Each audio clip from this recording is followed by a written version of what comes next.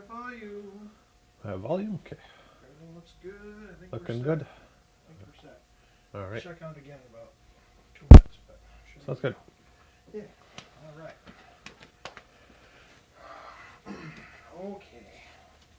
Well, we are live. Welcome back to Castle Guard Studios. Today we are doing our faction focus for the Drukhari Codex, and we are excited about this one. It is really cool to be able to talk about our newest army in the studio, which you guys can see in front of you. Oh, it's so much great plastic. It's Yep. big old wide world of gray. We're so excited about it. Yep. But here's the thing, we're in the process of the army. We got the army built. We're going to have it in the studio here before long. Shouldn't take too long to paint up. But I think we did a lot of the magnetizing so we can swap out items, weapons, and whatnot. Between Mars and I, we put together all the models, everything ready to go. So, yeah, like I said, we're pretty excited about this one, and we just kind of want to go out there and talk about our opinions on the Codex, kind of where everything's sitting right now. And I'm sure a lot of you have already had some experience with Drukhari, but for those who haven't, we just kind of want to give everybody an idea of what they can do to build their armies and kind of, and maybe give some inspiration towards, kind of building your army and check out some of the cool units and upgrades and updates that they've had since 8th edition. So Yeah, and there's definitely a lot of stuff in this book. So even if you already had some experience fighting against or playing as Dark Eldar, there's a lot of stuff in here that you could easily just not know about or have skipped over. Right. And it's good to cover all those bases and just know what the army is really capable of. Yeah. So, I guess we're gonna go ahead and kick right into it. So we did talk a little bit. We did like an unboxing for our Drukhari, and we're gonna talk a little bit about like how we built the army and kind of all the things that we've added to it and kind of what we're planning to add to it, and just explain a little more about like the Codex and the direction we're taking the army in. I think it's pretty important to know a lot about the army before you really start digging into it too much. I mean, obviously, the best way to play the game is to just go out and play it and then learn while you go. But I think it's important to know, like, in order to get good with Drukhari, you really have to play some games and you really have to like thoroughly delve into the rules. And understand exactly what's available to them, because this army has so much available. It does. That's one of the things I want to start off by saying is this is not a beginner codex. This, if you're new to Warhammer as a whole, this codex is going to feel really rough on you. Now, don't let that discourage you from playing it, but you're going to be in pretty deep. You might, and that's kind of why we're doing this. We can help you through it. But yeah, it's also going to come down to some practice. This is a very finesse army. When you make some mistakes, you're definitely going to feel it. It's not going to be very forgiving for you. But when you practice and you get good with it, oh my, is this codex going to be really powerful for you. This is an army that can, once you get good with it, can really take your game to a super competitive level. Even with some of the more, like, I guess you'd say not, I don't even really know if that's a word with Drukhari now, but like a non-competitive list. Just because like everything in the army just has such a good interaction with the rest of the units in the army. It does. And they work so well together, so. I'm pretty excited to talk about this because I think there's a lot to cover, but it's one thing that GW did from 8th edition to 9th edition was just they found a way to meld the army together for whichever you play. So whether you're playing the Covens, the Cabals, or the cults. Witch cults, So regardless of what you're playing, you can play that one aspect and be really strong in that one aspect, or you can switch over to playing like all two or three of them together and do really, really well. And I don't think there's any real major weaknesses. No. We'll kind of touch base on kind of what our opinions are on it, but I think in terms of the way they built this codex is probably the best solid all-around codex that they've built so far, because everything in the army has a place. It does. I thought that about the Necron Codex too. I think there was a couple of small weaknesses with the Necron Codex, like core keyword was kind of a problem for them. The Necrons feel a little rigid when you really get in there. But I don't feel like the Drukhari have any spots in their army where like you can't take the unit and feel bad about taking it. I wouldn't say the Drukhari feel like rigid, like they don't have like the right keyword when you need it, or they don't work well with others. Yeah. They more feel like you're playing three small armies, or well, like we said, you could just play all witches if you want, Right. and then you have all the synergy in the world. Yeah, that's right. But yeah, they mesh really well. Like in older editions, you had to take like three patrol detachments, and you were really playing like three different armies Well, it's all costly together. too, you And it's costly, yeah. It didn't mesh very well into ninth edition. know? Yeah. But with this codex now, there's a lot of overlap that they allowed you to do. Right. Like Well, I guess we'll kind of kick right off into like Detachments, I think, is probably the first thing we want to start with. yep. Because So that's going to explain just how you can build your army, and it lets you know kind of what you're lining yourself up for in terms of what you want to build. And I think Mars and I are probably both in agreement here, as opposed to like, there's a rule in here for what's it called? the raiding real forces. space raid. So we'll get to the real space, but the raiding force is the first one I want to talk about Yes. because I think it's real interesting to look at. Drukhari can still play the way they used to play in 8th edition, where you would Yep. take a lot of patrols. What's nice is if you Yeah. take patrols, as long as your whole detachment is that particular. As long as as long as your whole army is Drukhari, Right. any patrol detachments cost 0 CP. 0 CP. So you can take 3 detachments that are patrols and it will cost you nothing. Yep. And in fact, you'll actually gain 2 CP because once you take the warlord, you get 2 Yeah, CP once you back put the- for patrol. For patrol. So players are getting 14 CP to start with just by having patrols. I don't know that it works that way. Yeah, it does. So this has actually been played with a couple of other. Well, because battle you boards, put too. the warlord in there and it refunds the CP, which is be It doesn't refunding refund. It 0. actually gives you plus 2 CP.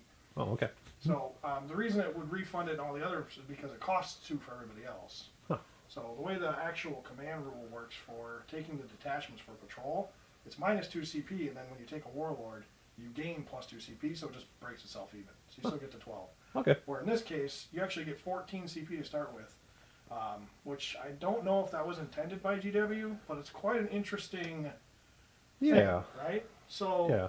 Drukhari running around with 14 CP is kind of scary, really. I mean, they're already a hammer to begin with. I mean, they're a glass hammer, but they're a hammer. Yeah. And it's with all those resources available, man, they can just put out so much damage and just keep going all game long. Yep. So it's quite interesting. So raiding forces, I think, is a great rule. The fact that it costs 0 CP to take detachments now is wonderful for this army, and it's probably one of my favorite rules that they've changed. There's other ways to get like free, cool detachments and stuff from like Raven Wing now that they made it so you can like, get all your benefits for playing Outriders and Vanguards and stuff like that now. So it's kind of neat that they're kind of branching out. You're not really stuck to specific detachments. Yep. You're not taking a battalion for Drukhari because there's no reason to take a battalion, except if you're running a real space raid, which gives your battalion the ability to run all 3 and gain all the traits.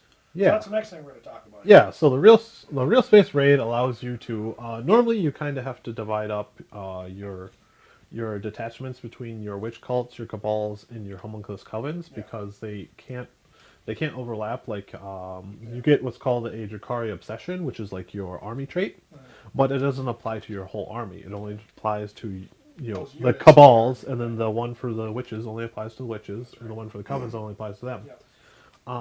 Which is all perfectly fine because, like we said, this army meshes them all really, really well together. Yeah. It's just a lot of bookkeeping. Well, and the real space And- raid is really nice for this particular rule because it allows you Yep. to take all 3 of them together and you gain your obsession for everything. Yep.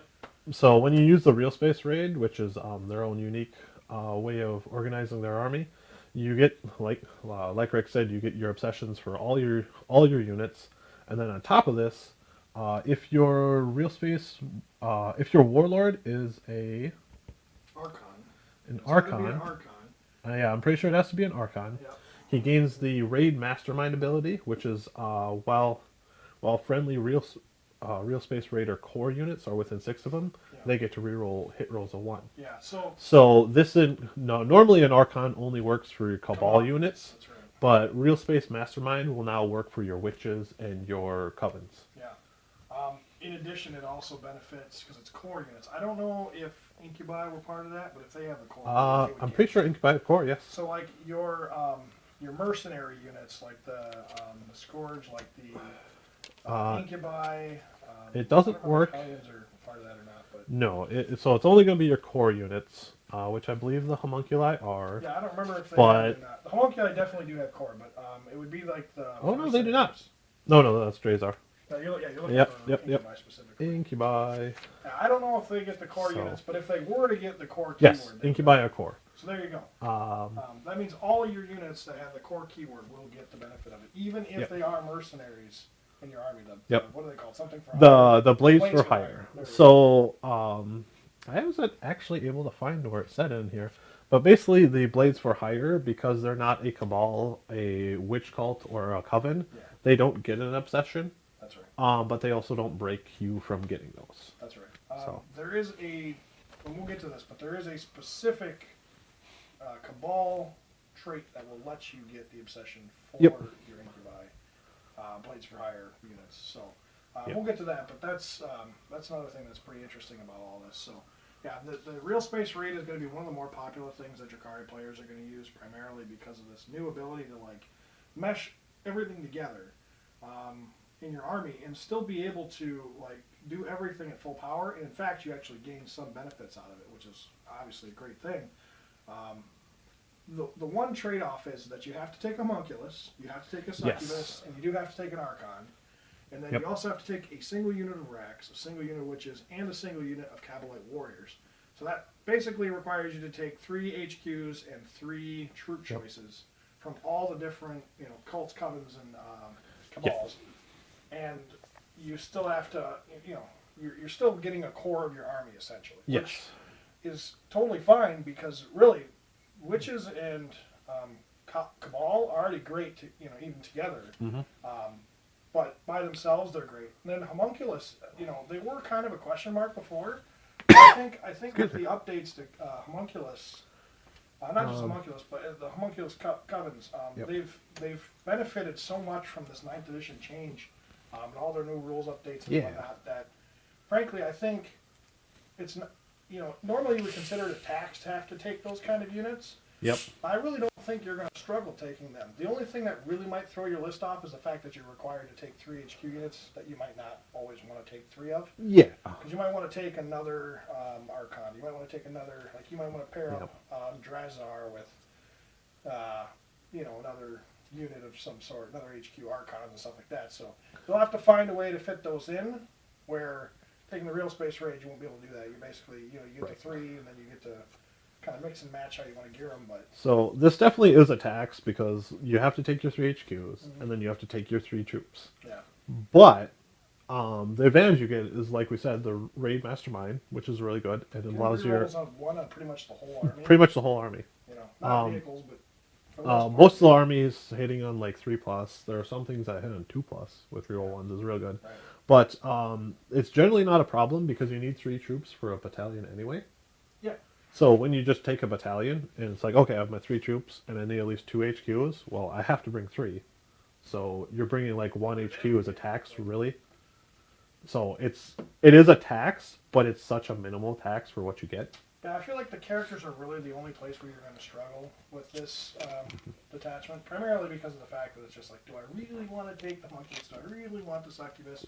Or do I Yeah. really want the Archon when, if you want to maybe gear your army a specific way, like you want to maybe lean more towards witch cults or more towards Cabal or more towards homunculus. But And what's nice is it allows you to get like a fleshed out army just off the bat. And yes. I think like even Rax, like they're really good now. I love Rax. Even if you don't like Rax, like they're cheap enough to where a full unit of Rax isn't going to cost you hardly anything in your entire list. And that's exactly So what I is was it really getting a at. problem to take 50 to 100 points in models? And that's what I was Big getting deal. exactly getting at. Is like even when you break down the points cost, like Yeah. okay, I have to take 3 HQs, but I mean the succubus is 60 points, Mhm. the homunculus is 80. Yeah. If you take them bare bones, that's not much of a tax. That's right. Like you said, I don't I love Rax, but if you're that person who don't like Rax, you take a unit of what they can be 5. I think it's minimum unit of 5. I think the max is 20, so it's either 10 to 20 or it's 5 to 20. I don't remember which.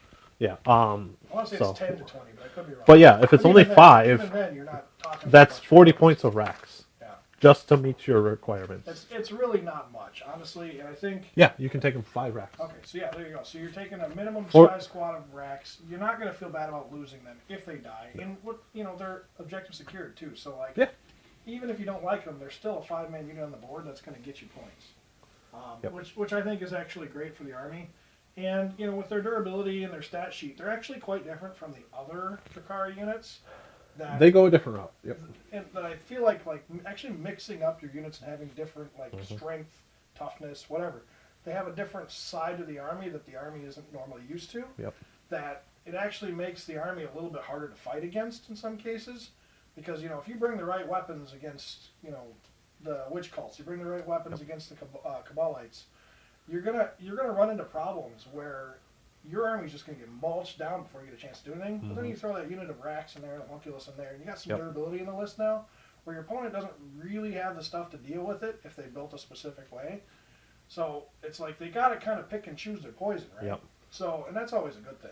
When you got to force your opponent to do something they don't necessarily want to do. So yeah, when you're bringing all these different types of units, you essentially have a Swiss Army knife for any particular things. Like the witches are very vulnerable to even like lasgun fire. Yeah. But then when you, Especially Alaska. but when they turn their guns onto like the racks, now the racks are very durable against lasgun fire. Yeah, They're not going to care.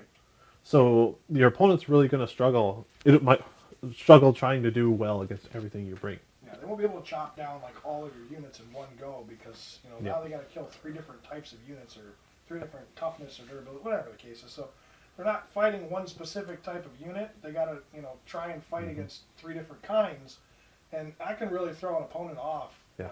I mean, granted, most people build lists to take out elite type infantry and stuff like that too. But they're going to have less of that resource available to where they can continuously keep putting stuff in there. Where, like, if they bring a bunch of anti-infantry, they're just going to mulch down your infantry if all you got is witches or, the Cabalites. Yep. So, I think Homunculus Covens is probably the least, I shouldn't say it's the least popular, it's probably the least played of all the Drukhari units. I would agree with that. The witch cults are definitely going to make up the bulk of what you see. Yeah. And that's just because of the different, the amount of different units you can see. Because you got witches, you got flyers, you got the ravagers, you got the hellions, you got the reaver jet bikes. We have everything. There's just a lot of units that have the witch cult keyword. Yeah. And they got like blades of hire that they can fit in there as well. So it's like you're never really struggling for stuff in your list, and everything really has its place.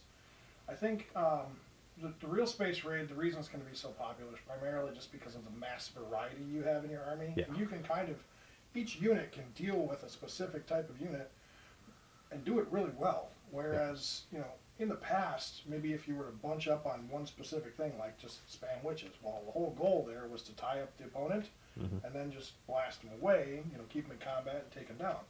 Well, now, you can still play that way, but now you have other units as well that allows you to take other stuff in your army and deal with other threats you otherwise wouldn't be able to deal with. Yep. So real space raid is really good for like getting that variety that you need in order to deal with every single threat that's out there. Yep. So. I feel like you're almost always going to want to try for the real space raid because the tax is, like we said, pretty low. It's not that big. And what you get is the raid mastermind, so it turns your Archon into like a true Space Marine captain. Right. In his buffing abilities. Yeah. Now, with that being said, you can perfectly just run the raiding forces and run 3 patrols if you really want. Yeah. That's fine too. And since we're on the topic of that, I actually think I would love to run the real space raid a lot of games, but I also struggle. Like I like using different characters and stuff too, and I like using my main characters. So if Leela's one thing, I can put her in as a succubus replacement, but I won't be able to throw Drazar in the list if I'm running a real space raid without taking like auxiliary or another detachment on top of it. So normally you're going to find me running the multiple patrols because that way I can fit Drazar in one of the patrols and it still ends up being free. Yeah. So I'll keep the extra CP that I gain out of it, which is kind of nice, and then still be able to take pretty much everything that I want on the list. Because really there's no problem. Like if you don't take the real space raid, the only thing you're really losing out on is that Archon buff. And the problem with that is the fact that your Archon buff only goes so far. So your whole army isn't like going to stay under it, especially with as fast as Drukhari is. You're not going to end up like stuck under one little bubble and just castle forward all game. Mm-hmm. Drukhari is designed to spread across the board and fan out and do all sorts of stuff and hit and run. And Mm-hmm. so, you know, as great as an Archon buff is, it's like, well, you don't always need it. So it's, I think no matter which route you take, you're in a good spot no matter what. Especially because of how good these units have all been. Neither of them feel bad. Yep. Yeah. So I'm really curious. We're gonna play some games in the studio here prior to getting these guys on the channel, but you know, just because we want to get some experience, a little more experience with these guys, just to make sure that we're up to par. We can come in and throw a bunch We of don't stuff want at to the forget a table. lot of rules. There's a lot of rules Yeah. and bookkeeping in here. Yeah, We don't want to It forget. can end up being a real problem, you know, especially a challenge when you're trying to, you know, live stream stuff and you're playing an army for Yep. the first time. I have a little experience with Drukhari from Tabletop Simulator and from previous editions. Like, I feel like we're gonna forget Blade Artisans all the time. It's very easy to All do. the time. Yeah, it's very easy to do. There's so much in this book, and there's so much to cover that, like, I think the fact that they've made the army so universal, that it's actually difficult to keep track of everything that's going on. It can be. Because they really have an answer to everything. Yeah. And it's funny because you look at, like, all the other Eldar armies. I've always been in the position where I felt like Harlequins were the best suited for that role, where they just literally have an answer to everything. I think Drukhari kind of now fit that role too, with the trade-off of the fact that they really still don't deal well with psychers. Yeah, there's very little in here that specifically combats psychers. Yeah, but beyond that, I still think they do pretty well. So, Yeah. I mean, there are answers to it. Like, I think there's a warlord trade, some other cute little things you can do for. Yeah, it is very minimal. There's very little interaction with psychers at all in this book. Yeah. So, like, this army, you know, might struggle a little bit against armies like Grey Knights and Thousand Suns and stuff like that. Yeah. But, you know, I think with them being 8th edition codexes too, you also got to understand that, like, Yeah. you know, yes, they are powerful in the psychic phase, but Drukhari really can't hit back just as hard as they get hit. Oh yeah. Even with a small amount of the resources left. They really never run out of resources until they're completely off the board because Yep. they just got so much they can hit back with. And because everything's so cheap in the army. Yeah. So, but anyway, so that covers the detachments. The I only think- other thing, is the yeah, weakling weakling kin kin. keyword. So you can take Eldari, you can take Ynnari, and you can take Drukhari. Harlequin. Or Harlequins, Drukhari, and Eldari. Yep. However, the weakling kin rule makes it so playing If you have the them, other two factions doesn't. yeah. So really taking benefit taking Drukhari and Eldari in the same detachment, you can only do it if they both have the Ynnari keyword. And I don't believe I saw any Ynnari in this book, so it must be something in like. It would be the Ynnari Codex. It'd be the Ynnari Codex little that gives them the clip Ynnari that sticks keyword. stuff, Yep. So what it does is it changes out your keyword Drukhari, your keyword Eldari with, or craft rolls with Yep. the keyword Ynnari. And so you can still play them as a Ynnari army, and that's all fine and well. I think the problem that you're going to struggle with is until Eldari get their Codex and Ynnari get another update. Yep. You're going to lack in a lot of spots where Drukhari right now, just as their own faction, Yep. is so solid that when you start taking away to give the Ynnari keyword to stuff, you're running out. The loss of obsessions and stuff can be a big deal. You know, especially if some of because a lot of those stratagems too that we're going to get into, warlord traits, relics, and stuff like that, that are specific to those occult strife and poison Yeah. tongue. Those specific items and stuff that you get, bonuses and whatever, are so crucial to how the army plays that, you know, it's, you know, you can still play Ynnari, but you lose out on a lot if you give up any of those things. So, I think I'd be interested to see somebody play Ynnari with the new Drukhari and see how that goes. Yeah. But if I had to guess, I'd say could be fun, but I don't think it'll be as strong as just playing Drukhari by themselves. Yeah, I feel it's just like a slight buff to anyone playing Ynnari, because like the Drukhari units that Yeah. you do bring are just that little bit better. But I do feel like when you're playing Ynnari, you're basically just playing it for Yvrain and what's the demon called? The Yinkarn. And then if you That's really largely use what they're playing it for, is just so they can have those units on the Those table. three characters. And then the rest is just kind of, I don't want to say filler, but it's filler. Yeah. I'm not saying it's aliens, Well, but it's aliens. And the Ynnari, there's nothing wrong with the Ynnari rules. I mean, they're okay, but I think the only real benefit you're going to get out of it is you're actually picking up where Yanari and Eldari struggle, and you're giving them some of the new Drukhari stuff, which is kind of good.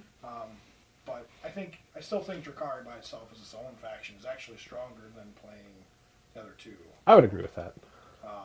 It's primarily just because Drukhari has been brought up so much since 8th edition, and what's funny is actually they were really strong in 8th edition if you knew how to play them right. They could be. 9th edition, they have, with this Codex change, they have just gone. Ooh. I don't know what GW is thinking, but man, they really knocked it out of the park with this book. Yes. The fact that I can't find any weaknesses after studying it for about a week and a half, it's. I was going through this book. Good. It feels good. I was going through this book, and there is, in terms of like units that you can bring to the table, nothing felt horrible. There's nothing like Chaos Spawn, where it's like, why would I ever bring that? Yeah, there's a couple of units in here where like you Chaos Spawn is probably a bad example, but I don't know if I want to run these in my list, but if you don't want to run them, don't run them. But I think if you felt like you wanted to run them, even the ones that maybe have weaker data sheets, or maybe rule sets that don't line up properly, I still think you can find uses for them, and they're cheap enough to where you don't feel bad about getting them or losing them. Yeah, like they're cheap enough that even if they're just bodies on the table, that's good enough. Well, funny enough, that's really all Drukhari needs to make it a game. They need bodies. They get lots of bodies on the table. They can get lots of bodies. Their work. They can gain points all game long. Like we look at this list over here, and I think this is like we'd take all this in 1,000 points. I'm pretty sure. No, or 2,000 points. This is just shy of 2,000 points a table. The only thing I'm missing. You could field this whole thing, and it's still less than 2,000 points. Yeah, this is like 1,800 points right here. I think the only thing I'm missing is the 5 Hellions that we have. We have built. I gotta get their bodies glued together, and then I gotta add in a couple of small things, and then I have a 4th Venom, which will actually put us over the top of 2K. But yeah, I think all of this you can fit into a 2K list. And more. It's a lot of presents. It's quite crazy, And I could take the bomber out and fit in like 3 or 4 more units, really. We can make an army bigger than this just quite by like streamlining. Yeah, easily, yeah. So you really have a lot. Like I said, you have so many resources with this army because everything's so darn cheap, and really you love the core units because the core units are probably some of the strongest units in the book. They're all really good. So. Like, running cheap is actually the best way to go because you're not only taking the strongest units in the book, barring maybe Incubi and Hellions right now, but you're also taking units that get you the objective secured. They're the units that cost the cheapest. They're the cheapest units in the book. So you're gaining so much out of taking just the core choices that you can't go wrong for taking 850 models in your army because all of them are still really good. Like witches, ridiculous. 5 attacks apiece. Once you do all the math. Well, yeah. Once you do all the math, like you can't go wrong, honestly. So you can just throw a ton of bodies in the battlefield, and they'll pull their weight. So it's interesting. I'm really really excited to play this army because I think there's a lot this army has going for it. So let's go ahead and move into we got Lords of Camorra here. Yeah. So this is another thing unique to the Drukhari is you can upgrade your Cabal or your Archons, your Succubi, and your Homunculi into Masters, and it gives them a little more of abilities. Now you do play a little bit more of a premium.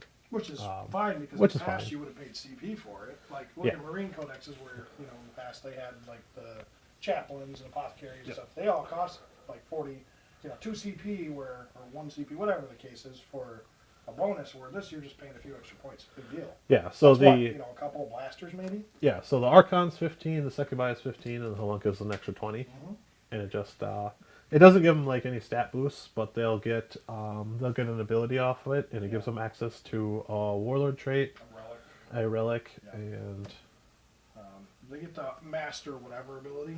So it unlocks the warlord trait, the relic, and they also get that special little once per battle ability. Like the Archon one I think is probably my favorite, just because like you get that fight twice once per game ability, which is pretty crazy. Archons can be deadly, especially with like the relic Gin Blade. Yes, that's what I was going to bring up. Is the Archons get Splinter Genius, so once per game they can fight again. Which it's sad that it's only once per game, but that might only get an opportunity to do it. Yeah, So, that's probably all you need. yeah. Well, it really doesn't hurt him that And like much. Rick was saying, you can combine with the Gin Blade, which is like a flat 3 damage weapon, and Yeah. now you're fighting twice with it. All right, and you're only paying 15 points for that upgrade. Yeah, you're paying 15 points for that upgrade. Fighting twice for 15 points, I'll take that all day long. All day And long. then this also It's crazy good. this also gives you access to the Soul Helm relic Yeah. and the Warlord trait Consummate Weapon Master. Yeah. So Weapon Master adds 1 damage to all your melee weapons, excluding relics. Yeah. So that one's it's good if you combine it with other things like the fight twice ability. Yeah. But because it excludes relics, it's unfortunate. Well, the thing is it chooses you to determine whether or not you want to take a relic or not. If you're not taking a relic and you want to make your guy still pretty strong, Yeah. but you don't need a specific warlord trait, it's nice to have that. So it's Yeah. like taking a relic without actually taking a relic. So, because you can give him the Husk Blade, which is a 2 damage weapon, That's right. and then this will bring it up to 3 damage. Yeah. So it's like And that way having- he doesn't have a relic, but he still has a Yeah. 3 damage weapon. It's like playing the Gin Blade without actually having the Gin Blade. Yeah, kind of. Which is- I mean, Kind it's of. not the same thing, but you're getting a little bit of quality for Yeah. a little the trade-off of the fact that you still have that open relic slot. Yeah, so plus 1 damage. In some situations, this will actually double your damage. Mm. It's not a bad one. It's just a question is, this is your Warlord trait. Do you have a better Warlord trait? Maybe? Usually there's something else you can Yeah. run. There are a lot of good things in this book, and I think Warlord Traits is Oh, it's specifically filled really with strong Warlord for them. traits. Filled with So, Warlord I traits. think you can make an argument to where you wouldn't want to use this, but if you need the relics and you'd rather have the relics on something like, say, a succubus or something like that, you want to keep it cheap, that's the way to go. So, you also get access to the relic, the Soul Helm. Yeah, so Now- it's -1 to hit, and then it's also a 5 up feeling of pain. Yeah, so this makes your Archon even tougher. Now, your Archon has a thing called the Shadow Field, which gives him a 2-up invuln. You can never re-roll it, but as soon as he fails it, he loses it. Yeah, so now your Archon's running around with a base 5 up save. And Yeah, it's like a 5-up or a 4-up armor. That's all he'll have to fall pretty back bad. on. It's pretty bad. So you're really reliant on making those 2-ups. Yeah. Now, this will make him even tougher. So a -1 to hit, and then he's got a 5-up shrug. The -1 to hit is nice. But I think this is going to be a thing I keep bringing up, is the idea of the Dark Eldar is you need to hit your enemy and overkill them and not give them the opportunity to fight back. Now, we're going to see plenty of stuff throughout the book that's like this. Is like, oh, you have a 5-up shrug, or you're harder to hit, or all these defensive abilities. Yeah. But I don't feel that's really the goal of the book. You need to hit them and kill them before they fight back. Yeah, I think it's pretty. So taking a relic that makes you tougher seems redundant. I think it's pretty clear that when GW wrote this book, and I think even in past editions too, they made it pretty clear that the whole design of this army is to hit really hard before your opponent gets a chance to fight back. Yep. They are 100% the best, like the epitome of what a Yeah. glass hammer is. Yes. And if you start taking stuff to make your stuff more defensive, you're losing out on that other stuff that would make your army more offensive, which goes against what the book really wants to do. So the Soul Helm is nice because it makes you all that much tougher to kill. But you're very squishy to begin with. Your Archon is toughness 3, Yeah. so he's going to be taking wounds left, right, and center. Yeah. And then he gets a 5-up shrug. But if you're taking that 5-up shrug, it means you've already lost your Shadow Field. Right. So he's not long for this world at that Well, point. and that's the thing is, that entire ability is designed to make your save, make your save, make your save. When you fail to save, he's probably dead. He's And probably for going good to die. reason. But there's a reason why you don't get to re-roll that 2-up invulnerable save. There's a reason why Yeah. he has the 2-up invulnerable 2-up save invuln in is the first good. place. 2-up invulns are unheard of. Have you tried to kill a Terminator with las guns? Well, yeah, and and the thing is 2-up invulns don't exist in 40k anymore. Yeah. With 9th edition changes, and I think the more 9th edition gets into it, the less you'll see of those. But because of how good it is, they made it so it's kind of a one-shot deal. You make it until you lose it, and then Yep. at that point you lose your character, which is totally understandable because with as weak that Drukhari is in terms of their defense, it makes total sense why your Archon takes that one hit, finally fails to save, and then goes down. That's fine. At that point, you probably Yeah. already made enough saves to where it's At that point, you've probably already fought twice. right. And it makes up for the fact that he's already, probably taken a whole bunch of shots, like last cannon and stuff to the face, and just shrugged them off like no big deal. Yep. So basically all this is telling you, what we're saying here is, don't put your Archon in a position where he's just going to get blasted away by Bolter and Laskin fire, Yep. because he will fail that 2+ save, and once it's gone, your Archon's dead. But Yeah. if your Archon's wide out in the open, he starts taking some anti-tank weapons, he'll be fine for a couple of shots. Yeah. Statistically speaking. Yep. So I think it's really good to want to keep your Archon alive, but the thing is, you have your character rule at all times. So if you're utilizing your lookout sirs, Yep. the only time you're really going to get struck is if somebody has a sniper, and Yeah. the sniper mortal wound is probably going to go through, but that won't affect your save. Because, unless it's regular damage, you'll still be able to make your 2-up save on that. As Yep. long as you keep passing that, you're fine. So, Greninja says, "What's up, guys?" How's it going, Greninja 6887? I think he's one. Yeah, right. It's Jason, I believe, right? Yep, Jason. Yeah.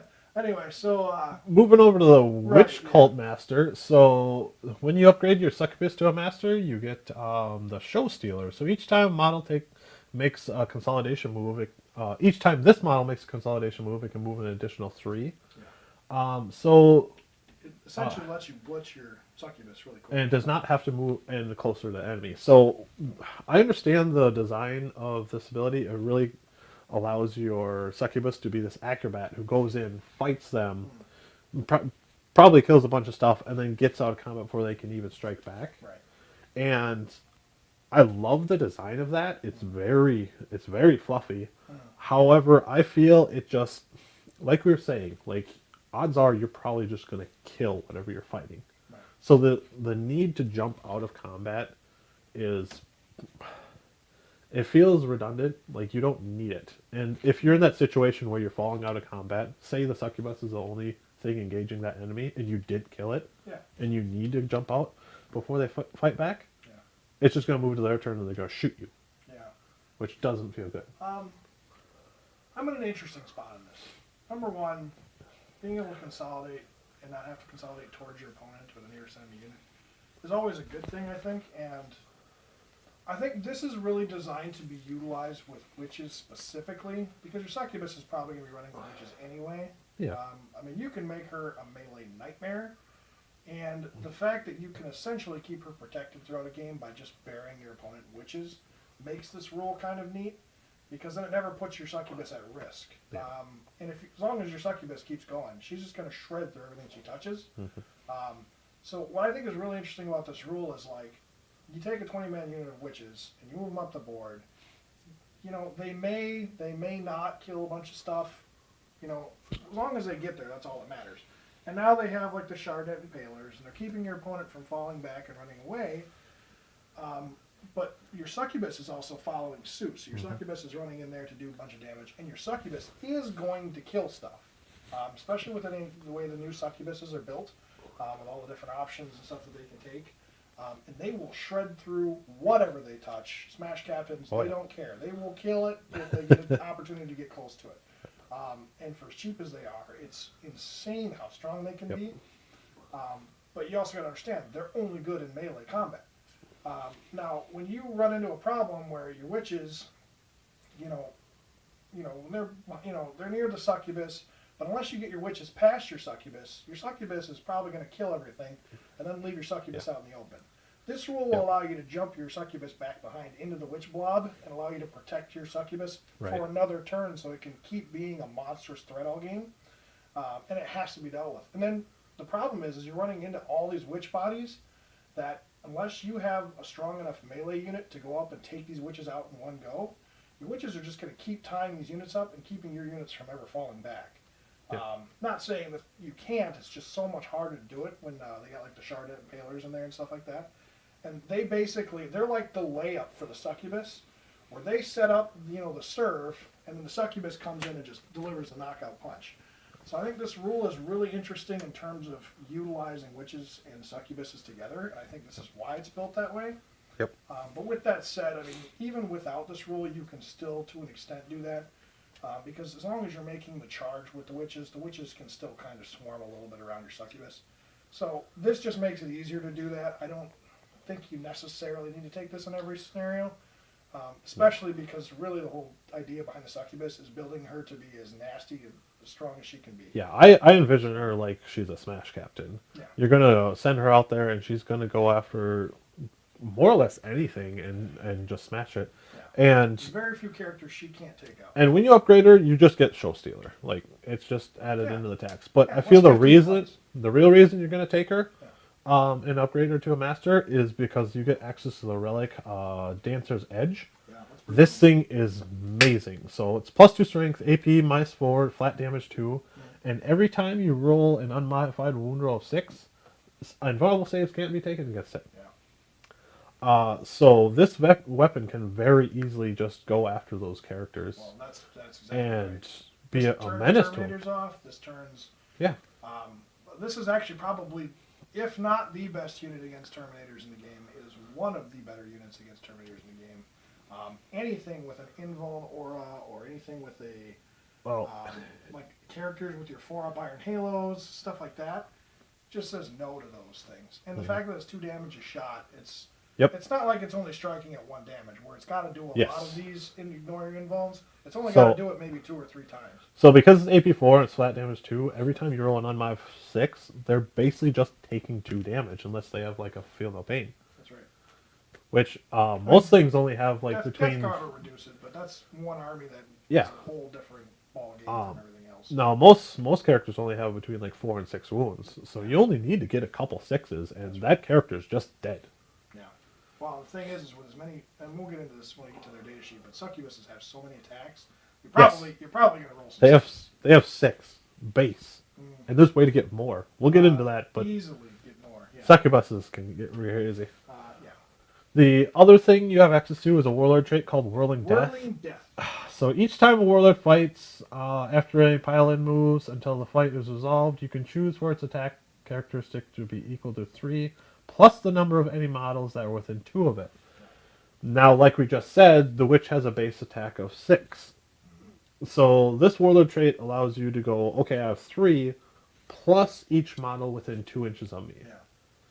Generally, that's only going to net you like 1 or 2 extra attacks. Yeah, with like bigger type troops and stuff. Extra attacks is okay, It costs but a little bit. I think this is an interesting one because like if your opponent's throwing, a unit of like screen models against you, like they throw a screen at you. and it's also before they pile in, so they don't even get to like pile into you. Like you have to maneuver in such a way that your witch is within 2 inches of. She's got to find the like biggest 4 block plus she can. Yeah. models. It's really hard to do. It can be tricky, and I think in most cases, no matter what, if you're doing it against like screen units, that's where you're going to get most of your attacks from. It'll actually net you more than the 6 you normally would get. But only And that's just against 6 those kind of base. units. But the thing is the succubus isn't really designed to kill those models, so this will knock those screens out of the way for you if you need to. But this should not be your first option, in my opinion. No, I feel the like witches should be the ones going in and taking care of those screens, and then the succubus jumps to those individual models and takes them out. I feel like this warlord trait should be just avoided at all costs. Like we'll go into other warlord traits later in the book, but there's a warlord trait that just gives your witch 2 extra attacks. Just period. Yeah. That's way better than this. 99% of the time, it's just going to be better than this. This is a very, it's very situational for a warlord trait. I think it's good. I just think it's very situational. You're not going to run into a lot of scenarios where you're going to end up taking this over the 6 attacks that you normally would get just flat. So Yeah, exactly. yeah. So moving on to the homunculus. Yeah. So upgrading him to a master, he gets the Alchemic Maestro. Once per battle, when this model is destroyed, you can roll a d6 at the end of the phase instead of using any rules that are triggered. Yada yada. If you do so on a 2+, this model gets back up. Its close spot will do its original position with d3 wounds remaining. Yeah. So he gets this reanimation protocol. Like if he dies, he doesn't die. Yep. So there's a homunculus character who automatically gets this later, and this will just give your normal homunculus the same thing. Yeah. It's nice. It's very much nice to have. Well, I mean, you pay 20 points to get back up, essentially. Yep, 20 points. He's already 80 base, so you're paying a little bit of a premium, but essentially guaranteeing that he's gonna. Well, I mean, if you can roll 1 and fail, but he's almost guaranteed to just get back up. Yeah, so you're paying a fourth of his points to be able to get Yep, back. and you just get that for the 20 points. All right. And then it gives you access to the Poisoner's Ampule Yeah. Relic. And This one's kind of long, right? Yeah, it's a little Once long. per battle, at the end of your movement phase, the bearer can use this relic. If it does select one enemy with 9 inches, roll a d6 and a 2+, it suffers d3 mortal wounds. So it's kind of like having a 2+ smite on hand once per game. But you got to go to 9 inches, so it's kind of a struggle. And then to the end of your next turn, any aura abilities that unit has no effect. And I think this is probably the best one in there, because it literally just shuts off auras, which can be monstrous in today's 9th edition. It can be. The problem I have with it is that you have to go within 9 inches, which, to be fair, isn't too much of a problem for Dark Eldar. Right. It can still fail on a 1, and it's once per battle. I mean, I'm giving up a relic slot for this thing, and ultimately it's doing D3 mortal wounds. Or no, you select one of. So basically, you get to choose. The first one is you choose a unit within. You roll a 2+, and it does D3 mortal. Oh no, it does all those. Yeah, it does. Yeah, select an enemy unit. Yeah, so it does. It does all those. So it deals D3 does all mortal 3 of them? wounds. Yeah. Yeah, it's as far not as I choose can one. tell. Okay, sorry. We had this like a little mixed up because for some reason I was thinking you had to pick one. Yeah, it's kind of set up that way, but no. But okay, so yeah, you get to do all 3 of these things, which I think once per game is probably pretty fair in this case. So you deal D3 mortal wounds to a unit within 9 inches on a 2+. It You shuts also off. get to shut off auras of your opponent, and then it shuts off what, your auras too? That unit cannot be affected by auras. So any auras that right. unit gives off is shut off, and any auras that might be affecting that unit are also shut off. Yeah. So it basically triggers those aura abilities. It turns them off, which is. Yeah. I So think it's a really strong ability. Of course, then you run into the problem of the fact it's only 9 inches, which I think is it the can only be. real problem for it. I feel it's really the real problem comes down to is when you actually start doing the math. There's not a whole lot of aura abilities, and most of them are just like reroll ones. Which taking a relic to shut off reroll ones for a turn. How good is that really? I like it because I think if you can, like, say for instance, if your opponent's running the apothecary, right? Everybody hates the apothecary. He's a 6-up, feel no pain within whatever. Space Marines, it makes them hard to kill them. Being able to shut that kind of stuff off, or even the banner, really, the relic banners and whatnot, being able to shut those, they get to fire on a 4+ when they die. Being able to shut that kind of stuff off can really get you a lot of points. But again, I think since we were already talking about this before, but what it does is it actually makes it a little bit more, like your army a little more defensible in this case, but I think you're going backwards when you start trying to take away from what your opponent can do, Yeah. when you should be trying to feed more into what you can do. Exactly. Homunculus calls, or Covens, what's interesting about Homunculus is actually they are more durable, so they're the type of unit that would do this kind of thing. The Covens almost have like a different sense. tactic than the rest of the army. It makes sense. I think Drukhari in general, when you start trying to take away your opponent's stuff and what they can do, you're playing a game that really could be effective for you, but also might not be effective for you. There's too much at stake to just start worrying about what your opponent's doing and trying to shut their stuff off when you should be spending more time worrying about what you can do and making sure that you're able to do enough back and in the process. And I mean, generally your opponent's going to have at least one model that has an aura ability. But if you're fighting an army that, for whatever reason, doesn't have any aura abilities, like knights, like if you're fighting knights, this is a relic, so you have to either pick it pre-game or you have to use your stratagems to get it. And at that point, it's a 2+ once per game D3 mortal wounds. It's a one-use smite at that point. I mean, I think it's kind of cute because you get 3 abilities out of it, but is it going to be that effective? It's probably not. It's tough to it's a tough one to justify when it comes in the form of a relic. I don't think it's bad. I just don't think this is as good as some of the other ones out there. No. Especially because the way a lot of people want to build their units nowadays. So. But yeah, at the end of the day, even if it's just a 2+ smite, and you roll 3, okay, good. Yeah, that's not terrible. But I don't know. I feel like you get a lot more mileage out of some of the other relics.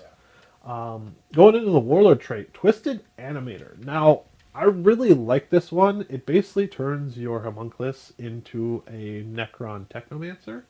So a rack unit within 3 inches of your warlord now can Reanimate the D3 models. reanimate Command D3 phase, right? models in the command phase. Yeah, Yeah. that's what I was looking at. And it's within engagement range, so it's like you don't even, or they have to be outside of engagement range.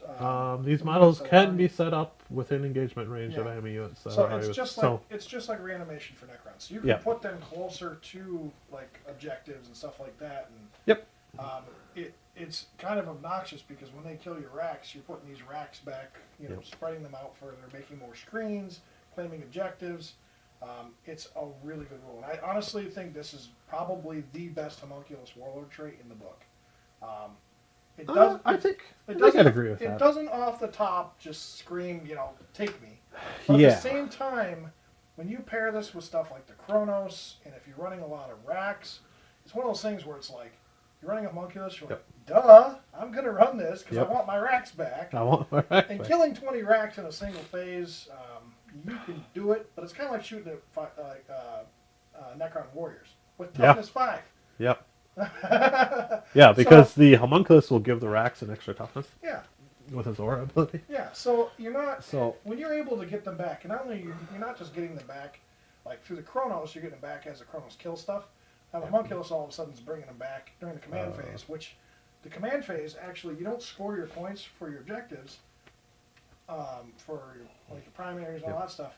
For actions that you're going to take and whatnot. That stuff isn't done till the end of the command phase. So Yep. you get these back before the command phase, before the end of the command phase, which means that these guys can spread out and take those objectives. They can spread out and do that other stuff to allow you to get Oh, yeah. those points oh yeah, that you really need to get. So I think it's phenomenal to have this rule out there. it's a very good ability, and I as a Necron player love it because, like I said, it basically makes Plays your just like homunculus warriors. a technomancer. That's right. But the only real difference is these are racks. These aren't Necron warriors. These are 8-point models. So at best, you're bringing back 24 points worth of models. At best, on average, you're going to bring back 16 points. That's 2 racks. How effective is that really going to be? I can't say, because racks are pretty comparable to like orc boys. Yeah. So think of it that way, like you're bringing back on average 2 orc boys a turn. Yeah, they're So when you kind of shape it up like that, it's like, ooh, how good is that really? yeah. Yeah. And the thing is with homunculus, I think the thing is that I don't think homunculus is designed to really, unless you're going to spam racks. Yeah. Unless you're either running a real space raid where you need to take racks and you have a choice, Yep. or you're spamming racks. I don't think there's any in between.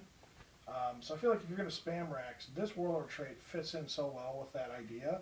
Yeah. Because you just want bodies, and every one body that's added to the field, especially in the way that they're added, adds so much value to each unit. It's huge. It's actually like it makes apothecaries look bad, which is crazy. We did have a question from Jason. He Sure. asked about the weapon you were talking about. He wanted to know. The Poisoner's Ampule? No, he wanted to know about the witch. Dancer's Cult Edge? one.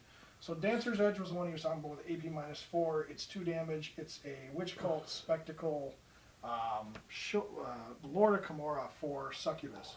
So if you take the upgraded Succubus, this unlocks that relic, and it gives you that weapon option, which is actually really good. Now this is an upgrade, right, to another one? Yeah, she needs to have The a Archite Glaive. Archite Glaive, Yeah. but then you can replace that weapon with this upgraded one. Right. Yeah. So it's really good. But Yeah. in terms of warlord traits for homunculus, I think this is. It's definitely my personal favorite, and I would argue it's Yeah. probably the strongest for homunculus covens. I'd agree with it for Homunculus Covens, and that's kind of because the other warlord traits that you go find in this codex are a little shy. So it's definitely one of the better ones. And if you're going to take this, I definitely, I feel like, I don't know that you're going to take it when you spam racks, because you're probably just going to have enough bodies. It's not really going to be worth it spending the 20 extra points to, on average, bring back like 2 racks. You could just save the 20 points and get 2 more racks. But what we'll get into later is later you can upgrade your racks to make them a little better. Yeah. And that's where Stuff. Yeah. they can only be max size 10, Yeah. but they're like 10 points now, and they're a little tougher and better. Yeah. And this would be good on them. So when you bring back 2 of these beefed up racks, Right. that'd be really good. Yeah. So in that like real space where you have to take some racks, okay, I'll take 10 of them. I'll upgrade them. I'll upgrade my homunculus, and he can technomancer them back. Right. I think that'd be pretty good. Keep them going all game long. Pretty good use of it. Yeah. So anyway, that covers the Lords of Camorra. So Yep. we're going to be moving into our Favorite retinues. So your Kabbalites, your witches, and your racks. These are your 3 troop choices. You got to let me talk about the Kabbalite Trueborn. Sure. They're my favorite units. Okay. Since previous editions. We'll talk about the racks. Yes, since the previous editions, Kabbalite Trueborns have been one of the most utilized units in the army. Even if you don't play a lot of other units, Trueborns have been so strong because they are basically, if you want to look at them from like a Marine perspective and compare another unit with them, they're basically your Vanguard veterans, or maybe company veterans or whatever. Yep. So what's great about this unit is they can almost take just about any weapon system available, like all the special weapons. And Yeah, they're a lot like Space Marines. They get access to a bunch of heavyweight and special Yeah. weapons. And what they are, so in the past they used to be like an elite unit and just take all these upgraded items and made them really good. Now you could fit these into like Vanguard detachments and stuff like that, which were, kind of cool.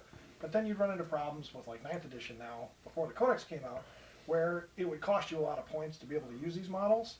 Well, all of a sudden, they're like, okay, no. Well, you pick a single unit of Kabbalites in your army, and these Kabbalite warriors are upgraded to Trueborn. You're paying, I think, 2 points more per model. Yep, so all these units, you just pay 2 points more per model. And all of a sudden, now you get, basically, they're like the elite version of Trueborn. So you get the +1 leadership. Now they're ballistic skill 2 instead of 3, which is ridiculously good. Standing next to an Archon rerolling 1. Yeah, and then each time the model in the unit makes a ranged attack, you ignore any or all hit rolls and ballistic skill modifiers. And all of a sudden, Any of them. they just You shoot at a flyer, don't care. I hit you on they're 2s. hitting on 2s no matter what. Now, they do lose the ability to take all these other great, like, in the past, they used to be able to take a ton of special weapons, so they do lose the ability of taking like 5 or 6 in a unit. They used to be able to do this. But, with that said, you still have the option, in even regular Kabbalite warriors, to take 2 special weapons and a heavy weapon per 10, I think, right? Or is it for 5, maybe even? So, you still have the I think option. it's a lot like Space Marines. You can get 1 heavy weapon and 1 special weapon per 10. It's 2 for sure. At least in 10-man units. You can take 2 special weapons. So you can take 2 blasters and like a dark lance in each squad. In each squad of 10? In each squad of 10, yeah. And then on top of that, you get the character, which also can take a blast pistol. Yep. So, Well, the sergeant equivalent. Yep. Yeah. So what this does is it still allows you to take a lot of good weapons. And don't get me wrong, splinter weapons are fine and all that. They're still poison. So, if you're running poison tongue or whatever the case is, they're still great. But this gives you that flat ballistic 2, and modifiers don't matter to them. So all of a sudden, your special weapons, your heavy weapon, your blast pistols, whatever, Okay. they can't be modified. So when they're hitting on 2s, regardless of what the modifiers are, those special weapons become really nasty. Like really nasty. So that's what it is every 5 models you can take 1 special weapon, and every 10 models you can take 1 heavy weapon. There you go. So you get your 10 models, that gives you 2 special weapons, and then you have 10, so you get 1 heavy weapon. Yeah. Now, all 3 of these units, you can only take them a max unit of 10, because they're meant to be a little And more you can only elite. take 1 per army. Yes. You only get 1 Trueborn unit. You only get 1 per Master Archon, Master That's right, Succubus, or Master Homunculi. Right. And Will only allow take you to one access per these. detachment, right? Because each detachment only allows you to take 1. Am I correct on saying that? I believe so. I could be wrong, but I think per detachment you can only take 1 Master or Lord of Camorra. I could be wrong on that, but either way, so We'll look every up right Lord that you have, you can take 1 of these units, which means like if you can only take 1 Archon, that's Yes, a Lord of Camorra. you're correct. You can only upgrade each of them once. So you can only have 1 Master Call, 1 Master Succubus, So 1 that- Master and what Homunculi. that means is essentially, regardless You of can have the 1 of each, detachments, you only but- get 1 Trueborn unit, you only get 1 Bloodbride unit, you only get 1 Homoxite unit. So, yes, you are limited, you don't get to spam like Trueborn and stuff like that, but I mean, in the flavor of the game, it makes sense. Not only that, this unit is so much better than it was in the past. Don't get me wrong, you don't get as many special weapons as you did before.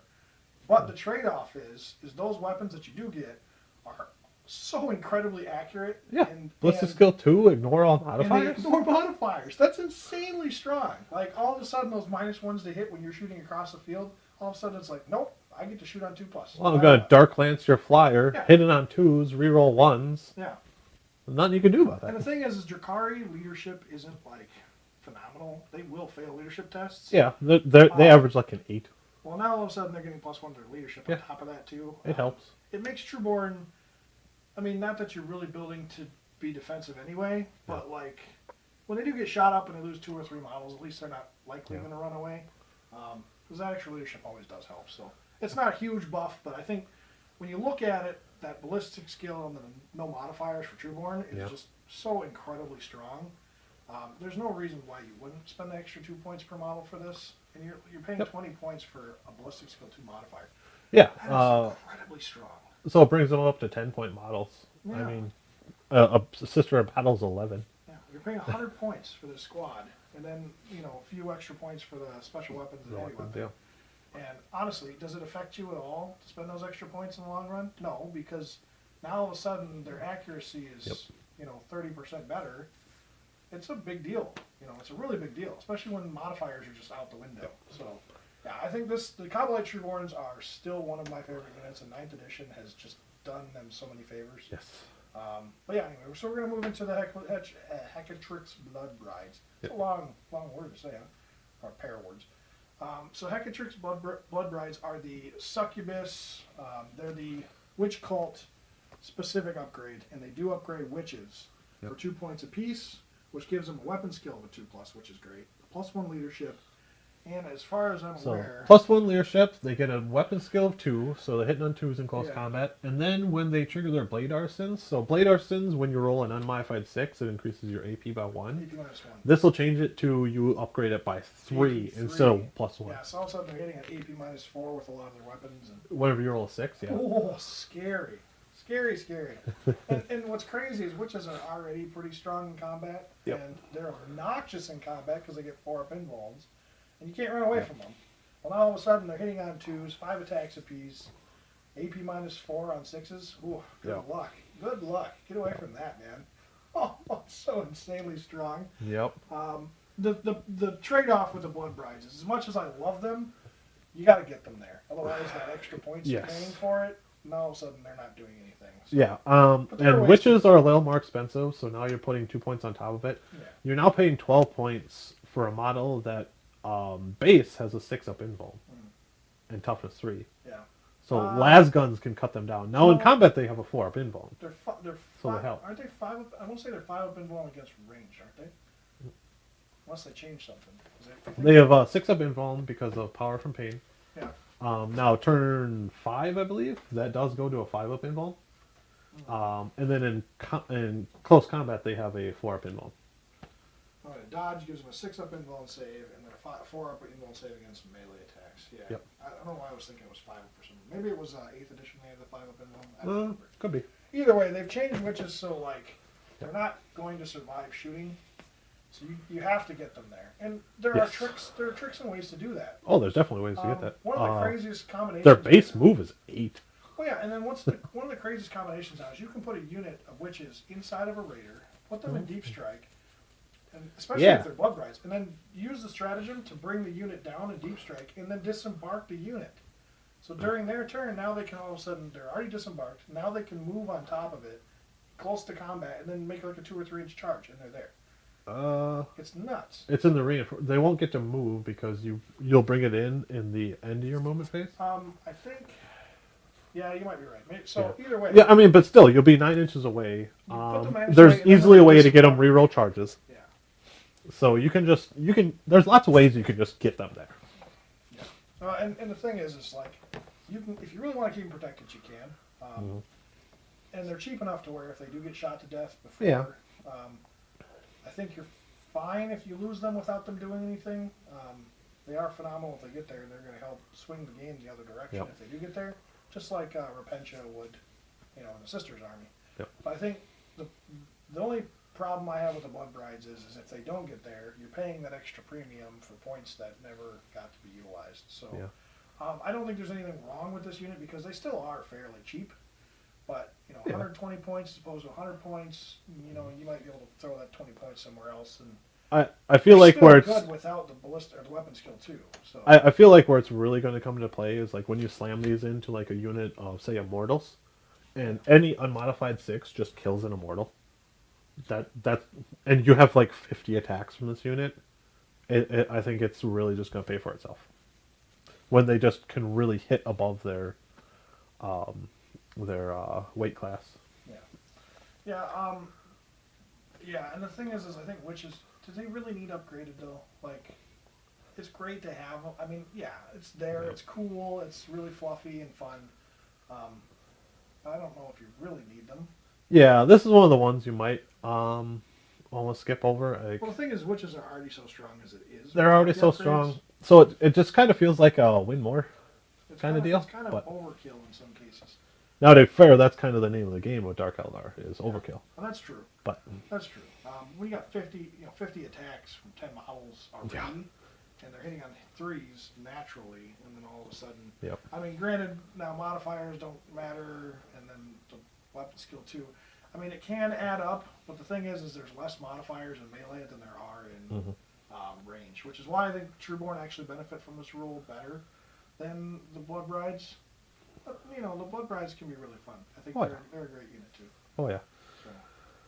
And then Moxites. the Homoxites. So these are the Rax upgraded units, and now rather than make them a little fightier, these make them more durable. Yeah. So they get an increase to their invulnerable save by 1. So they have power from pain, so they're getting a 6-up invuln, which this will bring it to a 5. And then on turn 5, it'll bring it to a 4-up invuln. All of a sudden, your 8-point models have a 4-up invuln on turn 4. Yeah. Or turn 5. Ooh. Well, toughness 5 models with a 4-up invuln. Yeah, because they're generally going to be standing next to a Homunculus. So you have an 8-point model that's toughness 5 with a 4-up invuln, and they also have a 5-up feel no pain. Oh, they're really tough. Yeah. And then once per phase, the first time a saving throw is failed for them, they reduce the damage of the attack to 0. So it's basically a Helix Gauntlet that you get on the what are they called? The Space Marine Phobos unit. I forget what they're called. They're the ones that you can't deploy within 12 inches. I know what you're talking about, but yeah, I can't remember. They keep changing the names of them. So yeah, as long as they don't like continuously fire at your racks, like the first save that gets through is just completely negated. That's right. It's a neat little ability to have, and you only have 1 moon models, so like every phase it's gonna more or less like save a unit because they do have to dig through this. So it's like they have to deal an extra wound just to dig through. Yeah. So and it's just a real annoyance for them to deal with. So I think the thing is these homunculus are already fairly durable units by themselves. And then when you have the homunculus, that's bringing D3 back, like I said. Yeah, so since they're so durable as it is, already it's going to take your opponent some shots before they finally start really getting some hits off. And when they finally do, and you do fail that 4+ save, all of a sudden that first one's turned off, and it's like, okay, well, now I did nothing. So if your opponent's like, if they put a lot into your unit, you're probably going to lose that. That might not do a whole lot, but if your opponent decides they just want to plink a small unit, if they got like some, I don't know, like 5 or 6 models that want to shoot their bolters into something, they might do absolutely nothing to your racks because you just, most of those shots missed, didn't wound, you didn't fail your saves. Yeah, because like a And bolter then hurts that one someone that 5s. does go through and just says no. And then if you do fail it, well, all of a sudden your homunculus is bringing it back. So it's like, it can make it really obnoxious in combination with everything else, to where I think this is a pretty good upgrade for them. And then, of course, you can't really argue with the invuln save improvement. That's huge. Yep. Well, I mentioned they're 8 points earlier. I mean, you'll +2 points per model, so they become 10 points more. But still, big deal. Big deal. I 4+ mean, invulns with toughness 5 with a 6-up invuln, 5-up. There's like another way to get that invuln even higher you can too. keep boosting It maxes at 4. Right. That it specifically says there in brackets. Yeah. But you have your invuln, and then you have your 5-up feel no pain. Yeah. So the first time you fail your invuln, the damage is dealt to 0, and then they have to hit you again and get through your invuln again, and then get through that feel no pain. And then when they do kill a unit, and they don't and kill then a whole unit, then you're bringing them back. you're bringing them back with the homunculus. So they almost feel like Necrons a little bit. Yeah. I love this set of rules for them because it's layers. I think layered durability is stronger than any like shielded type durability in the game. Because like your base frontline durability can be great. You can have that 2-up invuln save. You can have a 3-up invuln or the 4-up invuln storm shield with the -1 to saves, stuff like that. That's a great wall to start blocking stuff. But when you start adding layers, even if it's a weaker save, like a 5-up invuln, when you got the 0 damage and then all of a sudden it's a 5-up, feel no pain, and then that model, one of your models brings that unit back when they die. All those layers added together just make it so ridiculously difficult and frustrating to get through that even when you feel like you are making progress, you're not making progress. Yeah, and that's one of the things we said is like these are invulns and these are feel no pains. This isn't armor, so AP means nothing to them. That's right. Yeah, I think this is one of the better upgrades for a specific unit in the Codex. The Trueborn are my particular favorite, but I think that's mostly because I like Kabbalites in terms of my favorite playstyle. But I think if you're going to play Homunculus Covens and you really want to make a unit durable, or you want to have like a unit you can just throw out in front and kind of take the fire for a lot of stuff, this is the way to go because it just makes them so incredibly strong. They can weather the storm, and there's a good chance you're not going to lose them, even if your opponent decides to throw as much into them as they can. Even if you do lose all of them, you're at 100 points. Well, that's just it. I mean, big deal. You only lose 10 models. You still have 100 models left on the board, probably, or more. Yep. It's one of those things where, I mean, I don't know. I feel like if you spend the points on this unit, you could probably put them into more homunculus too. But you're only paying 20 points, and you're only getting what 2, 3 more. Well, you're only paying 20 points, so that's only going to net you like 2 more racks. Yeah. So in that situation, the reduced damage and the improved invuln is probably just going to net you better. Way better than the extra models. Yeah. I agree. So all the favorite retinues. If you're in that situation where you're taking your master archon, the lords of Camera, you might as well just go ahead and upgrade your troop units as long as you take them.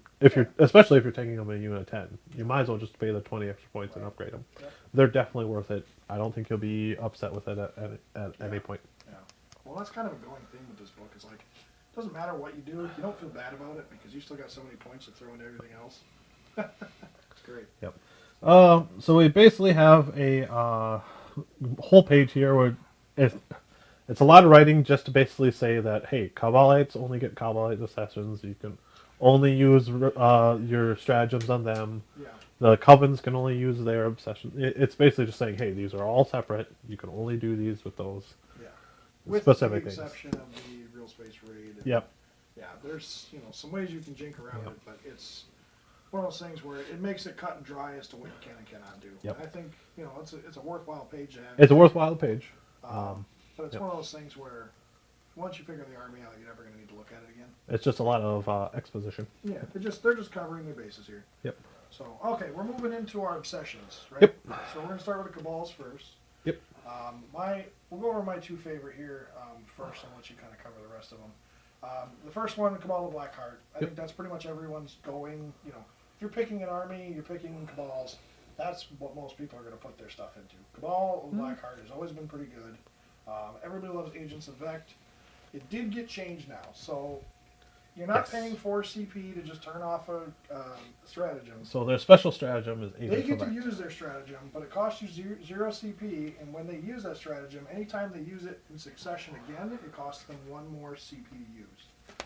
So it becomes kind of expensive to start using the stratagem, especially if their opponent really likes the stratagem and wants to use it every phase or every other phase or whatever the case is. It's pretty cool. So the way I look at Agents of Vect is it's 0 CP, so that's always cool. Anything that's free is amazing. After your opponent uses a stratagem, so they're going to get the effects of that stratagem, but their next use of it is going to increase it by 1. Yeah.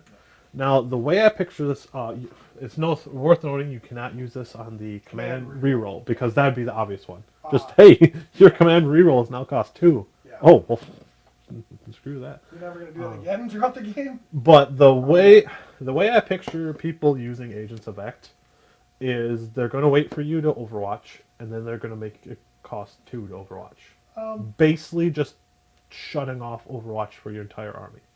That's how I predict people using this. That's a good use of it. I think that's probably the most obvious Because choice. otherwise, like, what are you going to use it on? Like, you going to... Because I generally see people, they're going to use this on, like, Vets of the Long War or Transhuman Physiology, and then your opponent's just not going to use those. Yeah. Well, And that's kind of the idea. Yeah. And I think what's interesting about this is, like you mentioned, Vets of the Long War being one of the most spammed Chaos stratagems. Because it's good. And it's only 1 CP. So now all of a sudden it's 2 CP. It's like, wow, can I afford to spend 2 CP every turn just for +1 to wound? I mean, even if it was 2 CP would still be a good stratagem. Yeah. But it starts making your opponent think a little differently about, like, oh, can I really afford to spend this 2 CP just for that +1 to wound? You know, maybe they'll start using something else. Another one to look at too is the you look at the Chaos Slaneshi one. Oh, the Endless Cacophony. Endless Cacophony. That already cost 2, so they make it cost 3. So yeah, so all of a sudden now they're paying 3 CP to fire twice. You can do it probably once or twice a game. Well, it turns off the ability to use it every single turn. It's hard to say if I would even want to do it. That's one of the problems I have with Agents of Ect, is they still get their initial use out of it. Yeah. So, like, for example, Endless Cacophony, they get to use it, and they probably already achieved what they need to, and you're like, okay, it's going to cost 3 to do it again. And they're like, okay, I already got the use out of it that I need, I'm just out that stratagem for the rest of the game. Right. I think it's useful for, like, well, I mean, Cacophony is not one of those things where everybody uses It's not a bad one, it's just weird. I think another thing you could maybe utilize on is the Hive Guard's ability to fire twice, because they need that to be really good, and they're going to use it every turn. For them, it's 2 CP to fire twice, and the ability for them to fire twice every turn is monstrous, because it's so strong. Yeah. I'm not saying this isn't good, I think I'd prefer it almost as like a counter. Yeah. Like, even if you cost CP to do it, I'd rather have almost like what they used to have, where like you have that potential of just shutting down what they're doing, because I feel that's going to be so much more of a hindrance to what they're doing, rather than say, okay, I'll let you do that this time, but don't do it again. Yeah, it's like a parent scolding their child. It's like, right. Ooh. And I think if you look at it from a perspective of 8th edition, let's be real. 4 CP was a lot of CP for a stratagem, but this stratagem was game-changing in 8th edition. In 9th edition, with the new rule change, I don't know if it's as game-changing. It's definitely not as game-changing as it was before, where you were just shutting your opponent's stratagem off completely, because all of a sudden they go from doing something they want to do and it being incredibly effective, like a good combo or something like that, to all of a sudden be like, no, you cannot do that, and that throws their whole game plan off. Mm-hmm. Where, in this case, it's like, well, they still get to do it, but if they want to do it in succession ever again, then all of a sudden they got to start thinking twice about whether or not they can afford to do it, so on and so forth. Yeah. It's not as good as it was before, and it went from being reactionary to kind of like more of an obnoxious annoyance to your opponent. Yeah. But they can still work their game plan around it. Exactly. That's what I don't like about it. I don't think we mentioned it, but this strategy can only be used once, and that's kind of obvious because it's 0 CP. Right. If you're just like, don't use that, don't use that, don't use that, it'd be broken. If it made all of a sudden all your opponent's stratagems that they use cost 1 extra CP, well, now all of a sudden they're not using any stratagems the rest of the game, then it would be like way too powerful. Yeah. So that's kind of obvious. All right, so another thing we're going to cover here about them is the just their basic trait, like the obsession, thirst for power. So what this does, in a real space attachment, all of a sudden your Blades for Hire get their obsessions. They get the power from pain, which they didn't have before. They actually get +1 to their power from pain, and then they get +1 leadership for the entire army, and then it also adds the obsession to, I think, Blades for Hire as well, right? I could be wrong. Includes Blades until the battle. Blades for Hire and attachment have the power from pain. Also, so this boosts their power from pain ability, and then also gets their obsession each time a unit with the obsession Chosen to shoot or fight, you can reroll one hit, Yep. resolving their attacks. So they get one hit roll is one hit reroll, a single yeah. roll. And for each Which is unit, that can add up over a game. oh yeah, well especially once you have so many units in a Dark Elder What's army, it more can add up too very is good. that, like I said, your army isn't going to stick together in a blob. So even though your Archon gives out those reroll ones throughout the game, well, now your whole army can still split up and still benefit from potentially a single reroll every turn or every phase Yep. or whatever the case is. So the single reroll is definitely going to be very good. I feel like this obsession is a little weaker because yeah, the reroll is I feel is largely the only thing you're really getting because like you count your power from pain as being one higher. So you start off with your 6 up invuln, and then the second one stage is you can advance and assault on your stage 2. Well, right, but this is Now, Blades of Higher.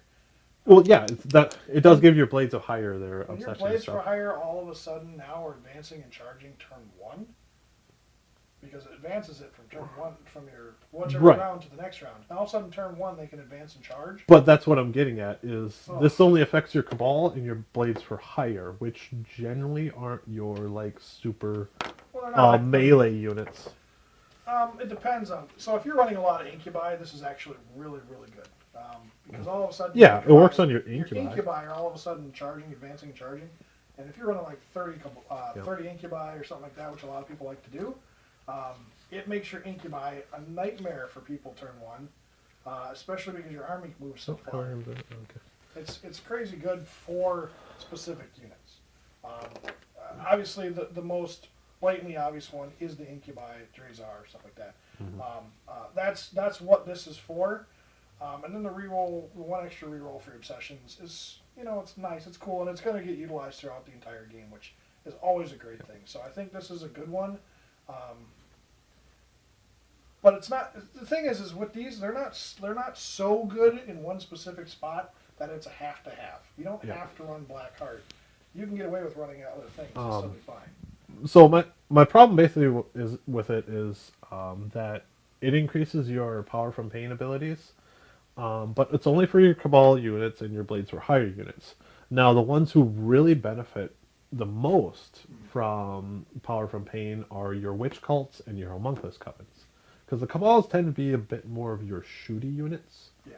Now they can still fight. I mean, Yeah. Cabalites have 2 base attacks with blade arson. Yeah, they can they're not- definitely still fight. They're not terrible. Yeah. I just feel like it's a little weak on them.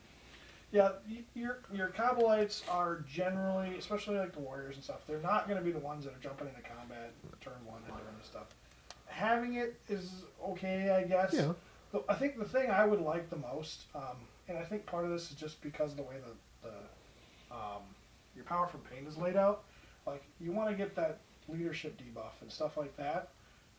Having it like a turn or 2 earlier is kind of nice, but you still got to make it to like turn 3, turn 4 before you ever get an opportunity to utilize this stuff. Yeah, like you get a Which 5 can be a up. problem. You'll get your 5 up invuln on turn 4 and 5, Yeah. which is cool. But I mean, we're talking about like incubi who have like what, 2 up armor or 3 up, and then your Kabbalites have a 4 up armor save.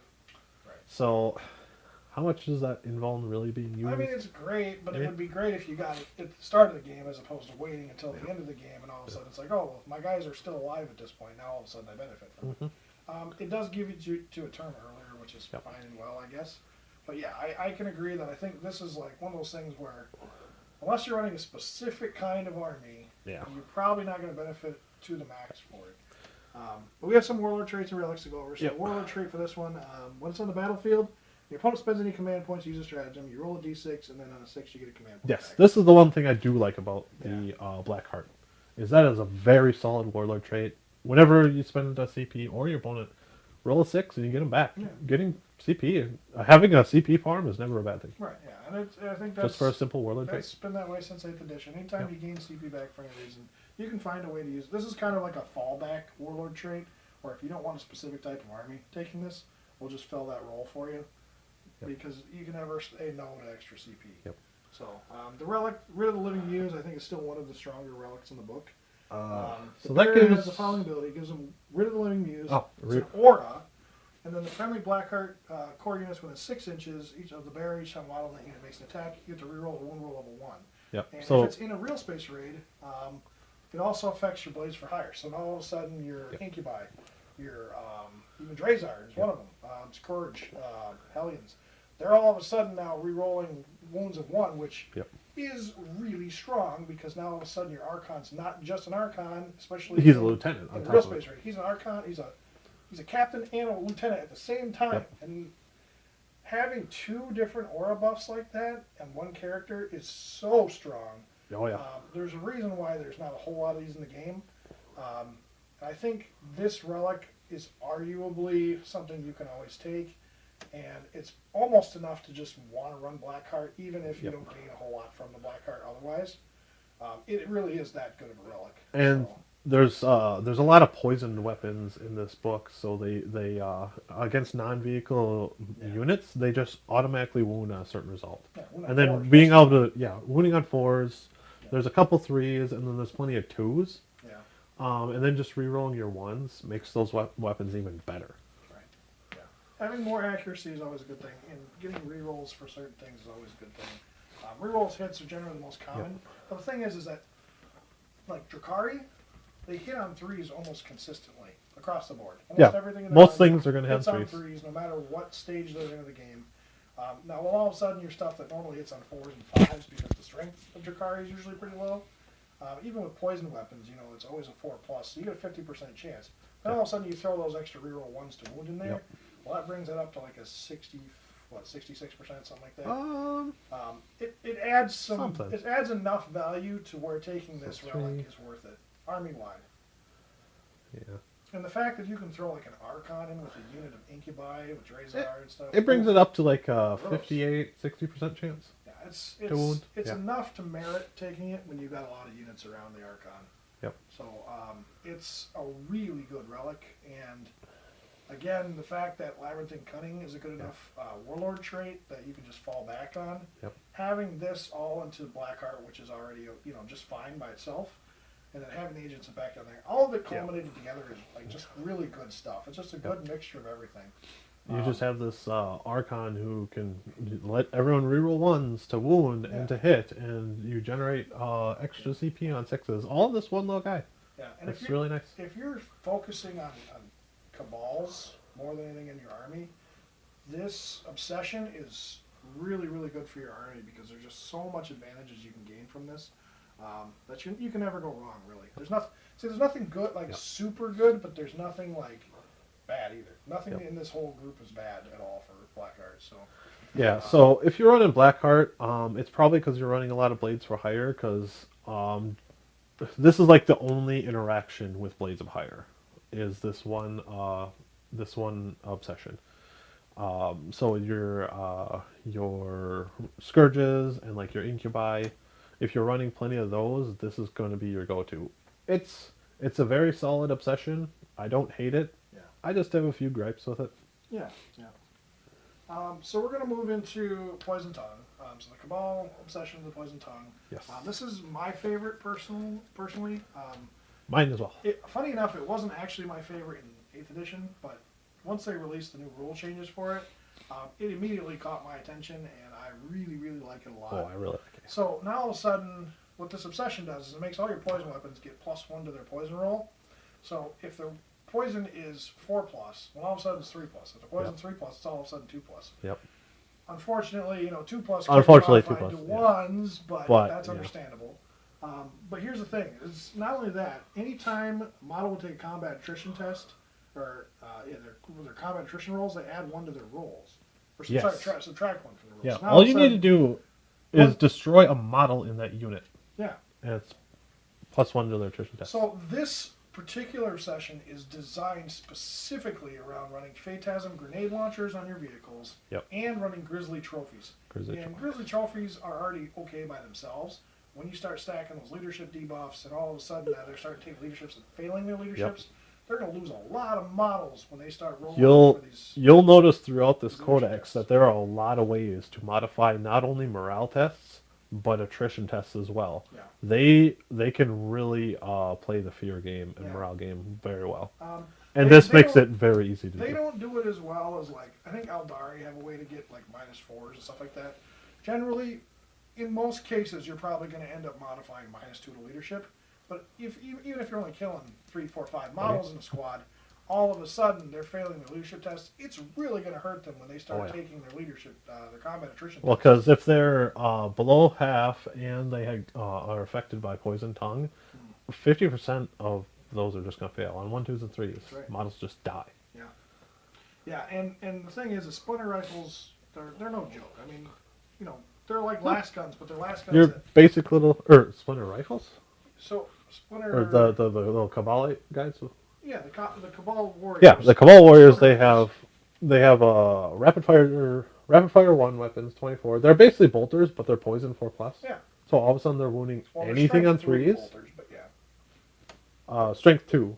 Well, their strength is 2, but they're poison 4+. So yeah. So in poison tongue, they're wounding anything on 3s. That Carnifex, I wounded on 3s. And what's That more Grot, is, I wounded on 3s. What's more is it's unmodified 3s. Yes. You cannot modify that roll. It is always 3s every time. Always 3. And when you got a dude in there that potentially give reroll 1s to hit, 1s to wound, stuff like that, all of a sudden now you're super. Does that get accurate with around these weapons. transhuman? It does. Yeah.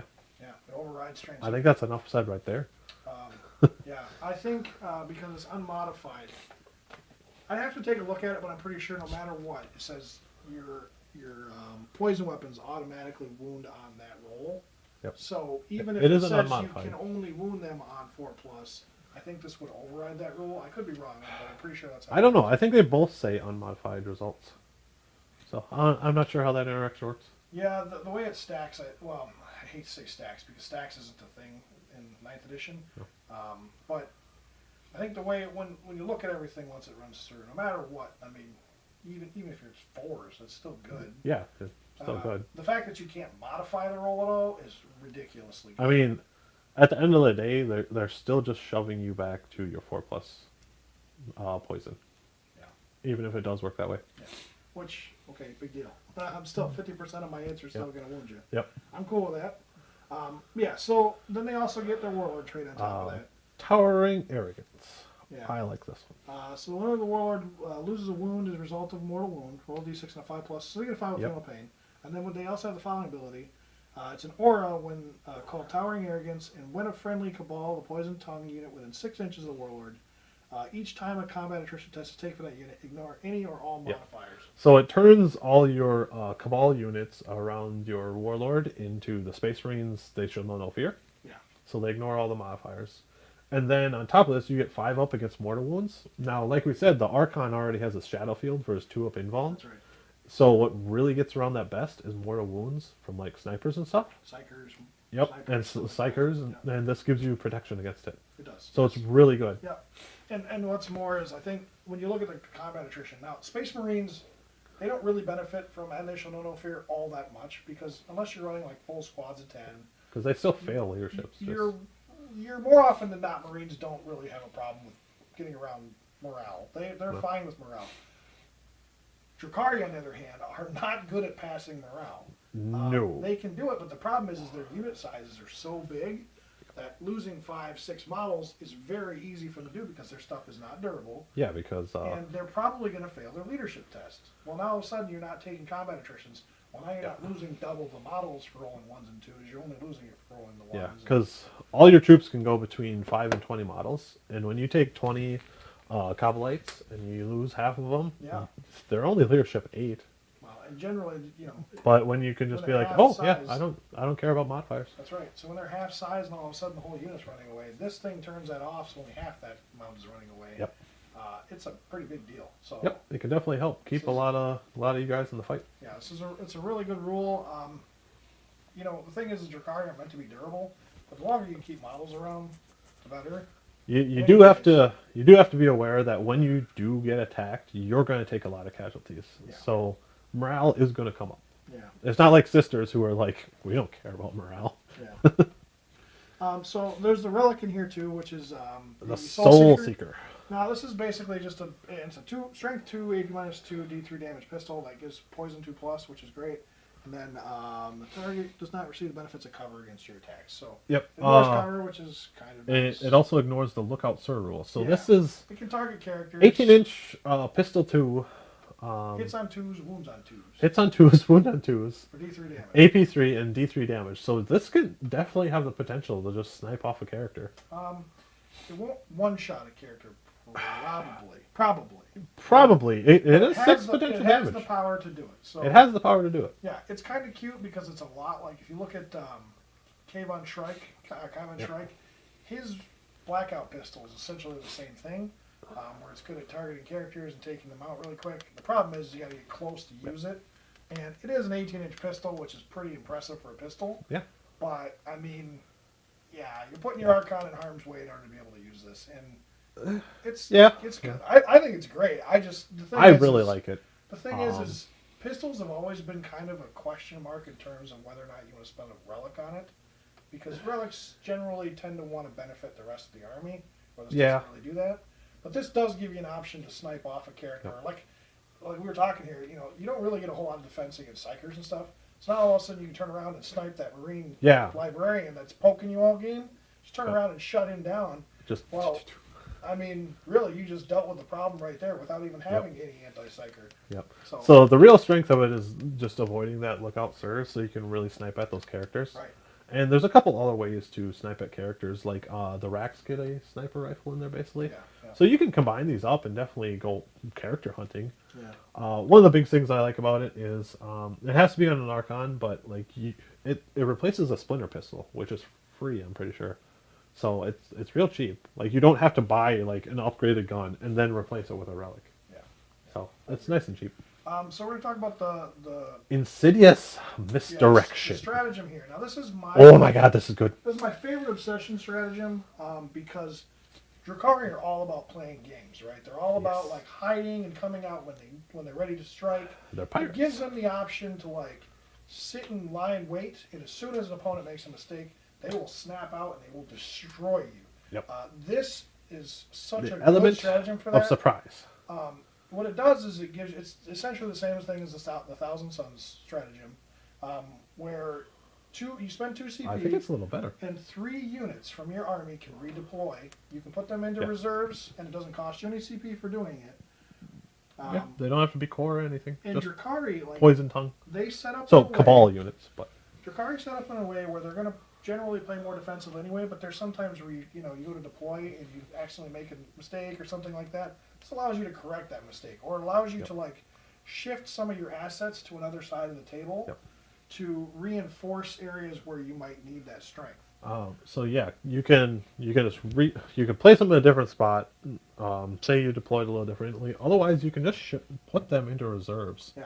And then have them come in later. My favorite thing about this stratagem is it allows you to bait your opponents into doing stuff that they like deploying a specific way.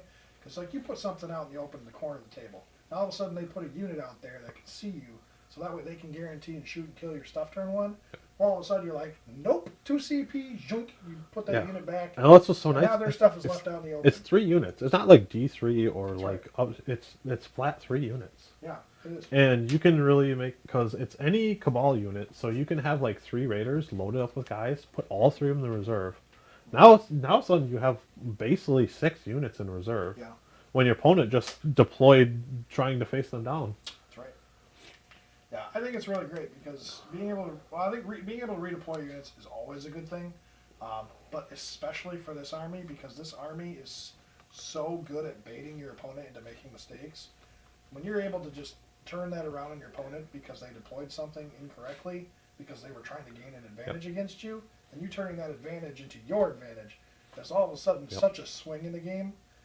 I think it's one of the better stratagems in terms of the obsessions. Like when they line up all their heavy weapons ready to shoot at your Raiders, like, oh, I'm not going to let them get to me with those transports. And then all of a sudden your Raiders aren't even there anymore. It's like, oh. Yeah. Okay. All right, so we're moving into Cabal the Flayed Skull. Yeah. So we'll let you kind of cover this one. I don't like any of this. I don't like the Obsession. I don't like the Warlord trait. I don't like the Relic. And I don't like the Stratagem. They all just feel a little weak. And part of that is because, kind of like I said earlier with the Cabal of the Black Heart. So this one, any units that can fly... It just ignores cover. Yeah, they ignore cover if they have fly. So, okay, yeah, I guess that's cool. Yeah. And it adds 2 inches to their move characteristics of vehicles with this obsession. Yeah.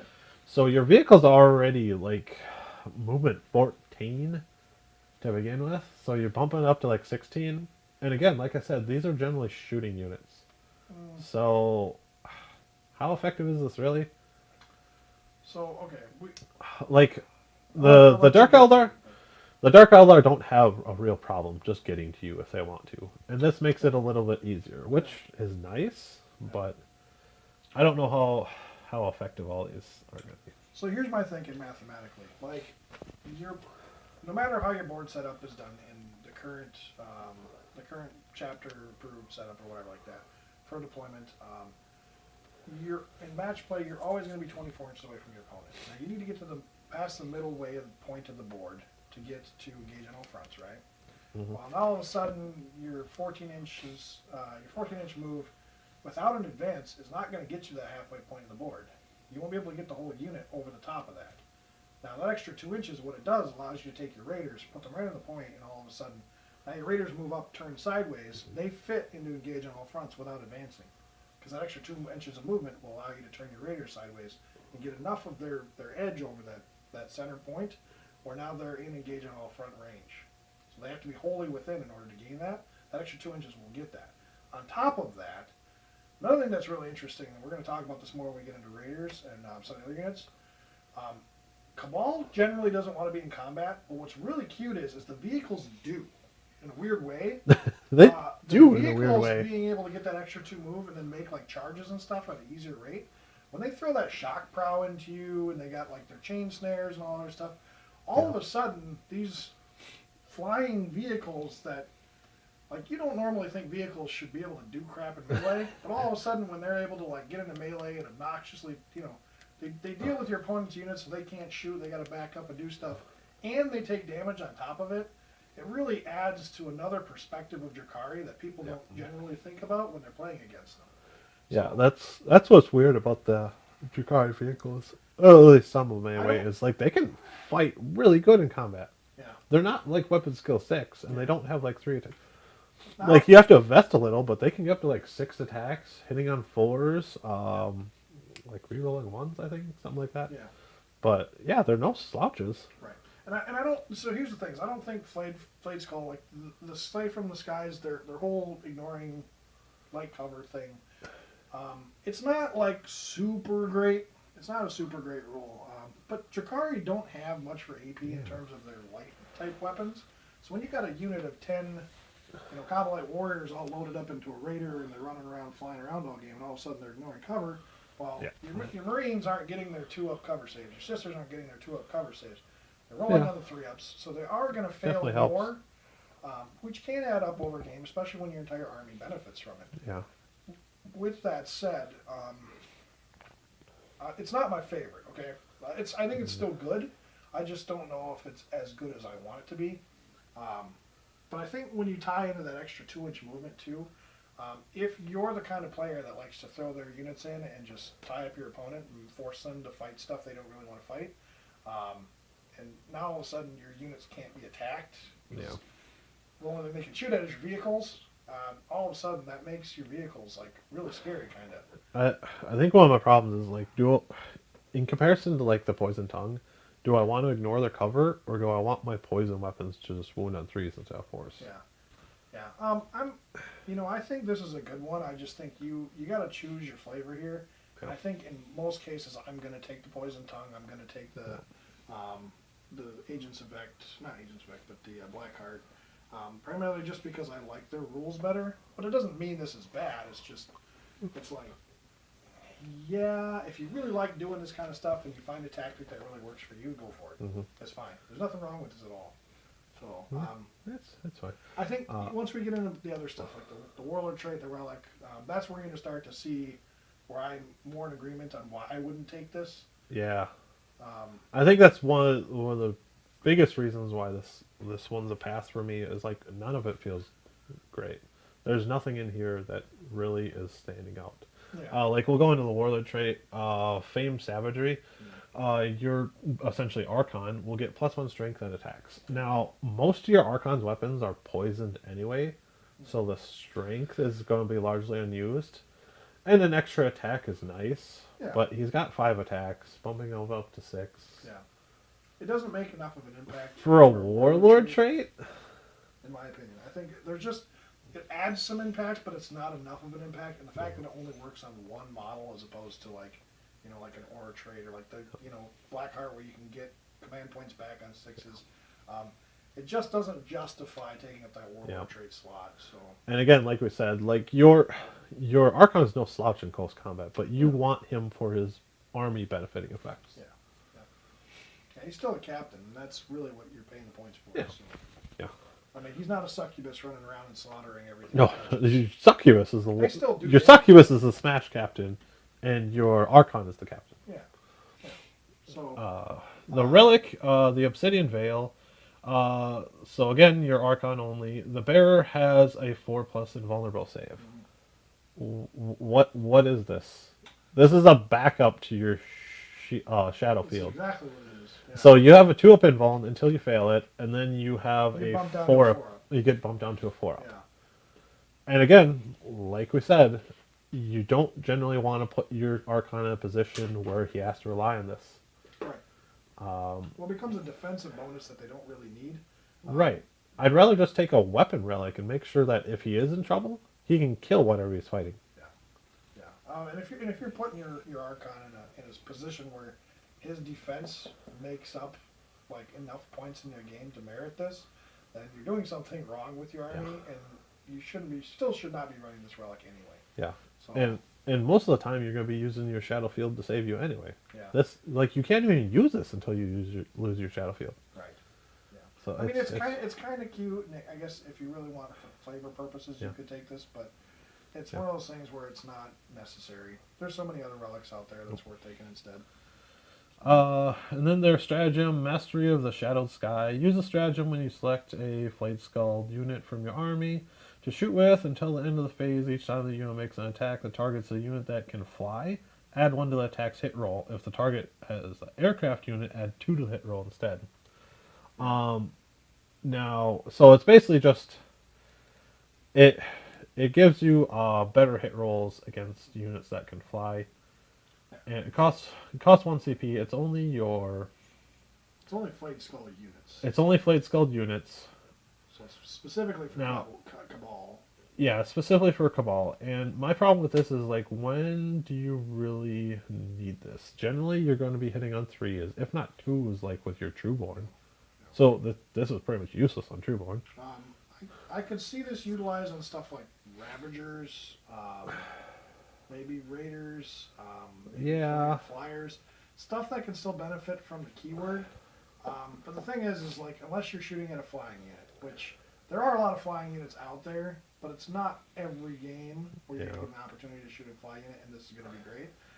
And then you get the +2 if it's a flyer unit or aircraft unit, which they're out there, but they're not super hyper common. So there's a lot of chances where you're going to spend this 1 CP and never really benefit from it. Yep. So I think it's a good stratagem for 1 CP, because if you can utilize that +1 hit roll, it's pretty good. But +1 to hit's not bad, but like I said, I just don't know how much of an effect you're gonna get out of it. Yeah, there's only very certain units that are going to really benefit from this, and I think the only thing I would ever maybe use it for is just out of spite. To like, if somebody decided they wanted to spend a CP to give me -1 to hit or something like that, just out of spite, I'd be like, no, I'm spending a CP, so I get that back. Yeah. I'm still hitting on my 3-ups, 4-ups, whatever. If I'm using this on a Ravager to shoot like an Annihilation Barge, sure, it's got fly, so it triggers, and hitting on 2s instead of 3s is good, but you only have like 3 Dark Lances to fire with. Odds are you might not even roll any 2s. That's right. To begin with. No, it's nice to shoot a flyer with a Ravager and actually hit it on 2s, so there's something to be said there. But I really wish I could use this on like my 20 Coblite Warriors to great effect, but I don't really feel it would be, because what are they shooting at that has fly? They'll get +1.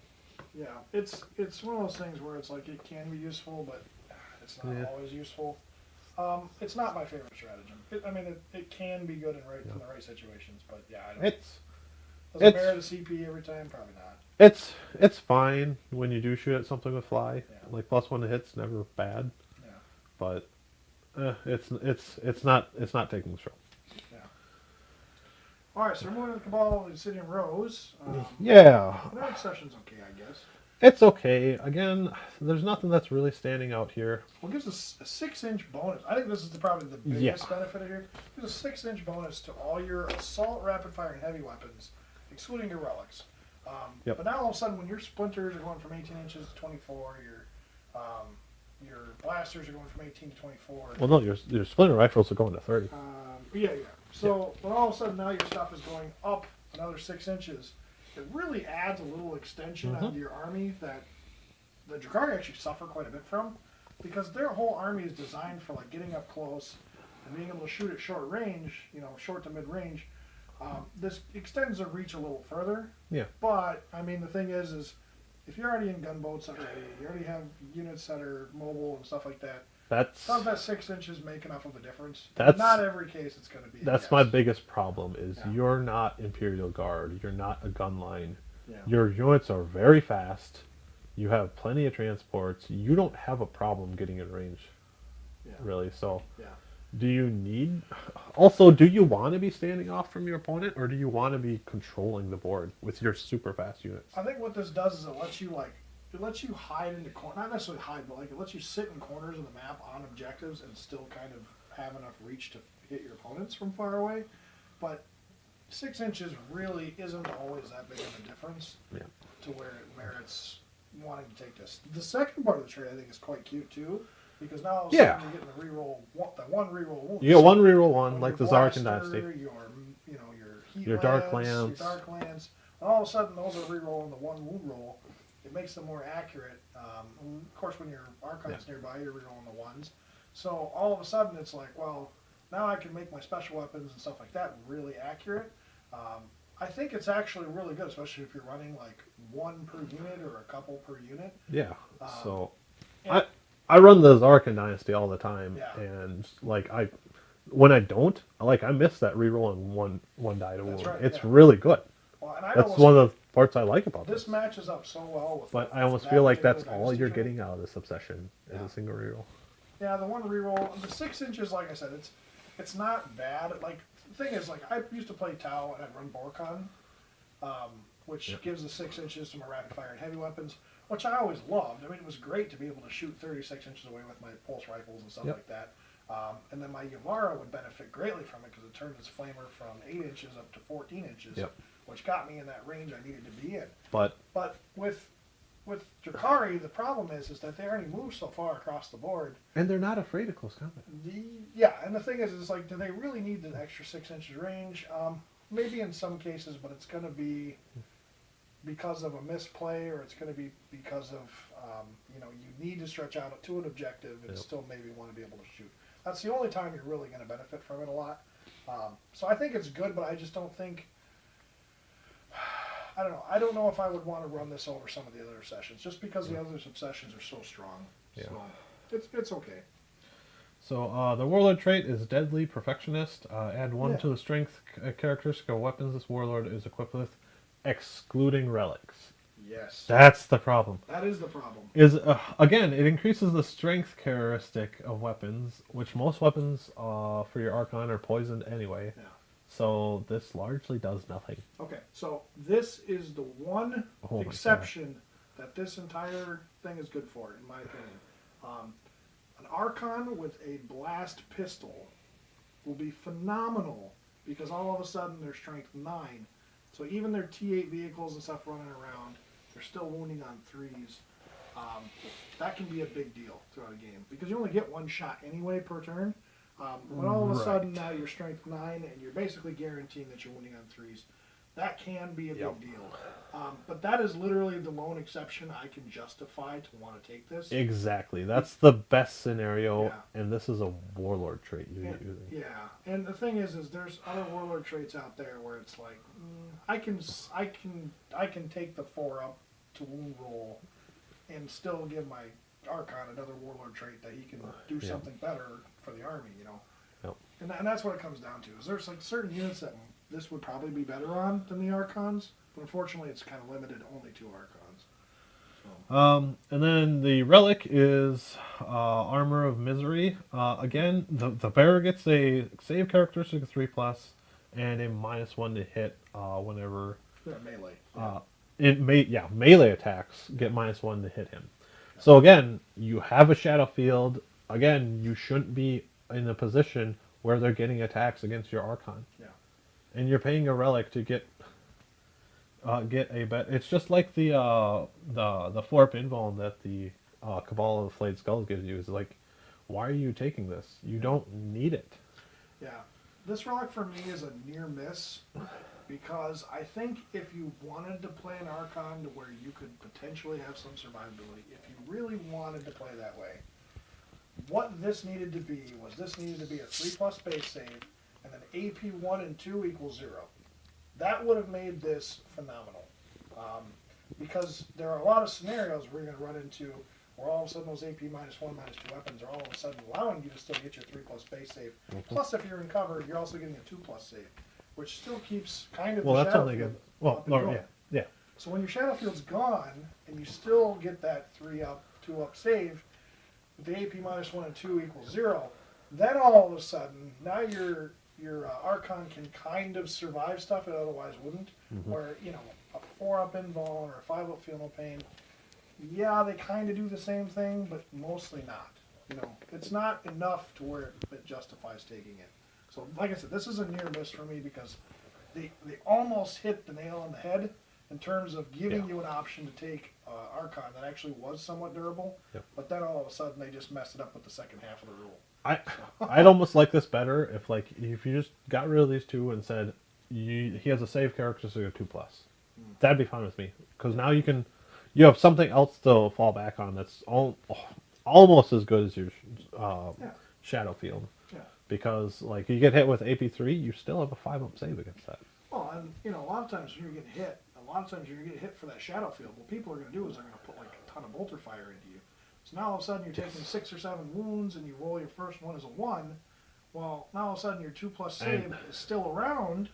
Yeah. You still aren't going to lose your Archon. Where otherwise, if you drop to your 5-up base save, all of a sudden, now you're looking at potentially losing your Archon after that 2-up invuln's gone. Yeah. So, like I said, it's a near miss. Like they could have made this to where just one little slight change would have made this rule worth taking, but it wasn't quite there. Yep. Again, this is just it's one of those relics where it makes your glass hammer less glassy, and that's not what you're trying to do. But it doesn't justify the relic. And that's the thing. Nope. You're not going to waste a relic slot for this in most cases. Nope. I mean, if you really want to, sure, fine, whatever. But I don't. Unless your Archon's like a named Archon, and I would much rather have a weapon that I can use with my reroll to wound for being Obsidian Rose. Yeah. Finally, we have their stratagem with a 1 CP stratagem. Failure is not an option. It is not an option. This is absolute garbage, in my opinion. So what it basically does is when you, after you take a combat attrition test, after you fail your morale and you take combat attrition test, any models that would flee get to shoot with a weapon or make 1 melee attack, and then they flee. So, like in the best situation, you have 20 Kabbalite warriors. You lose half of them. You fail your morale, so you're down to 9 models. And then you roll your combat attrition, so you're going to roll about 3 dice are going to fail. They're going to be 1s and 2s. So you have 3 models that can shoot with their weapons, which might be like 6 shots from their splinter rifles, unless you want to have your like heavy weapons flee, which you probably don't. And then if they miraculously somehow manage to kill a enemy model, those units don't flee. So there is that. But you're spending 1 CP to like save like 3 Kabbalites. Potentially. Yeah, so this is an interesting one for me because I think this could be really good. And that was the best situation. It could be really good. Like, if for some reason you got, you fail your leadership test, which Drukhari do, they do fail leadership. Yeah. If you could if you have the stratagem on hand, well, now all of a sudden you're playing a game of risk here, but you could take your 2 blasters, your blast pistol, and your special weapon like the Dark Lance or whatever the case is, Yep. and those are the models that you're choosing to flee because you're rolling a bunch of 1s and 2s. Yeah. Well, all of a sudden you choose those to flee. Well, now all of a sudden each one of those models gets to shoot one of their weapons. As long as they kill something, none of those models flee. But if they fail to kill something, all your Then you models just use lost it your for- Dark Lances. Everything in that unit that was worthwhile is gone. So Yeah. it is a real big game of risk. But the thing is if it pays off a lot. Because the only thing you're ever killing, say if you got a unit of, we'll say 10 Kabbalites, right? And you lose 4 or 5 of them to, whatever, shots. But the ones you're pulling are going to be the splinter rifles first, right? They're the splinters. And as the splinters are coming out, those are the weakest weapons. Those are the ones you don't have to worry about. Yeah. When all of a sudden you roll your leadership test, you're probably going to lose some of those special weapons at some point. Now, what's tricky about this is that leadership, the way it works now, is it's actually harder to lose models now than it was in the past. But it's easier to fail now than it was in the past. So, again, you're playing a game of risk with the models that you don't really want to risk. Mm-hmm. But if the risk does pay off, it pays off a lot. And Yep. it's 1 CP. Now, I don't know. I think it can be good, but I think it's such a risky move that you don't really want to get rid of these models. And really, do you want to spend a CP to lose a couple of models that you're probably going to lose anyway? Well, yeah, because you look at it that way, you can spend 2 CP to just auto pass. Yeah. Right? Because you always have that option. Or you can spend 1 CP, potentially not do any damage, and still lose models. Yeah. So the way I look at this is basically like having a chapter ancient in your army, but you're paying It's a CP. weird. Well, it is, but you're paying a single CP as opposed to like an 80-point model or 100-point model, and it guarantees that you're getting the shot as opposed to only on a 4+, because the ancient only does it on a 4+ when that model dies. Well, all of a sudden these guys guaranteeingly get to shoot at their, they're not hitting it a -1. They're not wounding at any negative modifiers or anything like that. They're guaranteeingly getting their shots off. And blasters and heat lances, dark lances generally are pretty good at killing stuff. So your risk your benefits can outweigh the risk. But the problem is it's a risk to begin with. Yeah. And you're still paying a CP for something that may not pay off. So it's a tricky one. I think it can be used, and it's actually quite good. But I think if you're into playing games of like trade with people, then you could utilize this rule. But if you're not into that, you just want to play your game the way you want to play it, this is not the stratagem for you. Yeah, so getting extra shots, no matter where they're from, is always good. Yeah. But you have to jump through so many hoops just to get these. Like, one of my biggest problems is, if I'm not mistaken, it can only be used on Kabbalite warriors. Anything Cabal that loses morale. That loses morale. So if it's a vehicle, they don't care about morale. They never lose because they're a single model. I think the only other things that have the Kabbalite obsession that are in an actual big unit are Kabbalites. So I think that's the only thing you can use these on. Warriors are going to be what you're using it on the most, if anything at all. I definitely agree that it may not be worth paying the CP for. I think it's cute to have on hand, so if for some reason you do have the opportunity to use it, it's great to have. But I'm not going to take the obsession for this particular stratagem. So. No.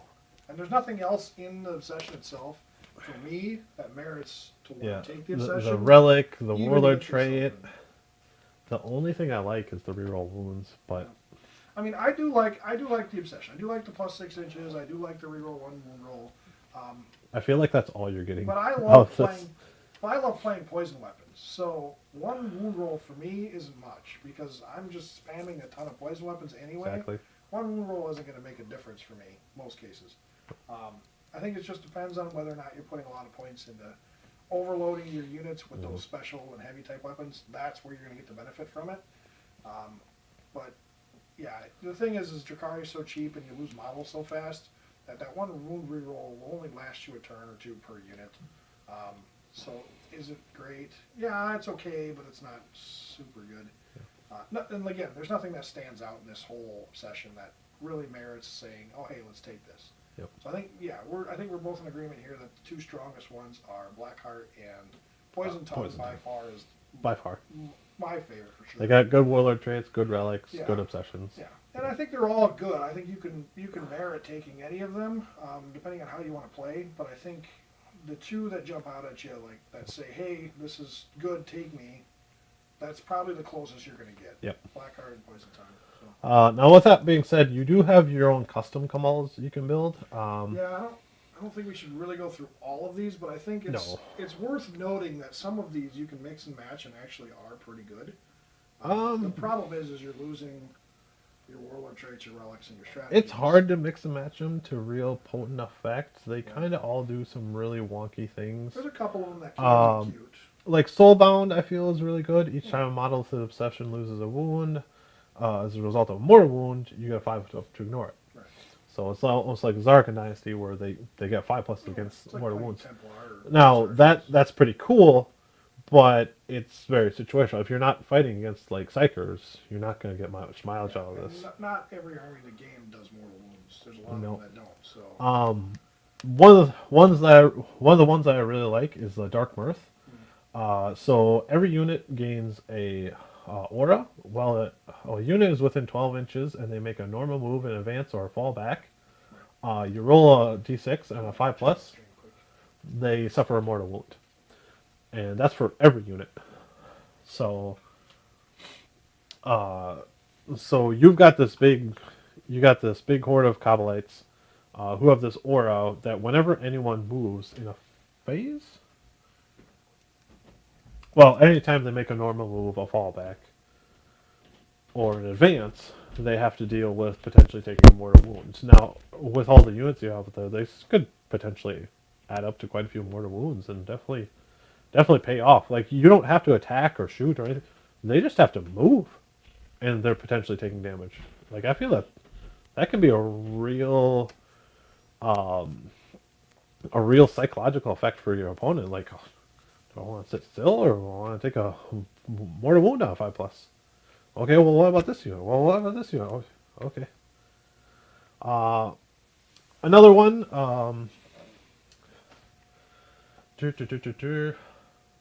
Merciless Razorkin is another really good one in the custom cabals.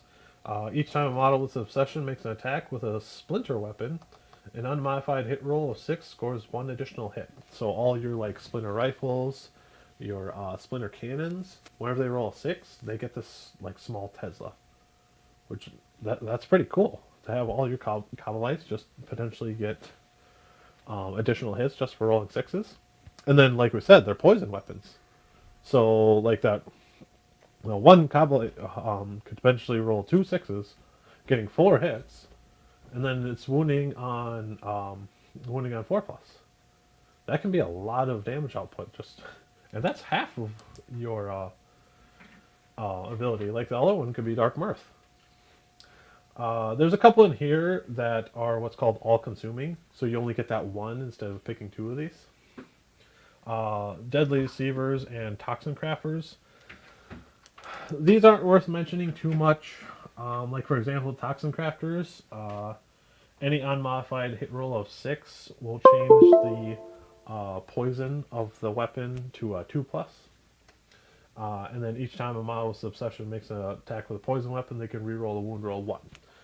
So all your poison weapons can automatically reroll 1s, and any 6s you roll make a wound on 2s, so they wound better. But you have to compare this, like we said, to the Poison Tongue. Do you want the potential to wound on 2s and always have a reroll wound to roll 1, or do you just want to wound with 3s with Poison Tongue? Because, like I said, this is all consuming, so that's all you're getting. Is your poison weapons are a little bit better. Yeah. So that kind of covers the custom cabals. Is they're neat. You can get kind of these little niche effects, but you're not getting like warlord traits or extra stratagems and stuff like that that really make them worth taking. I'll be curious as Drukhari get further and further into the meta.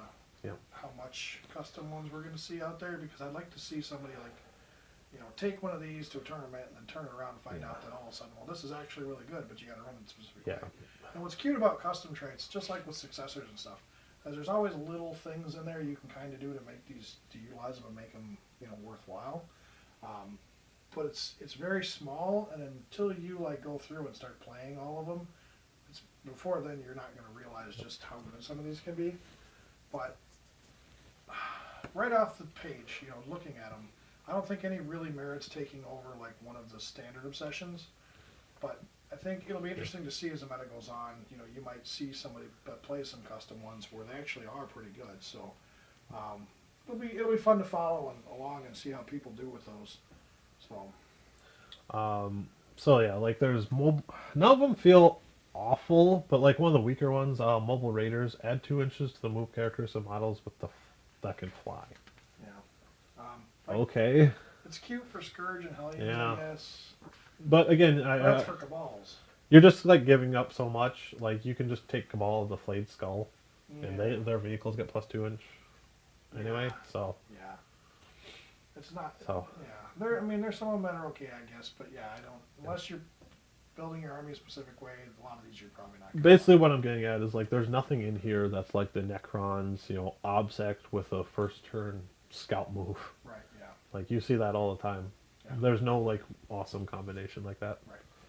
Yeah. Well, at least as far as we know right now. We'll have to see. Yeah. As things go along. Prove us wrong. Yeah. Somebody out there might be all of a sudden be like, oh, hey, well, we got something that actually works really All well. right.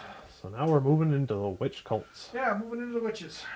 So, Cult of Strife, this is my favorite one, for obvious reasons. Lilith Hesperax. Hesperax has been out there a long time. She just got a new model upgrade. We do have the new model in the studio here. She's up front on our board here. Yep. Miss Hair full of whips and things that can flay you. She is phenomenal. Her rules, not so much, but Cult of Strife is her thing, and that's partly why I like the cult so much. Lilith she's the master, she's the head, she's the coolest character in 40k, probably. Wow. One of the coolest bad guy characters in 40k. So, okay, so her Cult of Strife obsession. The Spectacle of Murder. At the start of the fight phase of unit with this obsession is within engagement range of any enemy unit, it can fight first that phase. So, they fight first, which generally is not a good rule. No, it's not a good rule, because generally you're charging anyway. Yeah. So you're going to be fighting first. With that said, if you declare a charge for any unit within this obsession, if there are no other enemy units within your army with engagement range, add 1 to the charge roll.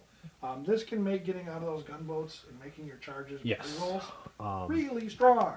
Yep, this is good when, like we said earlier, like when you bring down your gunboat reserve and you get out 9 inches away and you have +1 to your charge. Yeah, that can really help you get that +1 to the charge. This can make sure that it can help you make sure that you're getting your units into combat without losing them before they die. But again, that feels like all you're getting out of this obsession. The fight first in most cases is never going to play a role, primarily because the way fight first has been ruled. If it works the way it probably should work, which is you just get to fight first because it says so. Because it says so. It would be really good, but yeah, there's too much play on, especially with like a lot of armies out there that can make you fight last. Incubi do it. Yeah. There's like 5 ways to do it with Drukhari alone. Yeah. Then you have the Judiciary, stuff like that. There's Judiciary. Like, how does this work? There's too much stuff in there that just get rid of this, where it's, and even if it's not, even if you do get to utilize it, in most cases it's not going to be that effective. It'll just let you like go back and forth with your opponent. They get to fight with the unit, then you get to fight with the unit, then they get to fight with the unit, then you get to fight. Yeah. That's all it does for you. Otherwise, it's like, well, you're probably going to you're going to lose your unit of witches first anyway, and now all of a sudden, well, now you're not bouncing back and forth anymore. So. Like we said, that you definitely need to get your witches there, and you're going to be charging, so you're probably going to be fighting first. Yeah. And if you're not killing what you're fighting with witches, you're probably doing something wrong anyway. Yeah.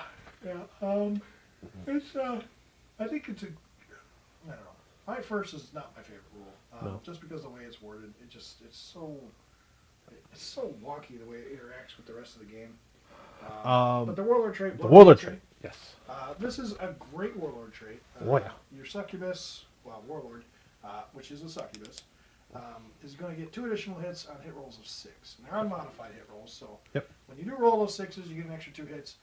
This can make your succubus really scary, Yeah. because if all of a sudden you're hitting a bunch of 6s, oh boy. Well, watch out. she's got 6 base attacks, Yeah. and then any 6s generate 2 additional hits. Mm-hmm. Woo. It's Tesla for melee. And succubuses are no joke. Yep. Anything that gives them extra attacks is like Yep. awful for you as an enemy to go against. But I think it's a good warlord trait. It's not necessarily the best one, but it is pretty good. So then there's the relic, the file bouquet. And what this does is the succubus gets it. Roll a 1d6 at the start of each battle round. To the end of the battle round, the bearer gains the associated effect from the combated drugs. So basically, you get a random combat drug effect, which is Yeah, and that's what I don't like about them. I don't like random effects. yeah. Well, the thing is they're not all super useful either. Like No. if they were all really good for you, then So- maybe. But So the combat drugs is for units that are affected by it. At the beginning of the game, you get to pick basically one of your stats and improve it by 1. only Oh. witch cults get it. Yeah. Only witch cults get it. Yeah. And this allows you to randomly get an additional one. Yeah. This just gives you an Yeah. extra one for that. And they are cumulative. So Yeah. if you get attacked twice, you get 2 extra attacks. Yeah. So there's that. But because it's random, I don't like it. I don't like it. Yeah. It. I think if you could maybe. You could get stuck with like +1 toughness on your succubus. Why do you have to go and say that? Yeah, it's out there. It's real. This is not my favorite relic. If you land the one you want, it's pretty darn good. Oh yeah, get an extra attack on this new thing. Plus attacks, plus strength. Especially when they can Yeah, Tesla into 2 more. right. But Yeah, it's too random, especially when there's random. 6 on the chart to choose from. Yeah. There's too many that you're going You get stuck with +2 movement. Well, and +4 movement's not. +4. Because it stacks with if you already have that. If you already have that, So yeah. you can get +4 all of a sudden. It's like Go up just move 12 on it your makes them succubus. really fast, Really but fast. It's a real smash, Captain. it's one of those things where it's like even if you do get one that's really good, it might not be.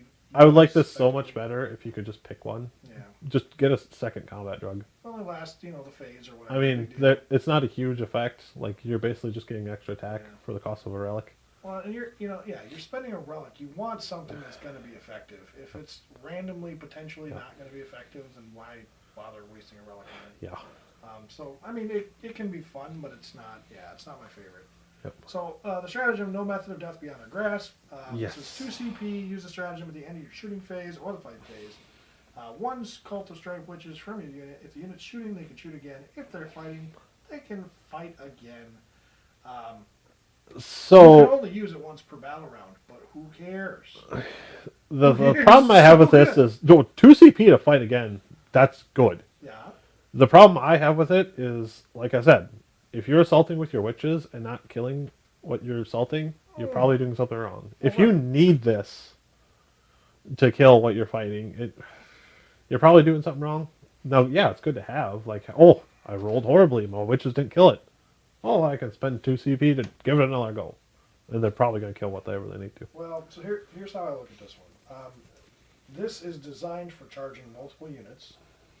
When your witches are charging, especially if you've got like a 20-man blob out there, Mhm. you're running them all in. You can focus down one unit, Yep. and then turn around, fight again, and focus down the other unit. With 50 attacks, you should be able to drown your opponent in attacks. I mean, it essentially does turn your witches into corn berserkers. Yeah, it does. The trade-off here is that this it's at the end of your shooting phase or fight phase, so it's not. It doesn't work quite like. Well, the I mean, you're Berserkers not do. going to use it to shoot again with your witches. Well, what I'm saying though is that like it doesn't work as good as berserkers because berserkers they just get to use it right away after they fight because it counts as another fight phase or another fight attack for them. It's almost like they charge twice. So they charge, they get to attack because they fight first. Yeah, but there's still an interval in there. So they charge, they fight. Well, then they count Or as no, charging because they again. count as charging. So then they get to fight again Yeah, before your opponent even gets a chance to swing. Yeah. So this doesn't let you swing until after they've swung. Yeah. Which is a It is at problem, the end. Which is a problem. So Yeah. it's not as good as the. No. But, you know, with 20 witches in there, it can guarantee that if you failed to maybe kill something you need to kill, Yep. it's an option to be in there to kind of be able to, you know, help out where you need it. So yeah, there is that. Like, if you charge and you don't kill what you're fighting, they do have an opportunity to kill some of your witches before you fight again. Yeah. Ooh, yeah. So The witches aren't tough. Yeah, there's some drawbacks to this particular stratagem, Yeah. as opposed to like 8th edition versions of these stratagems, because in 8th edition you just fight twice, no big deal, whatever. This one, it's at the end of your fight phase. Being able to shoot twice may be useful, probably not going to be used, but maybe useful. But then on top of that too, with the way charging works nowadays, is you're generally not spending a lot of time charging, because in like 8th edition, you would just pick every unit in range, charge them, and then it doesn't matter if you make it to them or not, because as long as you can pile in, consolidate, then you can fight them again. Where nowadays, you charge a unit, if you don't make it to that second unit, you don't even make the charge. So these fight twice stratagems, as good as they are, they're not as good as they were in previous editions. Yeah. Repentia maybe are probably the best unit for that particular purpose. Yeah, I agree. But this kind of works that way. It's just not quite as strong. Yep. Especially when witches, their real design is for holding opponents up if their opponent happens to survive, which is likely. Yeah. The thing is, they get too many attacks for it to ever be a problem in most cases. Yeah, like when you're failing to kill stuff with witches, it's like, come on. Yeah. But it's a fight again stratagem for 2 CP. Most things like this cost 3 CP, so it's not bad. It's not bad. No. I think the only real problem is it can only be done on witches. Yeah, there's some drawbacks to it, and it's. I don't even think you can use it on a succubus. No, it's only witches. It's only witches. Witches unit, yes. So, All right. yeah, I don't know. It's all right. I think it's okay. Cult of the Curse. Can Curse we today. skip this one? No, we can't. It's so bad. I don't know if it's. It's so bad. Okay, it's so not as good as some of these. So let me kind of summarize it here. Basically the whole gimmick of this cult is they're martyrs. They go in there and they do as much damage as they can while dying doing it. And like we said, you don't want to have your army in a situation where they're able to attack you, because like the only effects that you get out of this cult is when stuff dies. Like, your witches have to die for them to do stuff. Yeah. It just feels awful. Okay, so the obsession. All of it. What it does is it gives you +1 to strength on all your models with the obsession, which strength 4 witches is kind of nice, I guess. It's helpful. I mean, now they're wounding on 4s, which is like poison, kind of. But they mostly have poison weapons anyway, so maybe. Yeah, your agonizers don't do anything with that. Yeah. But each time you make an unmodified saving throw of 6, whenever it does a mortal wound back to your opponent, right? Yeah. Never So whenever you attacks, does a mortal wound back. make an unmodified 6 roll, Yeah. because you're being attacked, it's only in melee. It's only melee. It's only in melee. So when they're fighting you in melee, assuming you did something wrong because you didn't kill them, you're not playing Cult of Strife, they attack you back, and only when you roll 6s, they suffer a mortal wound. Yeah. So I think. So you basically have to like lose 5 witches. Because let's say you roll 6 saves, one of them succeeds, they take a mortal wound, you lose 5 witches. Yeah. So here's the way I look at this, right? So this could be useful if all you're running is minimum size. Well, I mean you lose 3 because it's melee and they have a 4 pinball. But yeah. So if you're running minimum size squad of witches, and that's the whole point of this, is to run min squads. Now all of a sudden you're running into combat. They don't have as much combat prowess as if they were max size squads. So now all of a sudden they may not kill their opponent. Well, now if your opponent turns around and smacks them back and kills a bunch of your witches, which admittedly is hard to do in melee with 4 pinball saves, but if they start doing it and you make that 6-up unmodified save, regardless of how many models you lose, you could roll 500 saves, and for every one of those 6s, it deals a mortal wound back to your opponent, which can finish wiping out their squad, which I find actually pretty good. It kind of turns your opponent off from throwing melee units into them And I think that's the best rule about this. Like if you got like a 20-man unit of, let's say like Death Company that jump into you and they just start butchering you with their chain swords, they just eat up your witches. Now, most times your witches are going to be the ones making the assault. But if for some reason, you know, like I said, we'll use Death Company as the example here. 20 Death Company is going to do an insane amount of wounds to your witches, and your witches are just going to die normally. Well, now all of a sudden, you're taking like 106 like saving throws.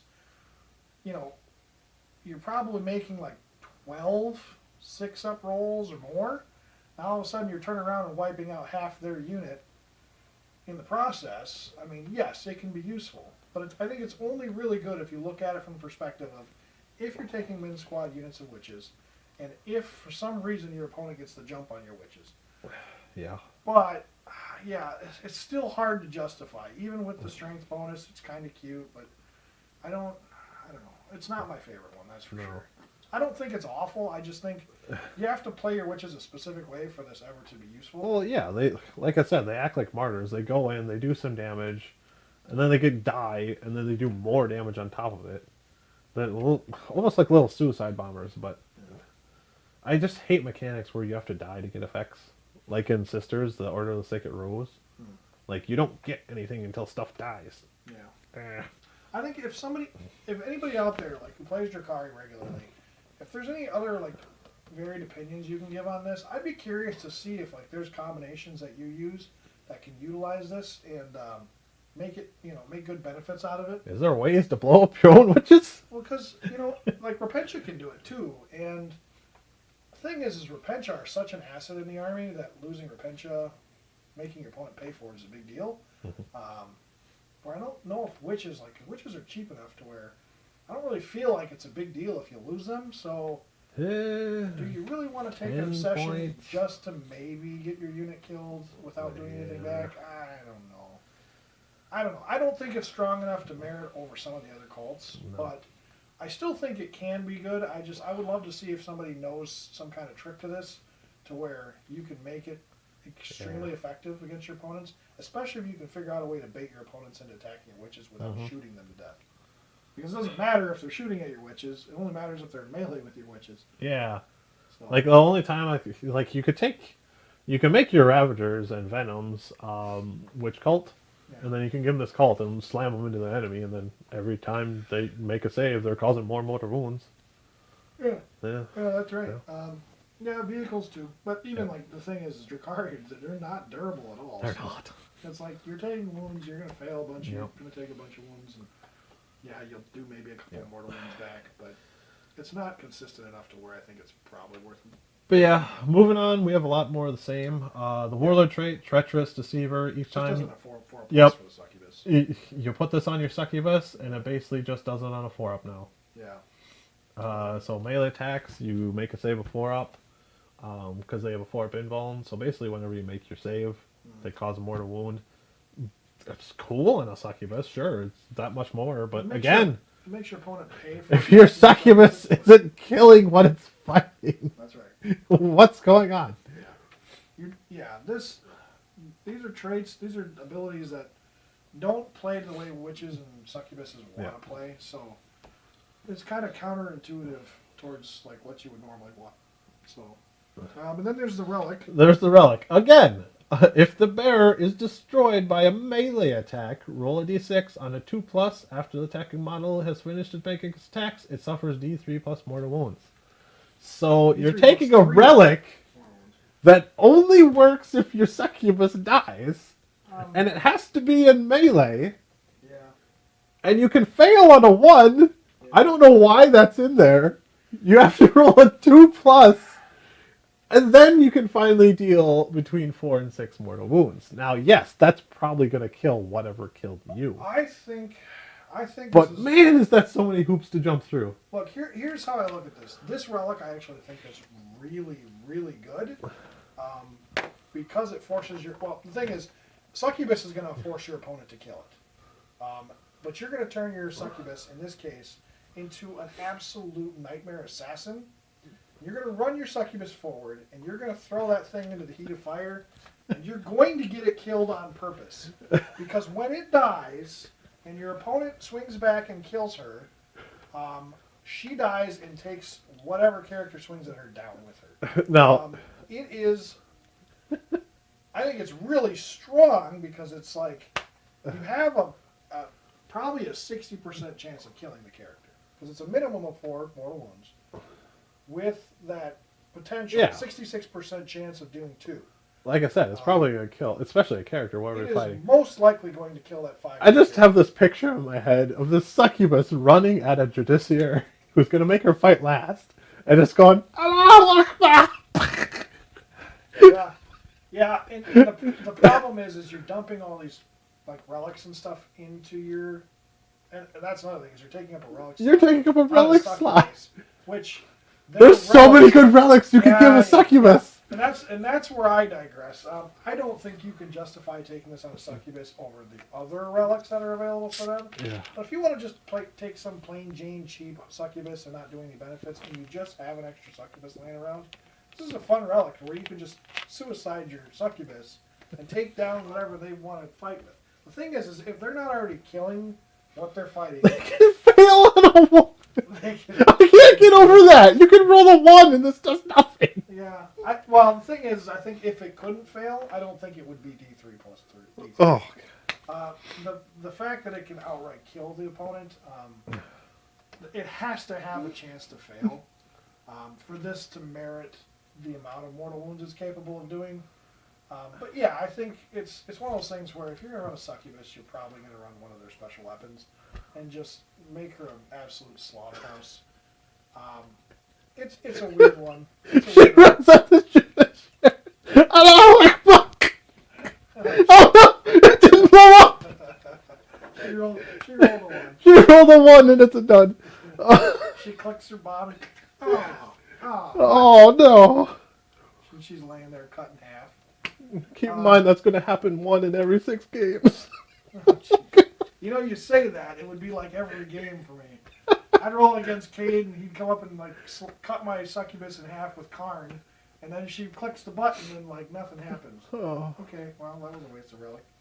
All right. Aside from the hilarity factor, it's a fun one, and I think it can be good. I just think there's so many other good things out there for succubuses that this is one where it's like, if it was on Archon or Homunculus, I think it would be kind of cool. if Because you can throw your Archon in there and be like, okay, kill my Archon, please do it.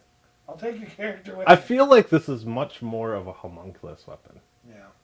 Like when you finally kill that homunculus, he's got one last surprise for you. Yeah. Yeah, they're not these like super elite killy guys. Yeah. It turns them into like an Evisor assassin. It's like, Yeah. please kill me. Oh, please kill me. Yeah. The succubus isn't really like, please kill me. It's more like, please let me kill you. Mm-hmm. She wants to get in there and do damage. So, yeah, you're taking away something she should have and putting something she probably shouldn't have on there. So their stratagem is venomous shard bombs. Yeah. So you use the stratagem after an enemy has declared a charge against your witch units. Why are they charging you? Okay, moving on.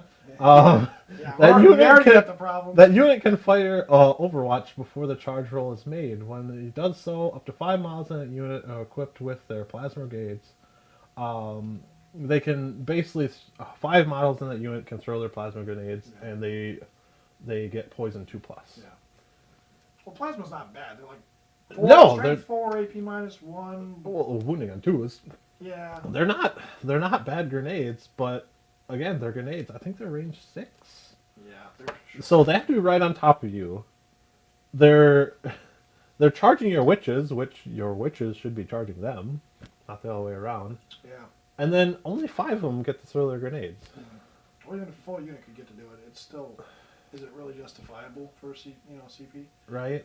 No, yeah, there's too many factors involved where this be This useful. whole cult is so weird. It feels like they want you to just like run up in front of your opponent And stop. and be like, "Come get me! I'm not I'm gonna charging throw you. a grenade at you, and then when you kill me, I'll deal mortal wounds to you." Or I could just play another cult and charge you and get 5 attacks. These are going to be, we're going to dub these the fake out witches, because these are the kind of witches where they run up and they're like, psych! We're not charging you this turn. We're just going to sit here, assuming you don't shoot us to death. hope you charge us, and then you're gonna end up losing half your stuff in the Oh. process. Yeah, there's just too much involved with this, like, this idea of letting your witches get charged, or letting your witches get attacked back. Let your witches die. I mean, they're designed to die anyway, but the problem is that they get in first, they kill stuff, and then they die. Not the other way around. Yeah, not the other way around. So, yeah. Well, that's also the thing. Like, all these are melee. Like, if they got to, like, shoot when they die or something, like, even though it's just a splinter pistol, Or something I would shot love them. that better. Or something Like, oh no, I got caught in the open. I got shot up. Hey, I get to shoot you back before I die. Yeah. That'd be cool, but no, this is just... It's too tricky because people aren't really going to want to charge witches in most cases anyway. I don't want to look at these anymore. Fine. Okay. Just take a deep breath. It'll be okay. All right, so we're running into the Cult of the Red Grief. This is actually this is my other Oh my cult God. that I like. The Red Grief. This cult is amazing. Yes. So this is actually in a lot of ways better than even the Cult of Strife. So the Obsession alone is reroll charge rolls for this unit made with Obsession, and add two advance rolls for units with Obsession as well. So now your witches are just shooting up the board super fast. Yeah, so even your vehicles benefit from it. Yeah, add 2 inches to your advance rolls. Yeah. So they have 8-inch move. So, like, you don't even need transports with this unit because you have an 8-inch move. Yeah. You advance, you get like a 3 or 4. Yeah. So let's say you get a 4. You now moved 14 inches. I need a 2 for that. Yeah, 14 inches. Which, you know, hide behind a building or something so you don't get shot up. Pretty sure. And then on turn 2, you have power for pain, so you can advance again and still charge. Mm-hmm. So let's say you roll another 4. You just moved another 4 inches. So that's 28 inches from your starting position. And now you still get to charge on top of that. Yeah. You don't even really like need a transport with this. Oh, and you get to reroll charges. Well, we're getting to this. This I failed to charge. I'll reroll it. yeah. So you're rolling charges, you can plus your advance rolls. It's funny that you say we don't need transports with this cult. Funny enough, I actually think this cult is the best cult with transports, and we're going to get to that. But The transports just make it overkill, in my opinion. well, we'll get to that because just what this ability unlocks. So the first thing we're going to go is a warlord trait. So each time a melee attack is made by this warlord, a 1 to 3. For that attack fails, irrespective of any abilities, but the weapon and the model make the attack may have. So if somebody swings at them, 1 to 3, they auto fail. It's basically transhuman for your succubus, which is great, I guess. Yeah. But your succubus doesn't need to be defensive, so it is kind of cool. Again, it has the problem of you should be killing them before they fight you. But when they do, because you're only toughness 3, making everything 3 or less fail. Transhuman with toughness 3 is so strong. It's strong. Like Marines and stuff benefit from transhuman a lot, but toughness 3 in it's like Sisters of Battle, if they got transhuman, that would be like overwhelmingly good. Yep.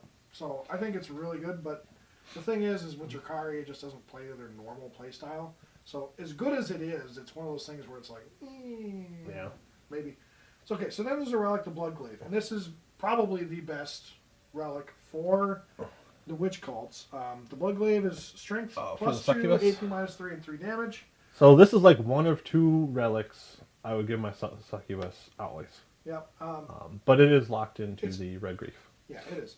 But it's an AP minus 3, 3 damage relic. Now, what is so good about this is not only 3 damage already awesome, especially because it's flat 3 and not D3 or something like that. Flat 3. You can take this weapon up against the strongest units in the game. This will go up against... also it's plus 2 strength, so it makes their strength 5. Well, right, and I'm getting to that. But, so, the 3 damage, even against units like Death Guard, which reduce damage by 1, Dreadnoughts, which reduce damage by 1, 2 damage is still really, really strong against units that reduce damage. So, no matter what they do, you're still doing a minimum of 2 damage. This turns those units into like, okay, well, do I care? No, I don't. Because I'm still outright killing your units every time a wound lands and they fail their save. It is huge. Yeah, it's still AP3. Yeah. Your intercessors are getting a 6 up armor. This is a butcher weapon. This thing will just mop up small infantry and even elite infantry pretty quickly. Right, because it's flat 3 damage, so most characters can only fail this save twice. Yeah, and a succubus is... And a succubus has 6 base attacks. She gets so many attacks. Like, we'll get into that later, but 3 damage 6 on it? base, you can get more. That's 18 minimum damage That's 18 damage just off those 6 attacks alone. If everything hits in wounds like it should.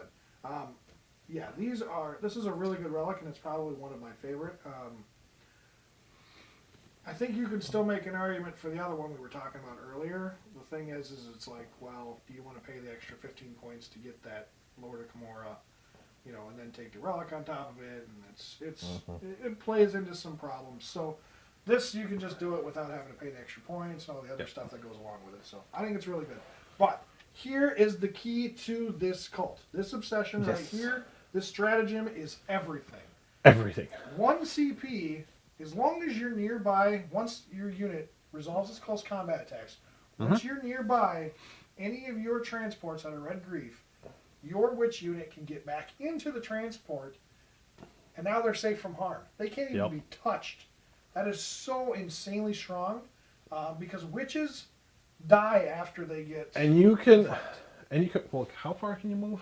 6 inches. Yeah. So I don't think it'll quite work that way. But what was kind of go through my head is like you bring in your raider with your stratagem, you get out 9 inches away, you charge the enemy, and then you spend a stratagem to just jump back into that. Yeah. Just out of nowhere, they just did a drive-by.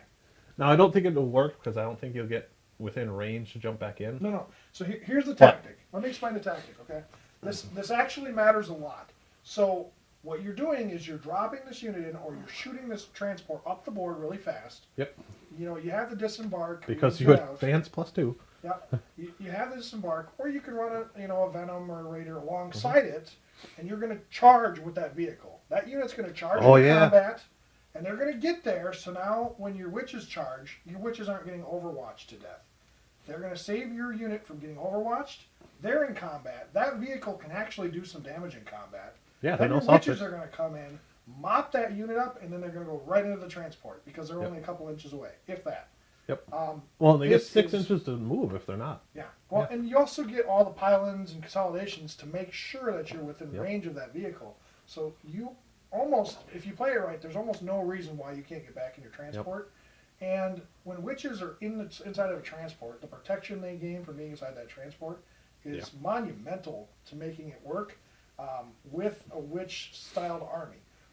Witches are no good against ranged. Vehicles can at least hold up a little bit, and they give that extra added layer of, oh, well, you got to kill my vehicle first before you can even get to my witches. Yep.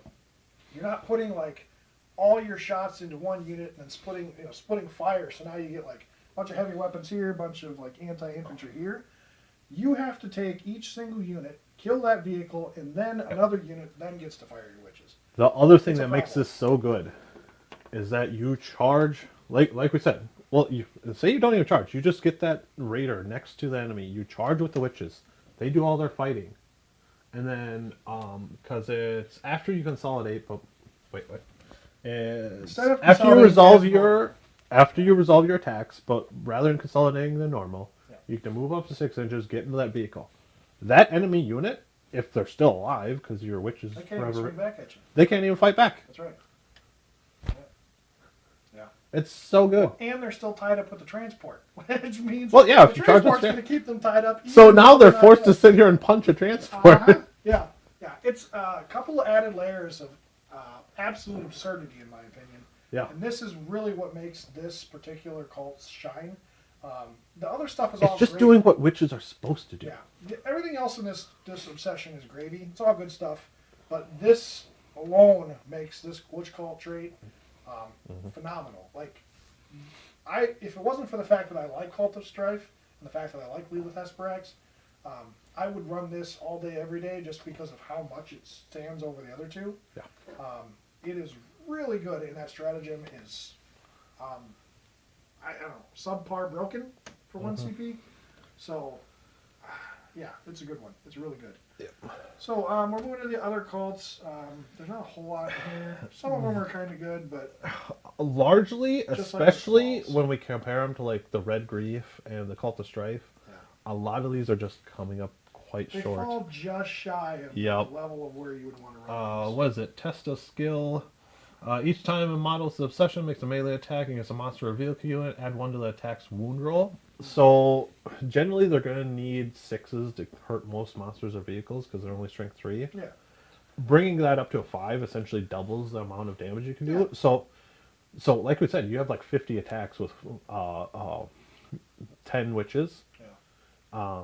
And when you're wounding on 5s, you can just have enough attacks to just dig through these vehicles and monsters, Yeah. even though you're normally only. It's kind of like only on Overwatch. 6. We're just like adding that one extra Yep. is enough to make it worthwhile. Because otherwise, you're throwing a unit in there that's probably not going to do anything.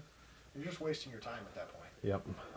Having the extra 5s actually gives you the potential to do the damage you need to do. Yep. A lot of the abilities can are be just alright. like, just like your blade arsons will trigger on 5s and 6s. That's nice. It gives you a little extra AP. Just makes things a little killier. But generally, your which is already killy to begin with. Trophy hunters is the one I wanted to take. Trophy takers. That's Yep. that's the one I like the So most. each time a morale test is taken for an enemy unit that is the model destroyed by a melee attack from a witch, they roll one additional dice and discard the lowest. On their So leaderships, they roll 2d6 and take the highest on their leadership. And when you tie in grizzly trophies, When you tie in grizzly some of these trophies other and on minus some of these ones to other things, leadership debuffs, it adds up. yep. Like say they lost a model from Poison Tongue, now they're adding an additional one To their combat attrition. to their combat attritions, and then we're getting into the covens here. Yeah, The Dark Creed, they have a way to get an additional one on that's right. your combat attrition test. That's right. Yeah. So now they're rolling 2d6, Yep. taking the highest, probably failing. They're having models run away on 1 through 3. Yeah. Like this is a really good when you just combo it with others. Yeah. And then you could still take something else like test a skill with them as well. Right. So creating your own custom. There's a couple real interesting combos in here. Yeah.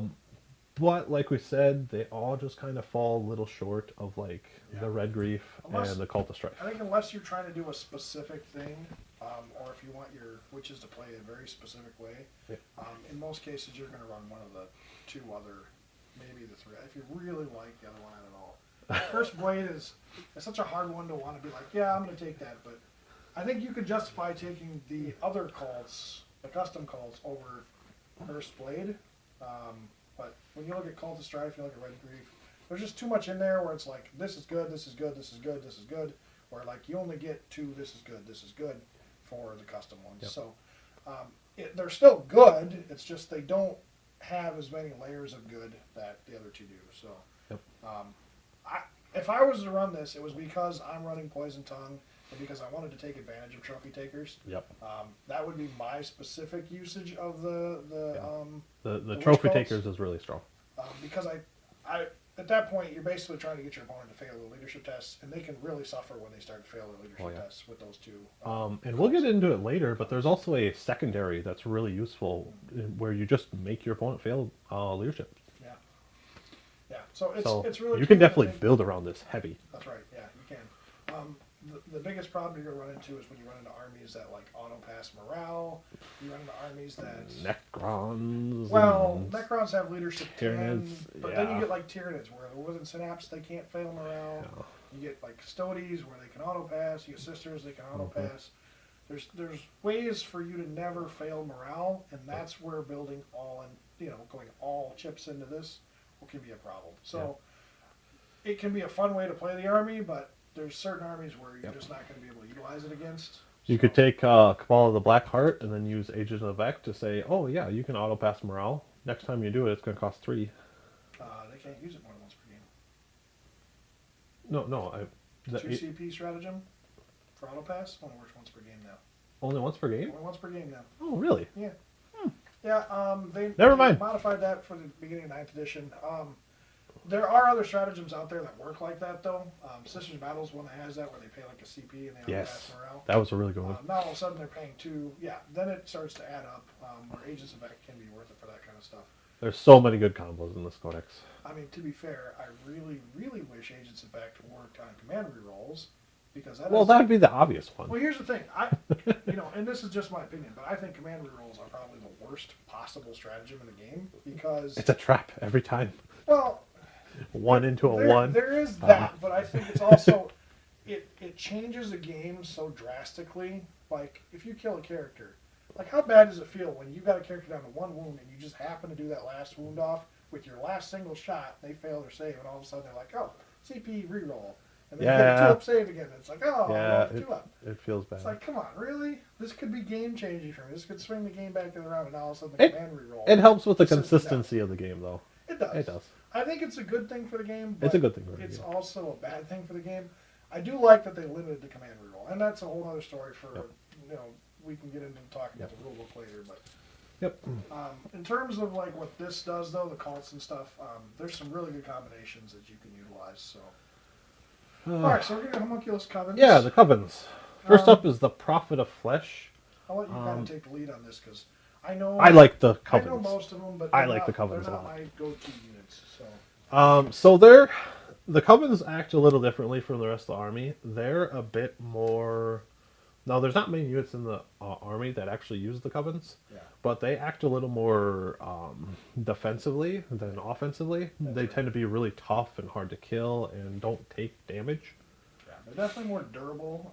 I also think they're more elite, so a lot of their units are smaller sizes, Yeah. with the exception of the racks.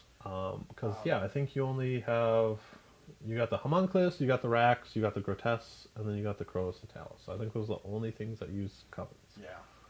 Yeah, they're very elitist type units. Yep. And, their durability is great. Their killing power is still pretty good, but there are areas where they do lack, and we're going to get into that here pretty Yep. quickly. So. So they lack a little in their offensive power. So the Prophets of Flesh, their obsession is any of your grotesques, characters, and monsters just automatically regain 1 wound during the command phase. Yeah. So yeah, it gives them living metal. That's neat. Grotesque, Chronos, I'm getting 1 back. Yeah, that's pretty cool. Yep. And then each time an attack is made against a unit with this obsession, unless the attack is strength 8 or more, any wound rolls of 1, 2, or 3 automatically fail. Yeah. This feels a little weak because of that strength 8 or more restriction. Well, So, yeah. for example, like the racks, they're going to be toughness 5 against when standing next to the homunculus. Yeah. So the only things that are only going to wound them on 3s 6, are 6s and 7s. Yeah. So this doesn't really cover much because the 8 it ignores that, it goes around it. Yeah. And then if they get hit with a strength 10 weapon, I guess, which if you're shooting strength 10 at my racks, thank you. Like, that's fine. You need to be shooting at that on other things. Right, yeah, spend all your heavy weapons on shooting Yep. with this stuff. Go for it. Yeah, so the situations where it actually pays off are pretty limited, I feel. Yeah. The way I look at this obsession is, I think the transhuman is phenomenal, but it's not. The thing is all your stuff is already so durable that you don't necessarily need it. Yeah. It's one more added layer that gives you a little bit of stretch for certain weapons. Like, if your opponent has a lot of anti-elite weapons, and don't get me wrong, there are a ton of weapons out there in the game that are strength 5, strength 6. Strength 6 being the key one here, because you look at like my Tau Riptides, they're all strength 6 weapons. They get a ton of shots. Well, now all of a sudden, if I'm only wounding you on 4s, that's a problem for me. So, yeah, there are weapons out there where strength 8 doesn't quite cut it. Once you get pumped up to that strength 8 characteristic, though, that really kind of changes the game quite a bit. So, like your battle cannons, your stuff like that, they're going to just outright kill your units. But that's what they should be doing anyway. But what this does is it basically makes it so your elite, anti-elite weapons are just basically stuck being anti-infantry weapons, essentially. So it comes down to being like, if you were shooting bolters at toughness 5 models, or toughness 4 models. So I think it's really good. I just think it's an added layer that's great, but I don't think it's like, this could be better utilized on stuff in the army that's toughness 3, right? Yes. Like we were talking about earlier, that succubus that ignores 1, 2s, and 3s. Yeah. It's because she has toughness 3 that makes that so good. Right. Yeah. So if your Cobbleites or your witches were getting this, that would be like a really, really strong rule. This rule makes it still pretty good, but it's just not as good just because there's only that 2 to 3 strength difference there. So like, it doesn't affect bolters, it doesn't affect glass cannons, a lot of weapons in the game, it just completely doesn't affect them at all. Hmm. But, you know, like assault cannon, stuff like that, that's out there, strength 6, strength 7 weapons. There's a lot of them out there still, so, you know, it does play a role. So, I don't know. I think it's good. It's not my favorite. So their warlord trait is the diabolical soothsayer. Mhm. Now you get to pick one of two options when Yeah. you take this. Either one, you can increase the homunculus because it can only be on a. No, it's Any actually. warlord. Well, I mean, it's going to be your coven, so it's going to be your homunculus because he's your only character. Yeah. So you can increase his wounds and toughness by 1, so he'll go up to toughness 5 with 7 wounds. Yes. Or you can increase his movement and attack characteristic by 1. Yeah, make him a little more So killy. a little faster, a little killier, but he's not really. He's got like 4 or 5 attacks. Yeah. He's not terrible, but he's not a succubus or an archon. Yeah. He's more of just being really tanky. So you're almost always going to take the extra 1 toughness and wound, Yeah. especially because your obsession regenerates 1 wound every turn. That's right. Yep. Yeah. If you really like running covens, you can make an argument for taking the melee one, especially if you're running multiple homunculus. But I think in most cases, yeah, they add to the one plus 1 to toughness, plus 1 to wounds characteristic is generally going to be the go-to for this particular trait. It's also, in my opinion, probably not the best warlord trait for homunculuses. However, it is pretty good. It's not terrible. It makes them tankier, and that's kind of what their whole deal is of being tanky. I think my problem is anything that only benefits one single model in your entire army for a warlord trait generally isn't worth taking. Yeah. But with that said, I mean, you know, if you're going to utilize them, if you're going to utilize those points and make them worthwhile, then you can maybe justify it. So, I don't know. It is what it is. Their relic is the Vexator Mask. So homunculus only. They cannot fire Overwatch at this model. Yeah. And at the start of the fight phase, select an enemy unit within 3, and that unit can't fight until everything else has to. It turns them into a Judiator. It's a fight last, yeah. Yep. 3-inch It's a fight fight last. And this is phenomenal. Not being able to be overwatched is not that big in today's game, but it can be useful. And then making your opponent fight last is way better than fighting first. It's way better than fighting first. You cannot even be selected to fight. You can't pay 2 CP to interrupt. There's none of that nonsense. You're selected to fight last. You are not even eligible to fight until after everybody else has. Fight last is so strong in the game right now, and there are multiple sources you can get from Drukhari, like 4 or 5 sources in Drukhari alone that can do this. Homunculus being able to do this is pretty awesome. Yep. It's a real wrench in the tire for anyone. Like, oh, you charged me? Oh, too bad the homunculus says no. Yeah. You fight last. Well, when it's on a durable unit like a homunculus unit as well, it's not like it's just going to, you know, it's not going to be a piece of paper in the wind. It's going to stick around most of the game. And he's also a character, so he can heroically intervene. Oh, you charged my racks over there? I'm going to heroically intervene. Now you fight last. Yep. Then we have the CP, the stratagem. Yeah. Use the stratagem with fight phase. Select 1 Prophets of the Flesh infantry within 6 of a friendly homunculus unit until the end of the phase. Each time an attack is made with a Prophets of infantry unit, you can reroll hit roll. Yeah. If the selected unit is a grotesque unit, the stratagem costs 2 CP, otherwise it costs 1. So, I think it's a good stratagem. Rerolling all hits. Not on grotesque. I think it's too expensive on grotesque. It might be a little pricey for CP. but one CP to make your essentially racks plus 1 or reroll their hit rolls. Like so they hit on 3s normally, and then they get full rerolls. Yeah. It's nice. The problem I have with it is racks aren't terribly killy. They have 2 base attacks.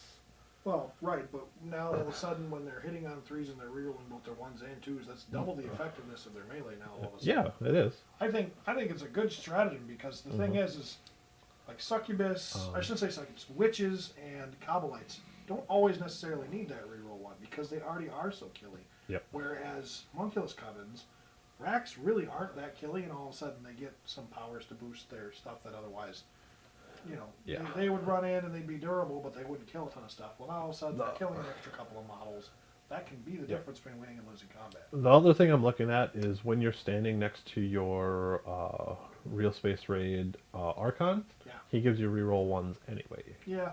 So Yeah, 3 is that's- rerolling ones as yeah. opposed to paying a CP Yeah. to get rerolls. Yeah. That's another thing you got to look into too. What's nice about this though is you can actually split your army up too, because like I said, they're not going to stay together. So your Archon can go one direction, your Homunculus can go another direction. They can follow the Coven's units, and they're still benefiting from this reroll that they otherwise wouldn't get. So I think it's a good stratagem. It's just one of those where it's like you're not always going to get to use it, and is it always going to be effective enough to where you want to use it? Not always. So Yeah. So the grotesques definitely hit harder, and they won't benefit from your Archon's reroll ones. yeah. But at that point, it costs 2 CP. It's like, oh, it's so rough to spend 2 CP on any stratagem, really. Yeah. Well, to be fair, I mean, it's better on Grotesque than it is on the Racks. But, Oh, yeah, it is. But yeah, I think it's paying that extra CP really is a big price exchange. So, Yep. All right, so moving into the Dark Creed. This, if I was to run Dark or Drukhari, I would just like really go hard into Dark Creed. I like these guys a lot. Yeah. So this obsession is Distillers of Fear. So all units with this gain this ability. It's an Aura of Terror aura. While an enemy unit is within 6 inches of a unit with this obsession, subtract 1 from their leadership, and subtract 1 from their attrition tests that they make. And then on top of this, you still get each time a melee attack from a unit with this obsession that targets a unit with a leadership characteristic that is equal to or lower, keep in mind that you just lowered their leadership, you add 1 to the attack's hit rolls. So now your Racks and like Grotesques are going to be hitting on 2s. Just for being within 6 inches of the enemy. That is really good. And then, like we were talking about earlier, it's lowering their leadership and buffing up their combat attrition tests. So they're gonna have so many more fleet. And you can combine this with like Grizzly trophies and like the witches, the poison tongue. Yep. Yeah. This stacks this particular. I think if you're gonna run Dark Creed, you're generally gonna run the Dark Creed in either a full Homunculus army or you're gonna run it in a Real Space Raid. And what's really cool about this is the fact that you can stack it with Poison Tongue and the Witch Cults. Mm-hmm. What do we call them? They were the something trophy hunters or whatever. Yep. Stacking it with that, and then just all those things stacking together can make your opponent all of a sudden just almost all the time Run fail their for the leadership hills. They're going to fail their leadership tests.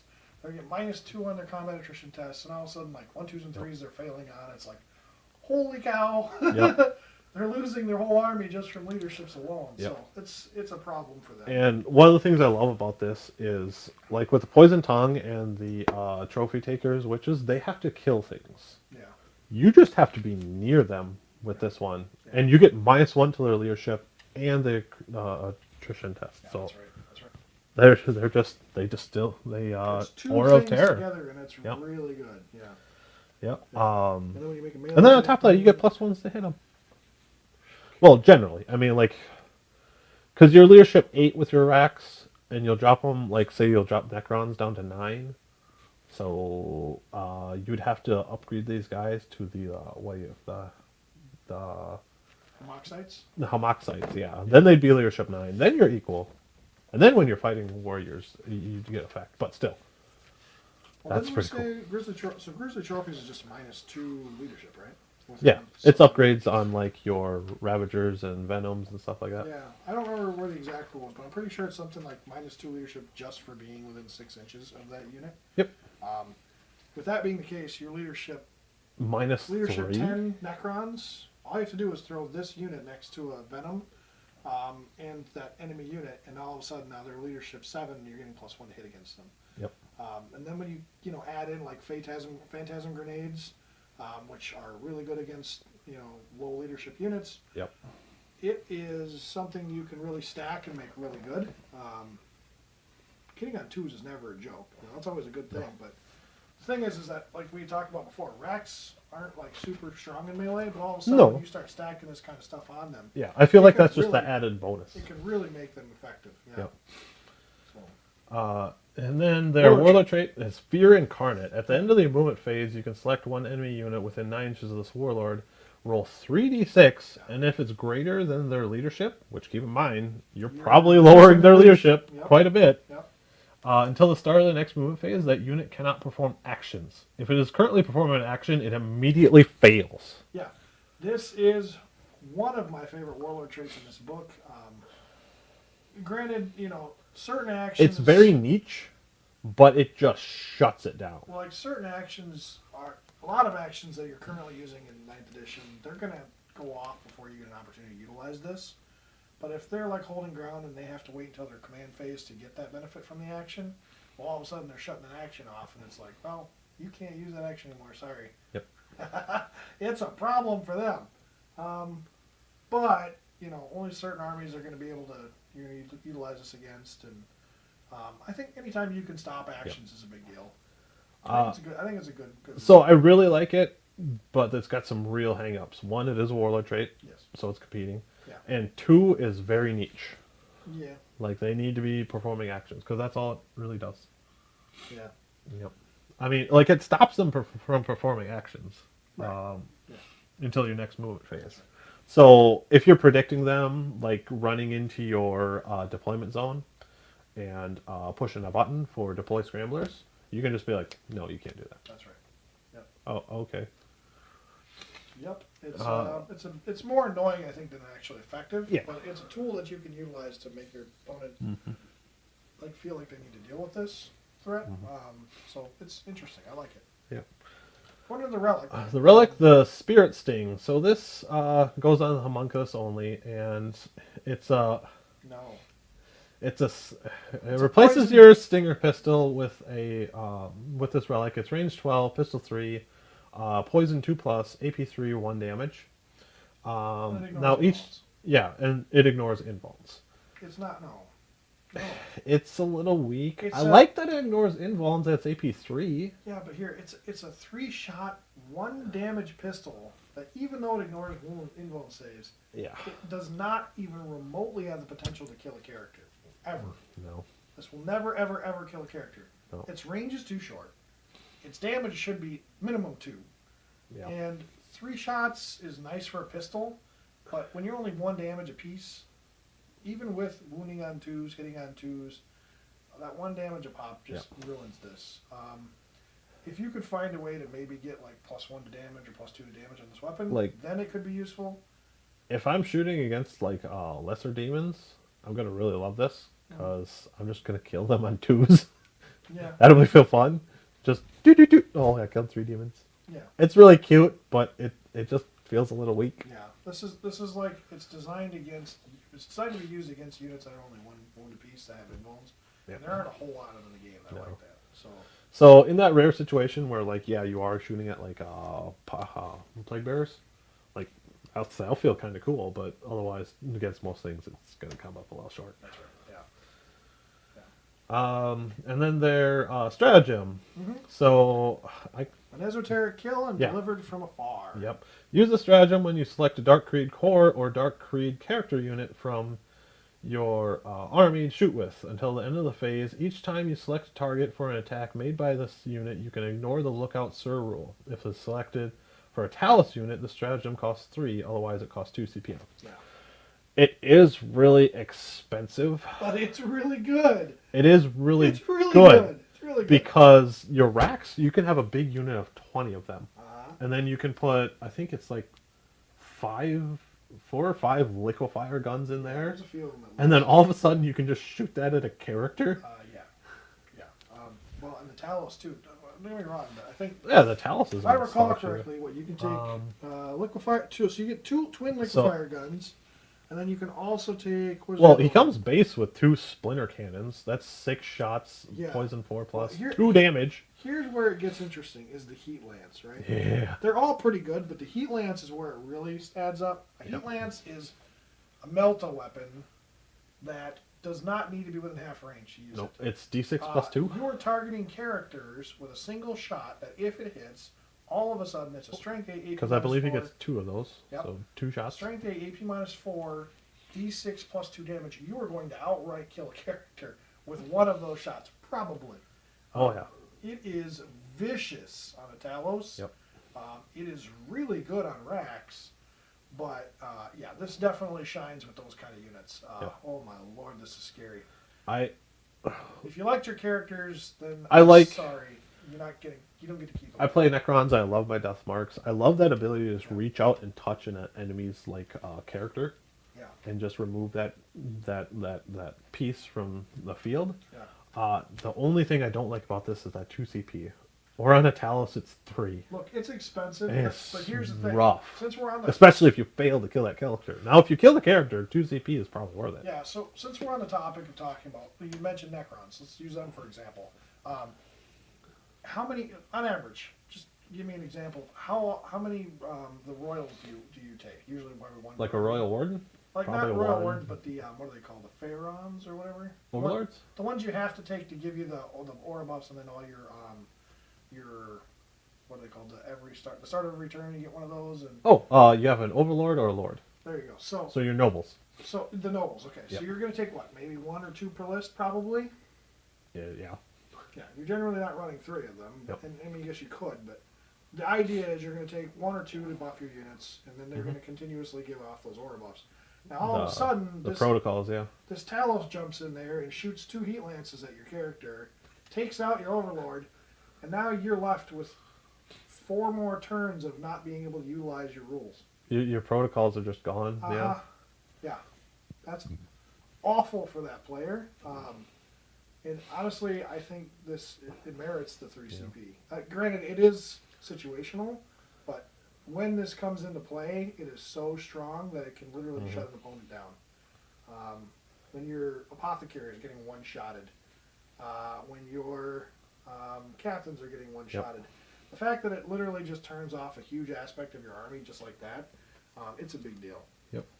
Now, if you weren't able to take like these super strong weapons on the Talos, then it wouldn't be that great. But like even Rax with liquefiers, that's still deadly as heck. Yeah. AP minus 3 1 damage weapons that are going to be wounding on 4s. It's pretty deadly. So if I was to run Drukhari, there's actually quite a few ways where you can get around that Lookout Sir in this book. Like earlier we were talking about that pistol that can ignore Lookout Sir. Right, yeah. And when you start building up these layers of like, oh, this can target your character, and this can target your character, and this, like the Rax, their sergeant guy, Yeah, he can just take a sniper rifle in there. that's right. Now it's only one guy out of the unit, Right. but when I take like 3 units of Rax, and I have a sniper rifle in each, Oh, true. and then I have the 6. stratagem, and then I have a character with a pistol who can look out, sir, Yeah. I can just build all these layers of being able to reach out and touch your character, Yeah. and it's gonna be scary. And like, so I play Raven Guard a lot. And I don't, snipers generally don't tend to merit taking the sniper rifle in most cases. When you add enough sniper rifles in there, it's enough to be able to down a character in a single turn. And when you can take all them sniper rifles and down a character every single turn, it gets you things like assassinate. It gets you things like it literally turns off all of their aura stacking, buffing, and stuff like that. That can be the difference between winning and losing a game. Yep. And especially for like armies like Necrons, where all of a sudden they can't use their command protocols, that can be a big deal.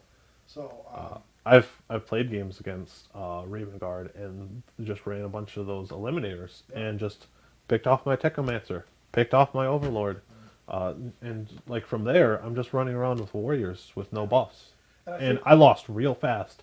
That day I bought some Lich Guard. I'm like, I need these bodyguards because that was awful. And I think that's probably stuff like this is why you're seeing more like the bodyguard rule being a thing, like how it changed to where you just cannot target the character until that other unit's dead. I think that's partly why it's in there now, because this stuff is just so powerful. If you utilize it correctly, it can make a big difference. Losing your characters is a problem for players. The other thing I wanted to say about the stratagem is there's a stratagem for your racks that allow them to re-roll their wound rolls, so you can combine that with that. And like we were saying, you could use your liquefier guns to target the character, and then use the CP to re-roll your wounds. Yeah. So you're auto-hitting that character, re-rolling all the wounds, and just putting like 20 wounds on them. Yeah. Well, in addition to that too, I mean, if you need to, you can always command re-roll like the special weapon shots and stuff too. Yeah. So there's always other things there you can do to make sure that stuff dies. which is huge. So, But moving on to the Covenant of the 12. Covenant of the 12. So this is my favorite named one, but Yeah. this one is probably the weakest of the three, right? I think so. Each time the model with his obsession makes an attack with a melee weapon, improve AP by 1. Yeah. That's cute. If it's performing an action, it can still make range attacks without the action failing. Yeah. This is probably the weakest because, like we talked about earlier, how often do actions come up? Generally, you have to have infantry, so it's just going to be your racks that are doing that. Yeah, I think it's kind of cute because like you can throw this whole coven. Basically, you can set even if you're only taking a single detachment of them and they're running the whole rest of your army with something else. Well, now all of a sudden that unit, you can have those units like taking actions all game long and still being able to do what their normal stuff is all game, without interfering with whether or not they're doing stuff. So.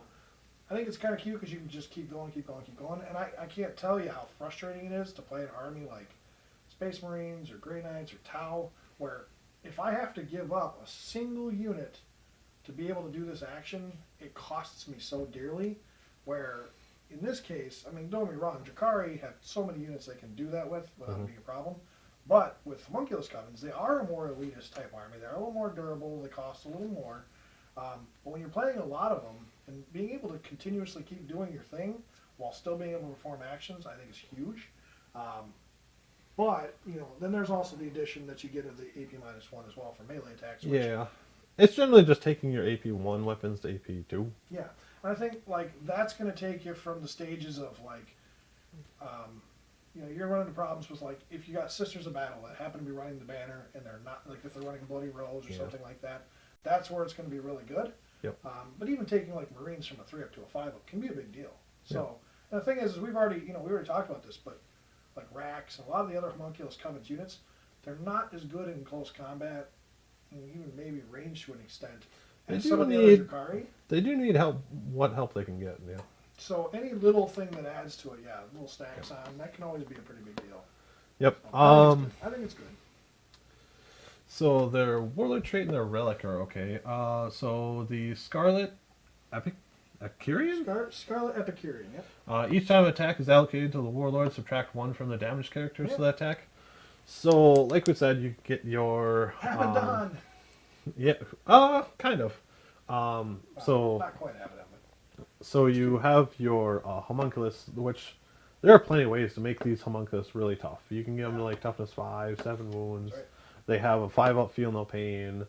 They have a 6 up invuln from their power from pain. And then on top of all this is just more layers to make them even tougher. They subtracted damage from it. So all of a sudden, like even if you have a 2 damage attack, now you have to deal, because they have 6 base wounds. You have to deal 6 wounds to them. Yeah. It's a nice warlord trait to have. Yeah. You see this in plenty of other armies that kind of do the same thing, like subtract 1 from your damage results. It just makes them very much more durable. Right. The reason why this one's good, like if this was on an Archon or Witch, it'd be bad because they're not supposed to be attacked. Whereas your Homunculus is tanky. And making them tankier isn't necessarily bad. It can let you take more risks, and it also can, like, if for some reason your character gets targeted, they're probably not going to die anyway, but now even more so they got those extra added layers, which I think really adds up over time. I think this is a good one.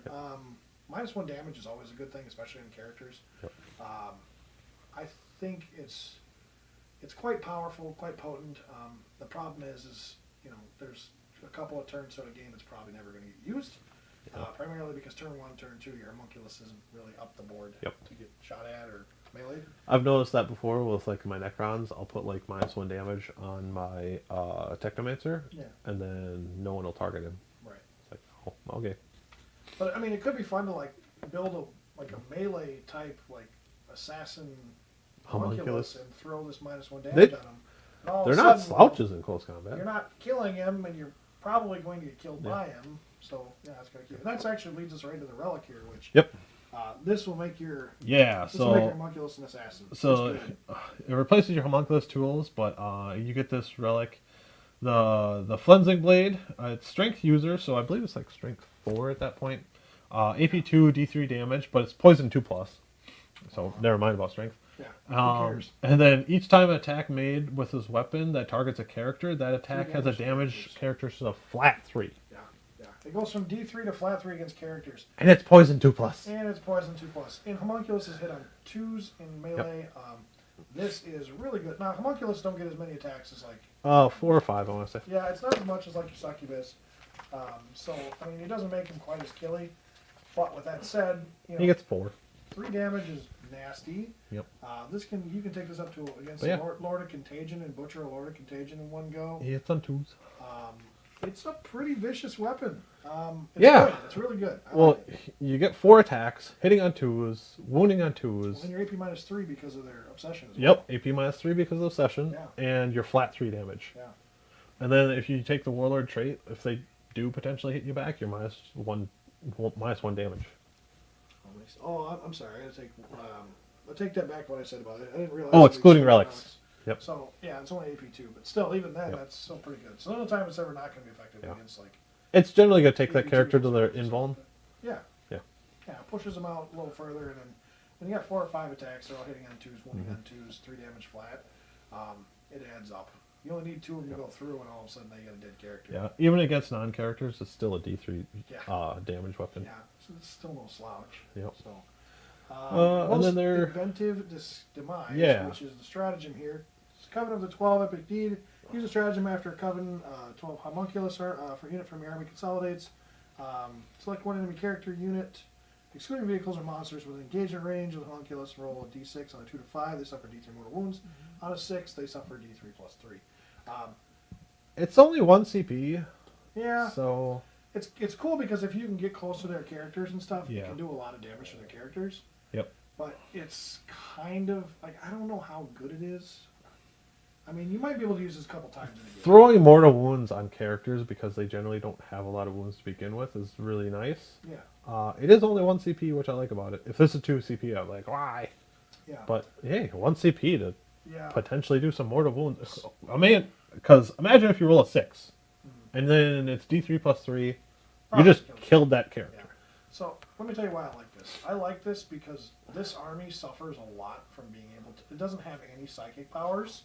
You cannot cast psychic in this army. It does not exist. So you don't have a psychic phase. There are a lot of ways to do mortal wounds, but there aren't a lot of ways to do consistent mortal wounds without taking like these specific types of covens, cabals, whatever traits. This adds 1 to your army that if you were going to run the Covenant of the 12, all of a sudden now you're actually like kind of, it's not really a psychic threat, but almost kind of like the equivalent to a psychic threat, where it's not done in a specific order or whatever the case is. It just, when they're, whenever you're in After it range of them, consolidates. yeah, when you're in range of them, you just have to get close enough, and all of a sudden now they can kill a character on top of it. I think it's pretty good. It gives you a way to do wounds you otherwise wouldn't be able to do. Yeah. So it's kind of cool, and it also gets rid of that obnoxious, like, the way they changed 9th edition to where you have to pick every unit and charge them, and if you don't make the charge, well, against all the units you charge, well, all of a sudden you're not. Well, in this case, you charge the closest unit, and then you pile in and consolidate into the unit you really wanted to kill, and all of a sudden now they're doing D3 plus 3 mortal wounds. Yeah, that's awesome for you. It's not so good for your opponent. So Yep. I think it's good. It's just, I don't know. It's So moving into the custom covens, there's a couple in here that are very interesting. They're very, like we said, the covens are very different from the rest of the Dark Elder very much so. Codex. So one of the all-consuming ones, so you'll get this and nothing else, is Dark Technomancers. Each time a unit with this obsession is selected to shoot, you can choose to enhance any or all of the ranged weapons in the unit is equipped with. If you do until the end of each, you add 1 to the wound and damage roll of those weapons, and then any unmodified hit rolls of 1 made for the attack with an enhanced weapon, the bearer's unit suffers 1 mortal wound. So they kind of have this, if it's a vehicle, it suffers D3 mortal wounds. So they almost turn the weapon into like a plasma gun that overcharges. Yeah. But when you take this and you use it on your racks with their liquefier guns, which automatically hit, Yes. so they don't roll 1s. 2 damage, AP minus 3 liquefiers. Oof, gross. Yeah, well, it's because they're AP2 flamers, essentially. So your wounding, most things are going to be wounding on 3s Yeah. with AP2 and 2 damage, Uh-huh. and you get around your mortal wounds consequence here. Yeah. That's very interesting. It is really good. And then, like I said earlier, I'm pretty sure there's a stratagem where you can make your racks reroll wounds. Yeah. So these liquefier guns can be nasty. Mm-hmm. Yeah. But then again, that's all your coven is doing, really. That's true. Well, I mean, it's the only major benefit you gain from having a coven obsession, but Yep. it's, whatever. It's probably worth it. It's Oh, yeah. just, I don't know. I think the other ones are probably pretty solid too. So again, you have to weigh is it worth giving up one of those? So Hungry for flesh, you can reroll charge rolls for units with this obsession. That's nice to have. Reroll charges for your whole covens is not a bad thing to have. yeah, You can combine it with other stuff like what was that? Masters of Mutagens. Each time a model with obsession makes a melee attack with a poison weapon, excluding relics, the target unit is not a vehicle or titanic. An unmodified roll of 6 automatically wounds the target. yeah. So, So- you get a lot of attacks, and all of a sudden you're rolling a lot of sixes. It gives your turns your army into a bunch of scarabs. exactly, that's what I was gonna say. It turns your army of racks and talos and stuff, just gives them the scarab Well, ability. here's the thing is like you get a lot more racks than you do scarabs. I mean, granted, you get 9 scarab bases at 4 wounds apiece, Yep. 4 attacks apiece, but yeah, it's it adds up quick. So Otherwise, there's like Splinter Blade. Each time a model with obsession makes an attack with a melee weapon, an unmodified roll of 6 scores an additional hit. That's a lot like the which one we talked about earlier. Gives Yeah. them this little bit of Tesla. yeah, it's kind of cute. It's kind of cute. You Oh. can like we said, you can combine it with the Masters of Mutagens. So now any 6 scores an additional hit and that for automatically wounds. Well, it's for melee. Okay, yeah. Yep. So that'd be a neat little trick. Yeah. Yeah, that's nice. Yep. Yeah, I mean, but the problem is, now all of a sudden you're relying on 6s. Yeah. You don't roll a Yeah. lot of 6s. You're relying on getting in If combat you're a and good rolling roller, 6s. if you're a good roller, you really roll a lot of 6s. Take those too. If Yeah. you don't, then probably avoid Yep. it. So now we're going into stratagems. Yeah. Okay. All right. Do you have any favorites in here? I mean, I'll tell you right off the bat, my favorites are going to be lightning fast reactions. As usual. Yep. Minus one to hit's always a good thing. It's very solid. And then they got that new one too. That's just like when they change it for Eldari. What's it called? Like, don't stay still or something like that. Oh, I was on the move. That one I didn't care for too much. Never stationary. That's Yeah, what- never stationary. Use a strategy shooting phase. Yeah. Because you shoot and basically get to move. That's always been like a really good card for this army, primarily because it's designed for units like Scourge. Raiders can use it, I think, and then the biggest unit you're going to want to use on this is Reavers, because now all of a sudden you got a huge unit of Reavers shooting like they're blasters, and they shoot, and then all of a sudden they disappear behind cover. Good luck targeting them. Yeah, so It's good. so it's in the shooting phase after you attack with a Drukhari unit. You get to move up to 7 inches. That's right. And then you can't declare a charge. My problem is, one, it costs 2 CP. Yeah, it's always that's- cost 2 CP. That's never That's changed. that's gross in my opinion. And then all you're doing is moving your really fast unit. Okay. Like, are you moving behind cover? Yes.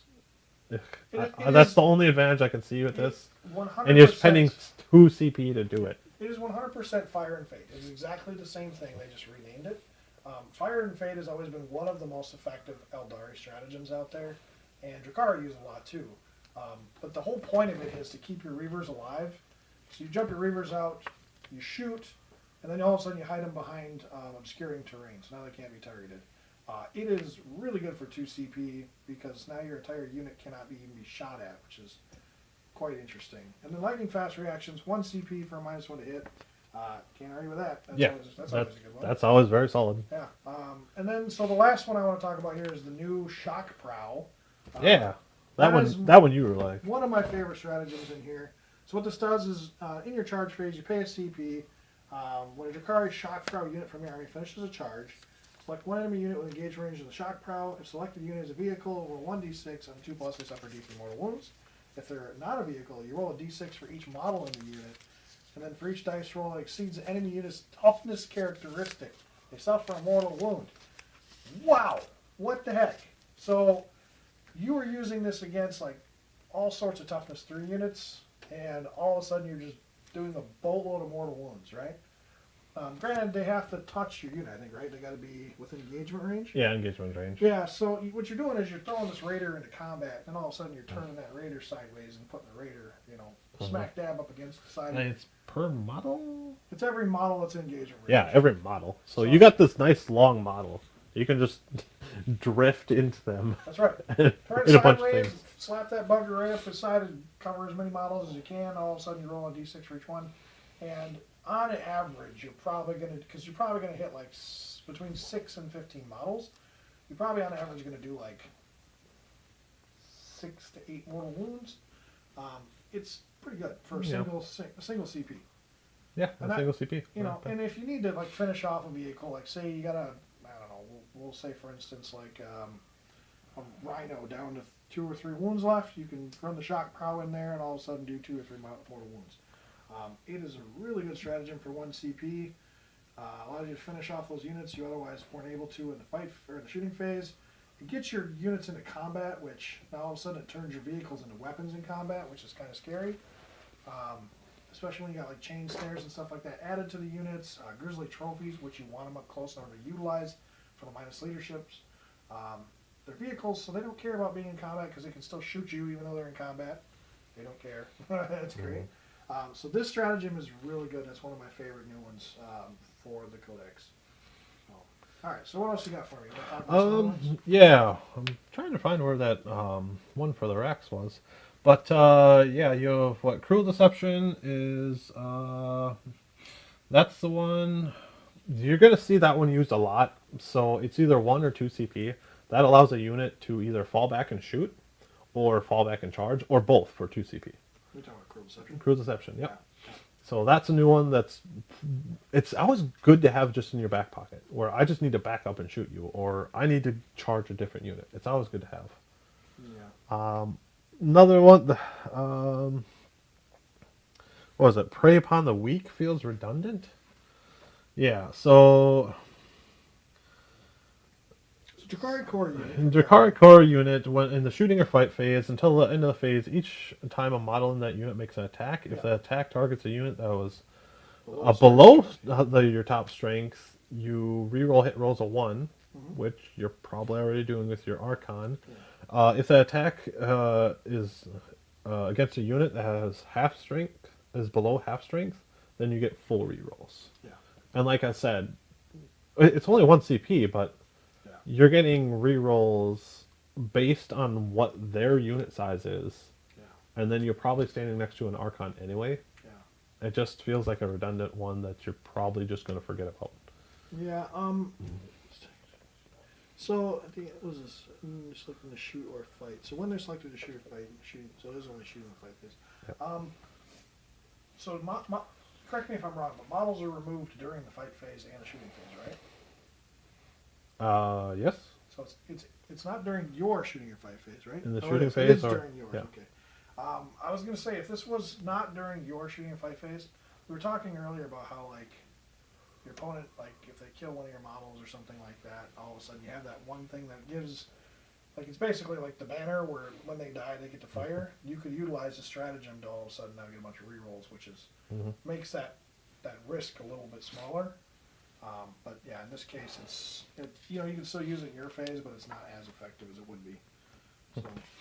Webway Portal and Screaming Jets, these are both 1 CP stratagems. They basically allow your units to... Webway Portal works on infantry, beasts, and bikes. And you can spend 3 CP on it to do it to 2 or more units. 2 units? Yeah. Yeah. Otherwise, you can just spend 1 CP and use it on 1 unit. And then Screaming Jets does the same thing, but for your vehicles. These are very good to have because they allow you don't have to run across the field. You can just spend these CP and then just deep strike on top of your opponent. Yeah. Or you can, like I said, the Screaming Jets, you can just put your guys inside of the vehicle. And this is what we were talking about earlier, how you can just deep strike and get out 9 inches away. Deep strike and disembark, yeah. Deep strike and that, but the unit has to be 9 inches away. But then if they're like witches in the cult of the Strife with the reroll charges, and it's reroll charges. Yeah. Well, Strife gives plus 1. Strife gets the +1. The Red Grief gets the rerolls. That's right. I think there's a stratagem in here or something for reroll charges as Yeah, well. so those are very useful ones. They just give you more maneuverability around the table, help you get engage on all fronts, Yeah. stuff of that nature. Very good ones to have. I want to say this is probably the one you were talking about here, Torture's Craft for the rats. Yes, that's it. Yeah. That's the one. So it gives you reroll wound rolls for 1 CP. Well, it's 2 CP if the unit is full. If it's more than 10 models. Yeah, if it's more than 10 models, you get reroll wound rolls for 2 CP. If it's less Yep. than 10 models, you get it for 1 CP. There's one of the custom, I believe it's one of the custom covens, will actually reduce this Even further, yeah. by 1 CP. So on a unit of 20 or more, it'll cost 1, and then on a unit of 10 or less, it'll cost 0. Yeah, so what you want to do for this particular unit then, if you want to utilize that other, if you want to use that other coven, Yep. what you would do is you just run a whole bunch of homunculus rack units in 10-man squads, and then you can maximize this and it costs you nothing at all. Yep. Which is really good. So You could use it every fight. Oh, it's in the fight phase, or a unit from your army selected to fight. Oh, it's only any coven fighting. unit or rack art. Till the end of the phase, each set of model in that unit can attack you, roll a wound roll. So yeah, it is. Oh, it's only in the fight phase. I thought you could use that during shooting. Yeah, I am mistaken. It doesn't work for the liquefiers. Ah, even then, my heart is broken. But even then, though, like beefing up. The thing is we already know homunculus covens aren't super great in melee, just because of their limited. They're just more limited. I wouldn't say they're not great, but they're just more limited. But with all these things we've been talking about that you can buff them up with, there's little things here and there you can buff them up with.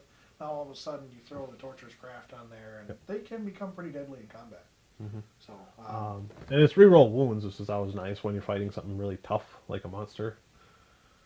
Other ones I want to touch on, swift outflanking. Oh my god, when would you ever use this thing? Where is that one? Swift outflanking. 1 CP. So the stratagem at the end of your movement phase, select one transport from your army that is wholly within 9 inches of the battlefield edge. Remove it from the battlefield. That unit is placed in a strategic. When would you ever use this? So I could make Like your movement is already like 14. I want to say. Yeah. See, Do you need to reposition that bad that you're spending CP and giving up a turn of shooting? Yeah. Well, the hardest thing about this stratagem is the fact that you got to give up a turn to get it on the board. Yeah.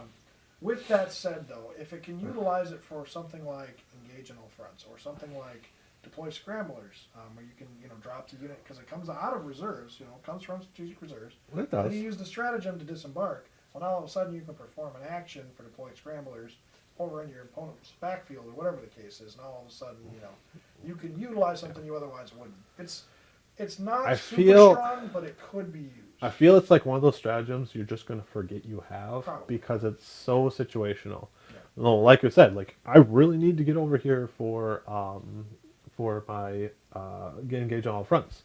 Like we said, you could probably just advance and get there anyway. Yeah, with engage, it's a little. Because it's only on a simpler. transport. Yeah.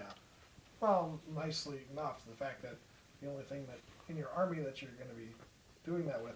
I mean, you have enough raiders and venoms in your army list most days nowadays anyway, where moving, putting something in transport and then being able to use another stratagem to disembark, it can be a big deal. But like you said, it's one of those things where you're probably just going to forget about. Yeah. I don't know. There's a lot of good ones in here, and there's one I want to talk about here. It's called Eviscerating Flyby. This gives you a way to do mortal wounds with a witch cult unit that has fly. This is great because of the fact that your reavers can be witch cult. So now all of a sudden your reavers, as they fly by, they roll a 5+ for every model they run by, and they're doing mortal wounds to them, which is pretty cool. It's gotta be infantry, No, it's every model in that unit. Right. So if it's like unit, they fly over. No, it's every model in that unit. Oh, it's every model in the unit that's doing it? Yes. What do you mean? So you're talking about the Reaver jet bikes, they go up to 9. Yeah. So you're rolling 96, and every 5 causes a mortal wound. So on average, you're still going to do 4, right? 4 mortal wounds. 3. So okay, yeah. 9 divided by 3 is 3. Yeah, that sounds about right. So you're doing like 3 mortal wounds from a full unit of Reavers? I mean, it does cost you 2 CP, but here's the way I. And it costs 2 CP to do that? It costs 2 CP if you're doing it with a full squad. If it's 5 it costs 1. Pass. So, okay, so here's why I like this, because Eviscerating Flyby gets around, like, the best thing you can utilize it for is like Gazgul, the Catan, rules that you cannot penetrate during a phase. You only do so many during a phase, right? This I allows you won't. to I do won't deny that'll probably feel good when you do it against the Satan. Well, and that's the thing, is Reavers are the only unit in the Drukhari army that can outright kill a Catan in one go. Because they can do this stratagem in the movement phase, and then they can shoot their blasters to do 3 more, And then they can charge and do melee for 3 more. Yep. There are no other units in the army that can do this, and it is really, it's fairly effective. Outside of like some shenanigans. Well, this gives you a good potential to kill a Catan in one go. Yeah. I don't think there might be other units that theoretically could do it, but what's likely to do it? Reavers are probably the only ones that are You could have your succubus run in there and blow itself up. It's got to be fly. They got to be fly. So it has to be Reavers. No, I'm talking about like other ways to kill a Satan. Oh yeah. Having your succubus suicide bomb. There's probably other things in the army that can do it. It's just not likely to do it. So yeah, okay. I mean, but here's the thing: is like you're spending 2 CP to outright kill a Catan in one go. I think that's probably okay because it's per model in your unit, not per model in their unit. So it makes those elite. I would like it better if it was per model in their unit, because then you can blow up. Well, I would like it like that if, like, I wanted to charge like a unit of orc boys or something like that, where it's going to do a lot of mortal wounds, but you're consistently, no matter what, you're always consistently doing a specific number of mortal wounds every turn. 2 CP. It is a little costly, I'll give you that. But you know, here's the thing: it's not 6s, it's 5s. So it's like if I'm spending 2 CP, I want to be doing between like 4 and 6 mortal wounds. Yeah. Generally, when you spend, which generally this isn't going to do. Generally, when you do a CP, there's a lot of strategies out there. When you spend a CP, do D3 mortal wounds on like a 2+ or something like that. That's no good. It's not. It doesn't merit enough to want to spend a CP on it. So spending 2 CP to do potentially 3 or 4 mortal wounds does feel bad, but it's a consistent number because 5s is far better than rolling it on 6s, and frankly, like I said, there's no other ways to really drop those kind of units in one go, where this actually gives you the opportunity to do that. So I don't, you're not going to utilize it a lot, but the fact that it's in there makes it all of a sudden a realization that, hey, I can do this. Well, I think one thing to be said about it is it does get +1 against infantry, and you can do it against characters. That's right. So you can definitely snipe out a character with this. Yep. Katana characters too. Yep. Yeah. Okay, so is there any other stratagems you want to talk about here? I mean, they got a lot of other good ones, but the Deadly Rival I felt feels weak. So that's 2 CP. Again, another very costly stratagem. And basically what this is if you have Reavers and Hellions, so already you need to be running those 2 units in your army. You spend 2 CP, and until the end of the turn, those 2 units get +1 to their movement, and whenever it makes an attack roll, you can reroll the hit roll. Yeah. Well, okay. I think it's 2 CP, which is kind of expensive for a strat like this, which means you have to have a unit of Hellions and you have to have a unit of Reavers nearby. But they have to be within 12 inches of each other. Yeah. Right. But the Reavers can take blasters, which getting reroll hits on Reavers is pretty good. Yeah. I think the +1 movement isn't really a problem. It's almost kind of pointless. It's kind of pointless, yeah. But I think the reroll hit rolls can be good. What I do like about this is you are giving 2 units reroll hits. At the end of the turn, too. It's not even like it's the end of the phase. So it's for one turn. Well, so now all of a sudden your Reavers can shoot, your Hellions can shoot, and all of a sudden they can charge the combat and still benefit from this. So they're benefiting from essentially 2 phases, which can add up to 2 CP, which is not a lot of units in the game can do that for 2 CP. I think it's good. It's just the problem is you have to keep your Reavers and your Hellions together. They got to move alongside each other. Got to be within 12 inches. You got to have 2 CP. Till it feels a little weak. Yeah. But I mean, reroll hits is never bad. You're spending you're spending a CP basically per unit, which is okay. I would love it if I could spend 1 CP and do it to 2 units. Oh, yeah, that'd be really good. I think the fact that you're benefiting from 2 phases because of this is the only reason why this makes this okay. I'd agree with that. Even with that, I think it's still kind of like there's a lot of scenarios where you're never going to use it. So. Let's see what else. Oh, power pain siphon. I think that's probably the last one I wanted to really talk about. Pain siphon right there, yeah. Yep. So this alone, I feel, is making the Chronos worth it. So basically, use the stratagem when a Drukhari unit from your army is within 6 inches of a friendly Chronos unit. that just destroyed an enemy unit with its melee or range attacks until the end of the battle. That Drukhari unit always treats its power from pain as being 5. So you have your Chronos, and you just have it like kill something with its range attack. It just has to be any unit, and then within 6 inches, that 20-man rack unit just gained a 5-up invuln. It gets to advance and charge. +2. It gets what was the other one? 5 up. Yeah, so 5 up invuln, 6 up invuln. It's advance and charge, and then, then +2 to move, I think, as well. No, it doesn't affect movement. It's a combat-y one. Or maybe it's The blade arsons work on 5 and 6. declare a charge in which they advanced, and then each time a model unit makes a melee, they get +1 to their attack hit roll. If the unit has a vehicle or monster keyword, yeah, that's what it is. Frenzy Fury. Yeah. So you get +1 to your hit roll when you have 3 power for pain. I was actually mistaken. I thought the 5 of invuln was the last turn of the game, but no, that's you automatically pass morale test. That's the morale one, yeah. Yeah. Which by then it's already too late. So. Yeah, it's already too late. Whatever. But still, that alone, just going, hey, you Rex, you don't care about morale anymore. How cool is that? Yeah, it's pretty awesome. Okay. Yeah, Pain Siphon I think is a good one. It's 1 CP. And it gives you a reason to want to play Chronos. I think that's probably the biggest part about it. So, is there any other strategies you want to talk about? I think I pretty much covered the ones that I want to. Yeah, I think we covered. I think there's quite a few good ones in here, but in terms of the ones that we really want to cover and the ones that we like the most, I think probably potent melotoxins. It's 2 CP. It allows your poison weapons to affect vehicles. Yeah. It's nice to have. Oh, it's very good. But it's 2 CP. Yeah, it is. What it does is it allows you to turn your poison weapons, like, if you only have, like, say, a unit of 20, Cabal, and that's all you have for... I have to shoot this Titan. Well, it basically turns it, it turns it into, like, your army's not normally capable of killing stuff once it loses all of its special and heavy weapons. Yep. Well, now all of a sudden you still got a whole bunch of these lightweight weapons left over, but you normally wouldn't be able to kill anything. You just have to accept the fact that you can't kill anything the rest of the game.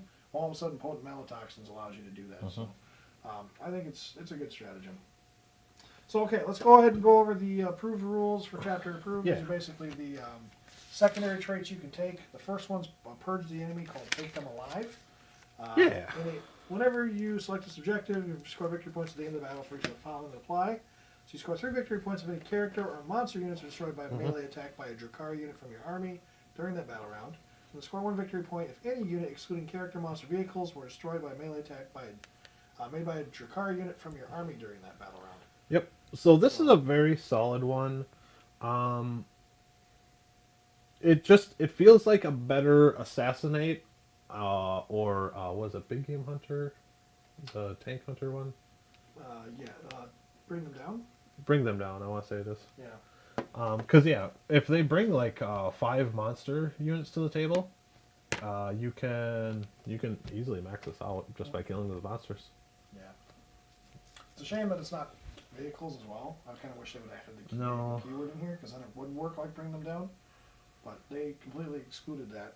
With that said, though, I mean, you just kill any one unit and you get 1 victory point. 1 victory point when you kill them in melee. Yeah, and any one character or monster you get 3 for. So you're basically assassinating, and then even if you don't get all the points for the assassination, then you can turn around and kill all their units as well. You're not limited to just killing characters and monsters and still get points for it. So, granted, you have to do it in melee, but so both these have to be done in melee, which is unfortunate. But you get the 2 effects. It feels, I don't want to say like a better assassinate or bring them down, but I guess it feels like a better assassinate. I think Drukhari likes melee, so I don't think it's a problem for it to be melee. No, I don't think it's a problem. It just means you have to be aware of the fact that if you go and you just don't deal that last one with shooting. Shoot and whittle them down, and then charge them with melee and finish them off. Yeah. Yep. So Beast for the Arena is the second one. Beast for the Arena, Game for purge the enemy, and score 3 victory points at the end of the battle for each enemy monster, cavalry, or beast unit that was destroyed by a melee attack by witch cult from your army. If that unit was Titanic, you score 5 for it instead. So this one's very doable, but kill 3 knights with witch cults and you get 15 points. Yeah, but only if they're bringing 3 knights. I'm just saying. Yeah, so This is Titan it's Hunter, very but doable, but it really is really dependent on what your opponent is bringing. yeah. You know, it's only monster, cavalry, or beasts. So if you're fighting like guardsmen, when are they bringing those? They probably won't have a Titan unit. So no, it's a secondary, so you don't have to pick it until you see what you're fighting. Yeah. But like that's kind of the thing. It's like it's a very solid one, but Yeah. you can't take it every game So I think because this it might not do anything. I think this is good for against Tyranids. Tyranids love to run monsters. I think it's Monsters good and against, beasts, yeah. I think it's good against knights, especially because the You get- best way to kill knights is in melee. But wouldn't you almost just take the Titan Hunter? You can take both. Ooh, can you? This is Purge the in enemy. I think Titan Hunter is. Purge the Enemy. Let me take a look. I'm pretty sure it's a different one. Might be. Even then, it's better than Titan Hunter. Titan Uh, Hunter, you kill one, you get 10 points. Yeah. The other two, you have to kill in order to maximize. You only get a couple points from each one. and then in this one, you have to kill 3 Titans This one's just to a max five. this out. Yeah. Which, I mean, if Whoop, wrong. you're killing 3 Titans, you're probably already winning the game. Yeah. Well, Um, we'll double check. I'm Yep, pretty sure we'll it's- go over that. Otherwise, there's Fear and Terror. This is the one you score 1 victory point for every model Oh, it that is is. Purge enemy. Okay. Yeah, so you can't take both So of one them, or the other. unfortunately. I- Which I figured that'd be kind of good. Oh, I killed your Titan, 15 points. It would be overpowered. Yep. Knights would no longer be a thing.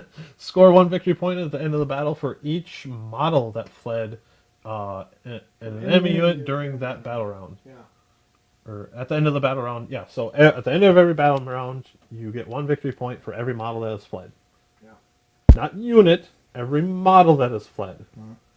So make So your, this make your ties opponent into fail like morale. the poison tongue, the dark creed that are just making your attrition tail, your grizzly trophies that are just making everything so much easier to get. Yeah. You can max this out in a single battle round. Yeah. Make your opponent fail their leadership tests and just rack up the points. It is phenomenal for those It kind is of armies. very good. It's in No Mercy Nor Respite. Yeah. Which is actually a good bracket for them. Yeah, it's a good bracket for it. The only problem is, like we said, you kind of have to build into it. Yeah. You're not just going to be able to bring anything and reliably get this. Well, let's be real. Drukhari can't. Drukhari cannot do anything else in No Mercy, No Respite. They're not going to thin their ranks. No. I mean, they can, but that's probably not going to be the Yeah. case. Grind them down. Grind them down. They're definitely not going to kill more While we units per stand, turn. we fight. Oh no. And while we stand, there's nothing in their army that's going to survive. They're so squishy. Yeah, this is great. This is a great option for Yeah. No Mercy, No Respite for them. I'm really, really glad they added this in there because it also gives you flavor and reason to want to try and Yep. make your opponent fail leadership tests. Yep. And then Herd the last Prey. one is Herd the Prey. That's under Battlefield Supremacy. Score Yep. 2 victory points at the end of your turn for each table quarter that does not have an enemy unit wholly within it, excluding aircraft. Yeah. This cannot be scored in the first battle round. I think this is word for word identical to Purge the Vermin from Necrons. It is Purge the Vermin. Yep. I don't like it. I like it, but I don't like it for Drukhari. It's because you cannot take engage on all fronts in your army. You cannot take engage on all fronts. Drukhari It's the same with are the Necrons. best army in the game, other than maybe Harlequins, at getting engaged on all fronts. Yes. So this one, as cool as it is, you can't use them both together, and that's a problem. Yep, because I'm a big fan of Purge the Vermin for Necrons, but Necrons aren't really doing engage on front. They can eliminate you from corners. Yeah. Drukhari can, but the problem is that the whole point of Drukhari is to move, take over corners, and then all of a sudden, Your Drukhari army should just be flooding the board turn Yeah. 1. You should just be in all 4 corners easily. yeah. Well, and what's cute about Battlefield Supremacy is the fact that you can, with Drukhari, you can actually do it and make sure you get the 15 points. Yep. The problem is that engage is just so much easier because you're relying on what your army can do as opposed to what your opponent's army reacts to. So, because it does require, like, if your opponent can move their units and still get into that objective range, all of a sudden you're not getting the. Yep. So, if they bury enough units into a board corner, it's going to be hard. You can for also to get keep them engaged off. on all fronts turn 1. You can't get it with Herd the Prey. That's right. So yeah, as good as Herd of the Prey is, because like I love Birds of Vermin, It's not engage, it's not Engage. and it won't It's just it's in a replace different army. engage properly. It's Yep. it doesn't make it's cool. It's a unique thing, but the fact that it engages there, it's just too much for you to want to run it. So I don't know. So All right, what do we got next? We got warlord So- traits and yep, we got Warlord traits, and I think that kind of wraps it up, and then goes into Crusade stuff. okay, yeah. So let's go ahead and just finish up warlord traits here. I think then we'll probably call it for the day. Oh, and we have relics. Oh, relics as well. Yep. Okay, so yeah, Relics are pretty these will small. probably go pretty quick. Yep. So you got 3 Warlord traits for each of your Cabal, your Archon, your Yeah. Witch, and your Homunculus. Yep. You have a couple characters who have to take specific ones. Yeah, Drazar your gets names. Eternal Hatred. Hesperex gets the Blood Dancer. Dancer, like you said earlier, and Urine gets the Diabolic Soothsayer, like we Did you talked say about earlier. urine? Urian Rakarth? Yeah, Urine. Did I not Urine? say? Urine? Urine Rakarth. We're just having a grand old time today. European. European. Yeah, so, okay, your homunculus gets the diabolical souls. Good stuff. Yep. Alright. So your Archon can have Well, Hatred Eternal is good. Hatred Eternal, Soul Thirst, and Ancient Evil. So Hatred Eternal Reroll hits and wounds. hits and wounds. So good.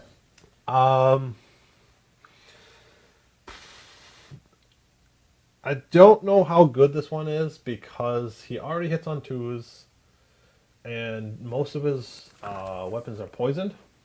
So yeah, rerolling a poison 4+ is really nice. But stuff like was the Venom Blade, I want to say it is, it already wounds in a 2+. Yeah. So with certain like relics, a lot of the relics wound on 2+. Yeah. So as good as this one is, again, this is on your Archon, who he can definitely fight well, but he shouldn't be in a situation where he needs to defend himself or get even more killy effects. And when he does, rerolling hits and wounds generally won't get you much more than rerolling ones. Moving on to the Soul Thirst.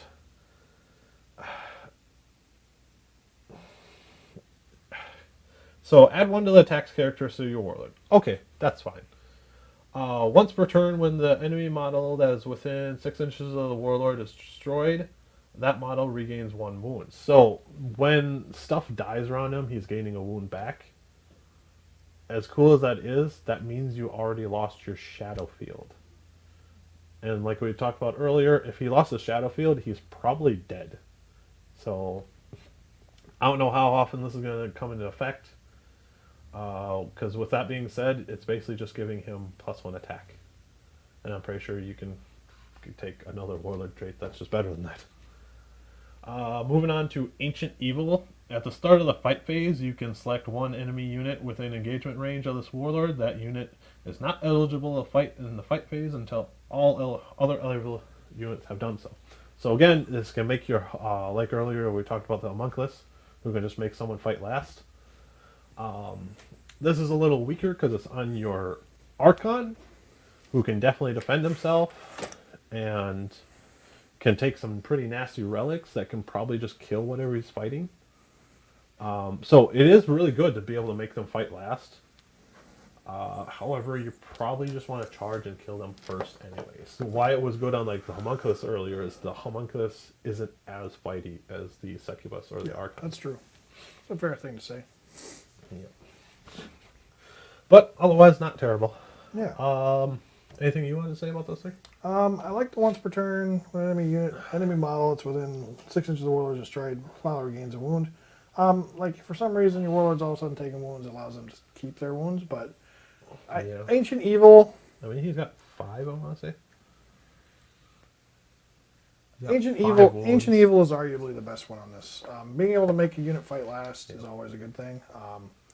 Rerolling hits and wounds is kind of cute, I guess, for Hatred Eternal, but it's better on Drazar than anything else. Yeah. Because Drazar is like the He has to pick that. fighty dude in the army. But again, he hits on 2s and wounds most things on 2s.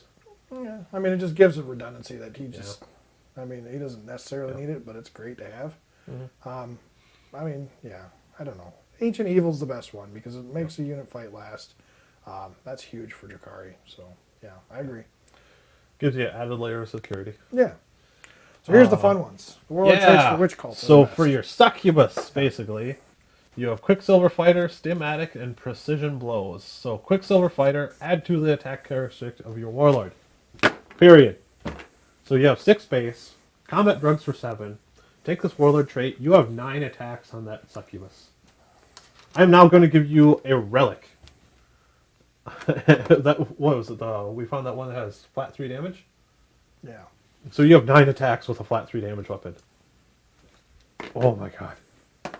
That's so good. We're having a bit of a lighting issue here. I'm not sure what's going on. Yep. The next one, Stim Addict. When determining the effects of the combat drugs ability for your warlord before the battle, roll 2 additional dice, rerolling the results of 6 as a result that are already in effect.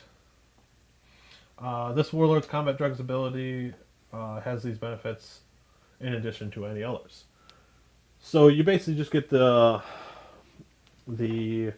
combat drug effects even more, but they're random. Are combat drugs always random? You pick them, don't you? Rick? The combat drugs. So you get 1 for free that you get to pick, or you get 2 randomly you roll for. Okay. Yeah. Yeah, and I believe this one then, because it says roll 2 additional dice. Yeah, so this allows you to roll 2, Yeah, so it is random. and you get to pick the 2 that you want, essentially, right? No, it just says roll 2 additional, re-rolling The results of 6. 6s are results that are already in effect. So warlord's combat drugs ability has these benefits in addition to any others. Yeah, so you can't double up. Like, if you So it get gives you the 4 attack combat one, drugs. yeah, so it gives you a bunch of combat drugs, but you can't stack them up. And when we have Quicksilver Fighter right above this, that gives you 2 extra attacks, it's like, why would I pick this over that? I could get stuck with, like, extra movement or extra toughness. I just want more attacks with my succubus. I just want to kill whatever I'm fighting. I don't need these combat drugs. Moving on to Precision Blows. Each time an unmodified roll of 6 is made for a melee attack made by this warlord, the target unit suffers a number of mortal wounds equal to the damage characteristic of the weapon used for that attack, and the attack sequence ends. Yeah. So, I don't see anything in here that says excluding relics. So I believe you can give her that 3 damage relic. Yeah. And then cause 3 mortal wounds on 6s. Am I mistaken there? No, that's actually true. Target suffers a number more wounds. So I can see GW changing this one, but it is... That's terrifying. Just terrifying. It is really good. I could see this getting FAQ'd, but it is very, very good. Equal to damage to... So I don't know if they mean like the attack sequence ends, like you have to roll them 1 at a time, and then if you do more wounds, you stop. That's all your attacks. I feel like that was the intention. Target suffers no more wounds equal to damage character so weapon used for the attack, and the attack sequence ends. Yeah, so you don't do it in addition. You suffer a number of mortal wounds equal to damage. So just you take 3 mortal wounds and that's it. It turns your damage into mortal wounds. But can you keep attacking after that? Because it says the attack sequence ends. Or for is that, it just for that one roll? for Yeah, that just one for attack? that roll. Okay. Yeah. Still, It's really good. that still feels really good, and like when I have to sit here and decide between Quicksilver Fighter and Precision Blows, I think I'm having a good time. Yeah. These are both really good. Yeah. Having either 4 combat drugs, having +2 Well, attacks. Stimag, I feel falls by the wayside compared to these other 2. Well, I mean, yes and no. 2 attacks you can maybe afford to give up for the getting 4 combat drugs. Because even if, let's say, it's not random, if I'm mistaken, it's not random. You still can't stack them up. So you have to spread it out through like your toughness, strength, and stuff. Right, but still, 4 combat drugs is 4 combat drugs. Combat drugs are all pretty good. It's just the +1 toughness is the one you don't really want. So it's like whatever. The +2 move, the +1 attack, +1. Yeah. But compared to 2 extra attacks, I mean, yeah, I don't know. I think it's Stimatic. I think it's still really good, but Precision Blows and Quicksilver Fighter are like obvious ones where it's like, yes, 2 extra attacks is great. Yes. Precision Blows just doing mortal wounds when you attack. When you roll 6s, anyway. Disgusting. It's a hit roll of 6. Yeah. Oh my god, it's not even wound rolls. That's right. Yeah. Oh no. Yeah. It's disgusting. And when you're rerolling, I I want to say they reroll ones as well, or maybe it's only core units. I don't remember for them. You're standing next to an Archon, you get to reroll ones. Well, it's core units; they wouldn't benefit from it. Oh, that's right. Yeah, that's unfortunate. Okay. Yeah.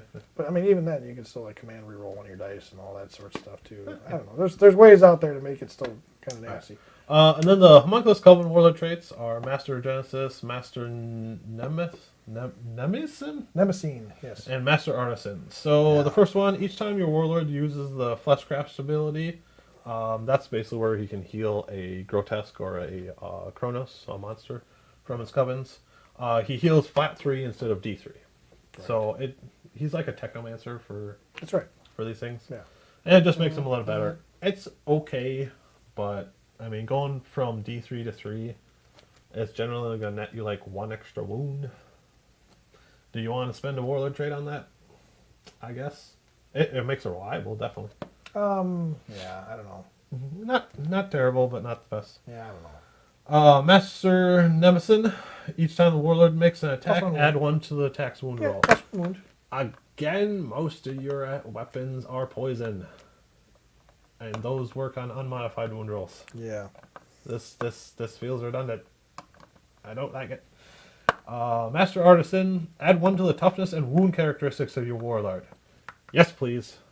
Yeah, that's the one. That's the winner right there. That's the winner right there, because that makes him toughness 5 with 7 wounds. You can't, because I believe that was the Flesh Prophet. Yeah, that's their Warlord trait as well. The Diabolical Soothsayer. So Yeah. it's basically the same thing as Diabolical Soothsayer, but you're picking that one. For anyone that gets it, yeah. Yeah. So yeah. And it's for anyone. Good. So that's really nice. It makes him toughness 5, 7 wounds, and he's got his invul and his 5+ feel no pain. And I'm pretty sure there's like a relic you can give him where he can regain wounds back. He can be really tanky if you want. Yeah. Anything you want to say on those? Well, I mean, it's pretty clear what the winners are. Ancient Evil is going to win for the Cabal. Yep. That's kind of a given, because Fight Last is always a phenomenal ability. And the other two don't really quite match up, I think. No. The Witch Cult one is obviously the hardest to choose from, because there's 3 Yeah. good ones. Well, they all just make her like a better fighter. Well, and that's the whole point, is, There's no no matter what you take, it's always good for them. I think Precision Blows is probably the most obvious, amazing one in this group. Yes.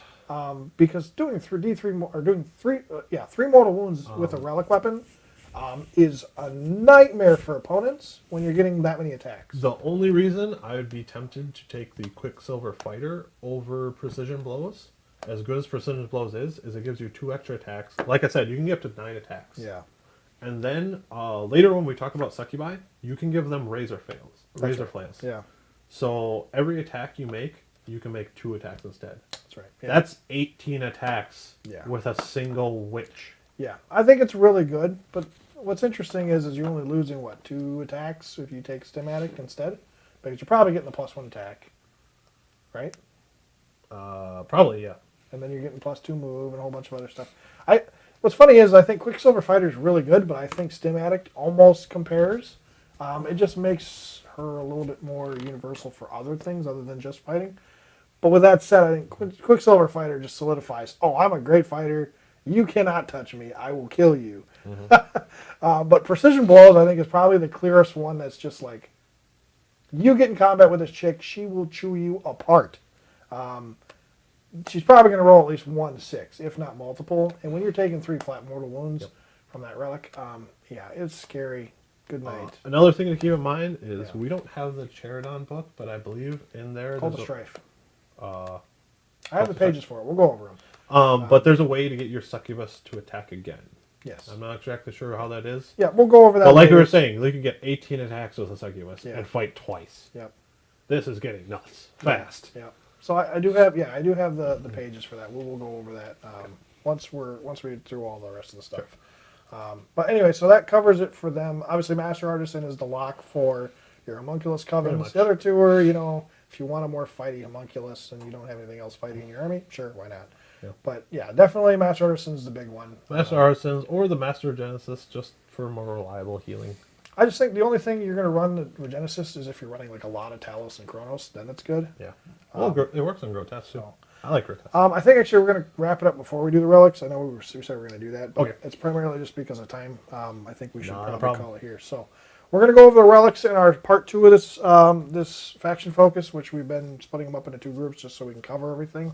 But relics, and then after that we're going to do, I believe it's the next thing is the data sheets, right? Yeah. Just one thing I want to go. We're gonna postpone the relics, but I just want to say there's a whip in here that you can give to you can only give it to a succubus with an agonizer, Yeah, the agonizer upgrade. and it gives her +3 to her attacks characteristic. Gross. Yeah, So it's vicious. you can just make these succubi so ridiculously good, Yeah, for dirt cheap too. and it's poison 2+, flat 2 damage, and AP3. Yeah, Oh my it's God. disgusting. But we'll get into that. Yeah, we'll run the relics in the next part. Part 2, we'll cover relics. We'll cover data sheets. We're going to cover the Tantalus and the Drukhari stuff from the Imperial Armor Compendium, and then we'll also go over all of the Cult of Strife Caradron book as well. So that will cover the rest of Drukhari and get us through all the stuff. For anybody who's wanting to see just the basics of how the army plays, I think we covered that really in this first part here. Yes. But if you want to know what individual units we like and kind of know a little bit more about their secondary stuff, like the Cult of Strife and Caradron and Tantalus and all that other stuff, that'll be in part 2. So guys, make sure you guys stay tuned for that if you want to see that. And then we will be back Tuesday for a game, and then probably not next weekend, but the following weekend with the follow-up to part 2 for our Drukhari faction focus. So we obviously want to thank you guys for showing up and watching this. We obviously appreciate the support. So again, just like always, if you haven't liked the video, leave a like for us if you guys enjoyed this, and then make sure you guys subscribe to the channel, and of course select the notification bell so that way you guys don't miss out on any other content. And we'll see you guys here in a few days. Yep. Yeah. Have a go. Take care.